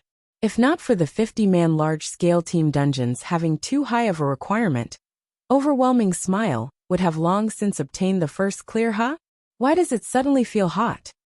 Hot. Now that you mention it, you're right. Isn't it nighttime right now? Several players began to glance around, searching for the source of the sudden heat. However, they had not noticed anything in particular. Wait, above us. A vigilant assassin shouted as he pointed towards the sky. Immediately, everyone shifted their gazes upward, only to find an endless stream of fire-type mana gathering above their heads, condensing into a fire that rained down on them. Meanwhile, a spinning wall of flames had appeared around them. The ground beneath their feet also began to boil. This phenomenon was none other than Shifeng's firestorm. After Shifeng had upgraded the 7 Luminaries ring, the level 7 firestorm now had an effective radius of 30 yards, and the skill shrouded all 80 spectating players before Overwhelming Smile's elites could react. A damage of over -10,000 points appeared above each of their heads. Wolf had the highest HP in Overwhelming Smile, yet even he only had close to 7,000 HP. After a storm of flames swept through the crowd, silence permeated the area. All 80 members of Overwhelming Smile had been reduced to ash. Due to Haunted's effect, the drop rate of all of the players Shifeng had killed had multiplied. Moreover, due to Shifeng absorbing their immortal souls, not only had these players lost their levels and equipment, but they were also barred from logging into God's domain for a long period. Good. Only you guys are left. Hiding a short distance away, Shifeng revealed a satisfied smile. This was the fearsome aspect of large-scale destruction spells. In the past, there had been a saying in God's domain: one would rather incur the ire of a god-tier assassin rather than provoke a player with large-scale destruction spells. God-tier assassins were only powerful against individual players. However, a player who knew large-scale destruction spells could annihilate an entire army by themselves. If a god-tier assassin was likened to a sniper rifle, then a player with large-scale destruction spells was like a strategic missile. They were a guild's worst nightmare in the past. The Midnight Tea Party had stood on equal footing with super guilds because they had a mage god and curse god on their team. These 2 players had possessed an arsenal of large-scale destruction spells. To them, an army of thousands was no different than floating clouds. A single Tier 6 large-scale destruction spell could easily wipe out the entire army. After killing the 80 Overwhelming Smile members, Shifeng did not bother picking up the loot scattered across the ground. Instead, he charged towards Wolf, who currently raged against the Magic Eye Dragon Man. Firestorm's commotion would not have escaped the notice of Wolf's team. While both sides were engaged in an intense battle, Shifeng could not waste this opportunity by picking up Loot Boss Wolf. The members on standby have been wiped out. What are we supposed to do now? Shadowless Rat asked, a lingering fear in his eyes as he watched the raging inferno that faded gradually. At this moment, the names of their team members on standby had turned gray. Retreat for now. Otherwise, our chances of victory will be too low if we have to fight the boss while dealing with this new enemy. Werewolf immediately shouted in the team chat. I'll cover for you guys. Everyone retreat. One had to admit that Werewolf's team was very skilled. Despite realizing that a new enemy had arrived, they still retreated in an orderly manner. Werewolf also retreated slowly as he held off the boss. Only one person? While Shadowless Rat pulled away from the boss battle, he suddenly noticed a black figure dashing towards them. He sighed with relief at the sight. Licking the corner of his lips, he sneered and said, Boss Wolf, leave this bastard to me. He actually thinks he can provoke us and plunder our treasures. I'll teach him a lesson. Saying so, Shadowless Rat activated wind steps and dashed to meet the cloaked figure. Initially, Werewolf had intended to stop the assassin. However, after giving it some thought, he changed his mind. Seeing the enemy's movement speed, Werewolf had already managed to judge the enemy's strength. Although the enemy was an expert and possessed good attributes, he was still far from being a match for Shadowless Rat. Werewolf was very familiar with Shadowless Rat's strength. Among the 8 top-tier experts, the assassin ranked third in one-on-one combat. He was more than enough to deal with an ordinary expert. Moreover, they had already destroyed 50% of the boss's HP. It would be a huge waste if they had to start all over again. Before, he had worried that the enemy was very powerful due to the fact that the latter possessed a large-scale destruction spell.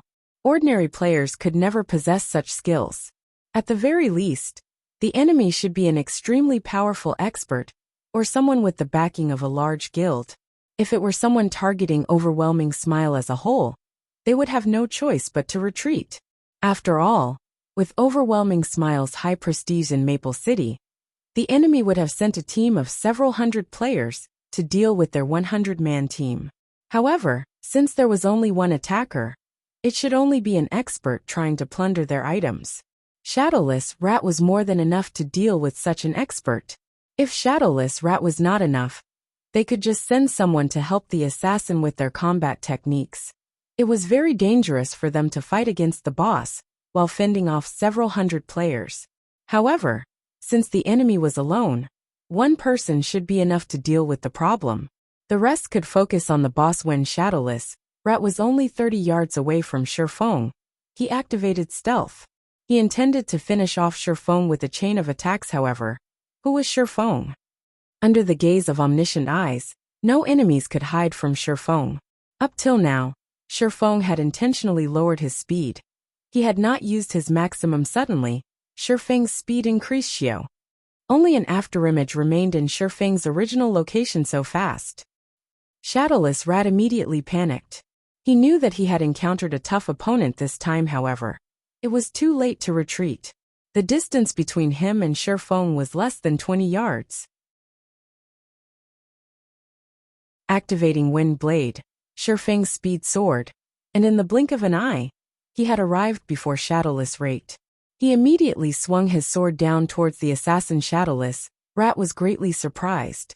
However, his instincts as an expert allowed him to react to the attack. After grasping the trajectory of Shifeng's sword, he quickly moved his daggers to receive the attack. In the next moment, however, a black streak of light cut across Shadowless Rat. The assassin was then forced out of stealth, a shocked expression on his face, as he looked at the black hooded figure before him. How could any attack possibly be so fast? Shadowless Rat looked at his bloodied chest, his heart palpitating as his HP quickly bottomed out. He then crumbled to the ground motionless.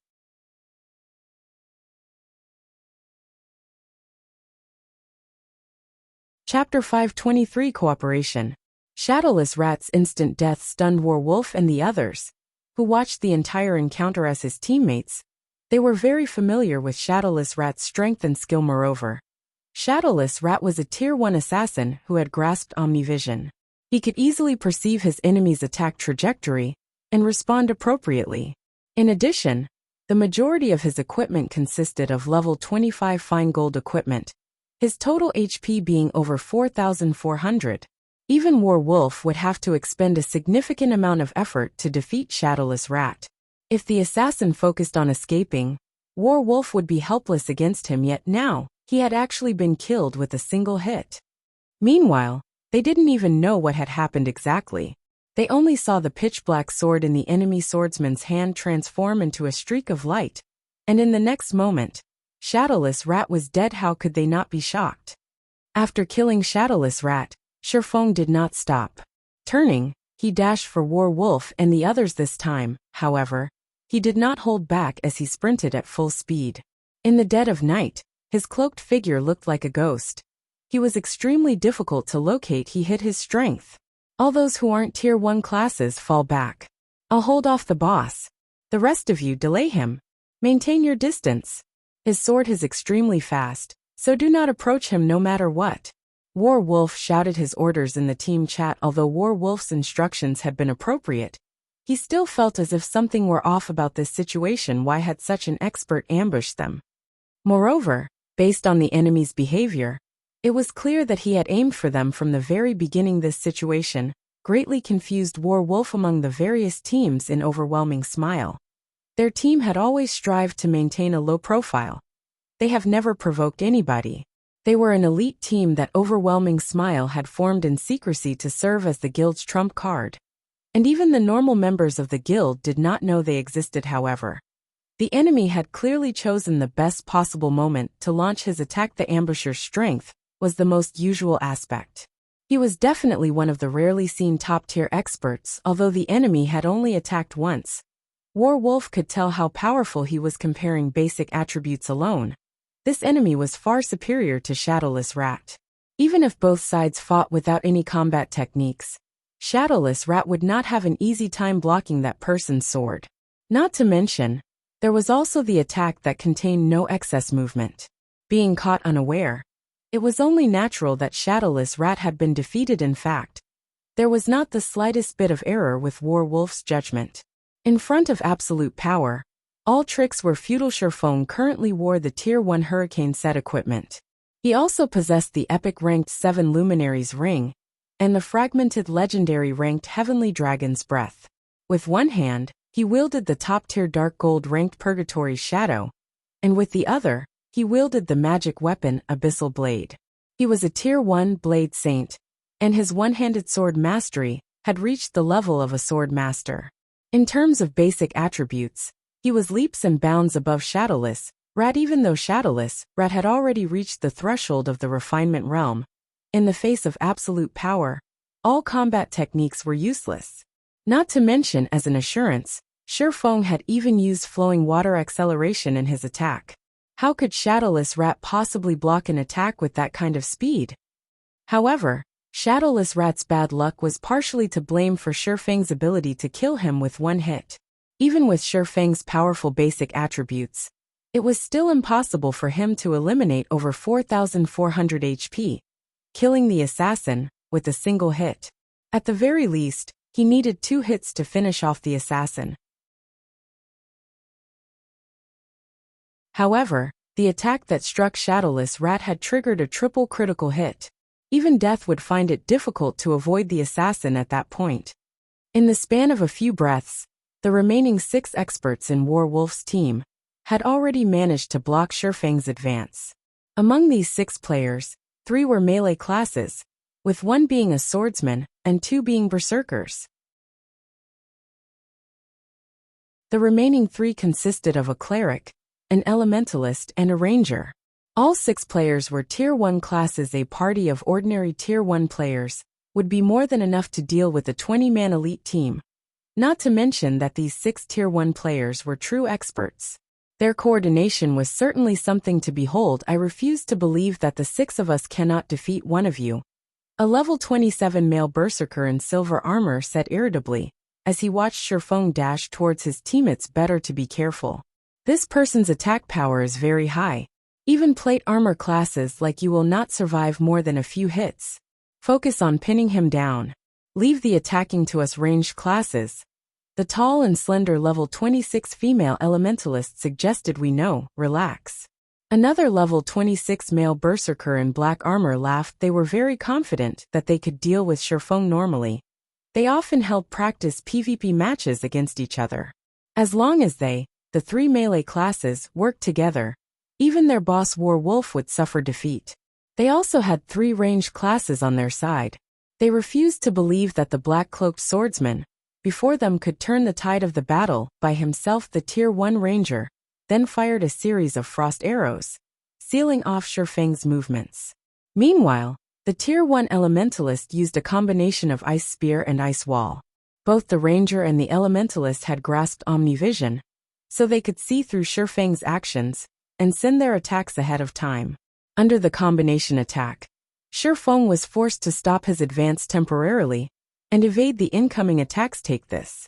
Seizing the opportunity, the silver armor berserker tightened his grip on his greatsword and used flame charge on Shifeng. Flame charge could force the target into a fainted state for a slightly more than 1 second.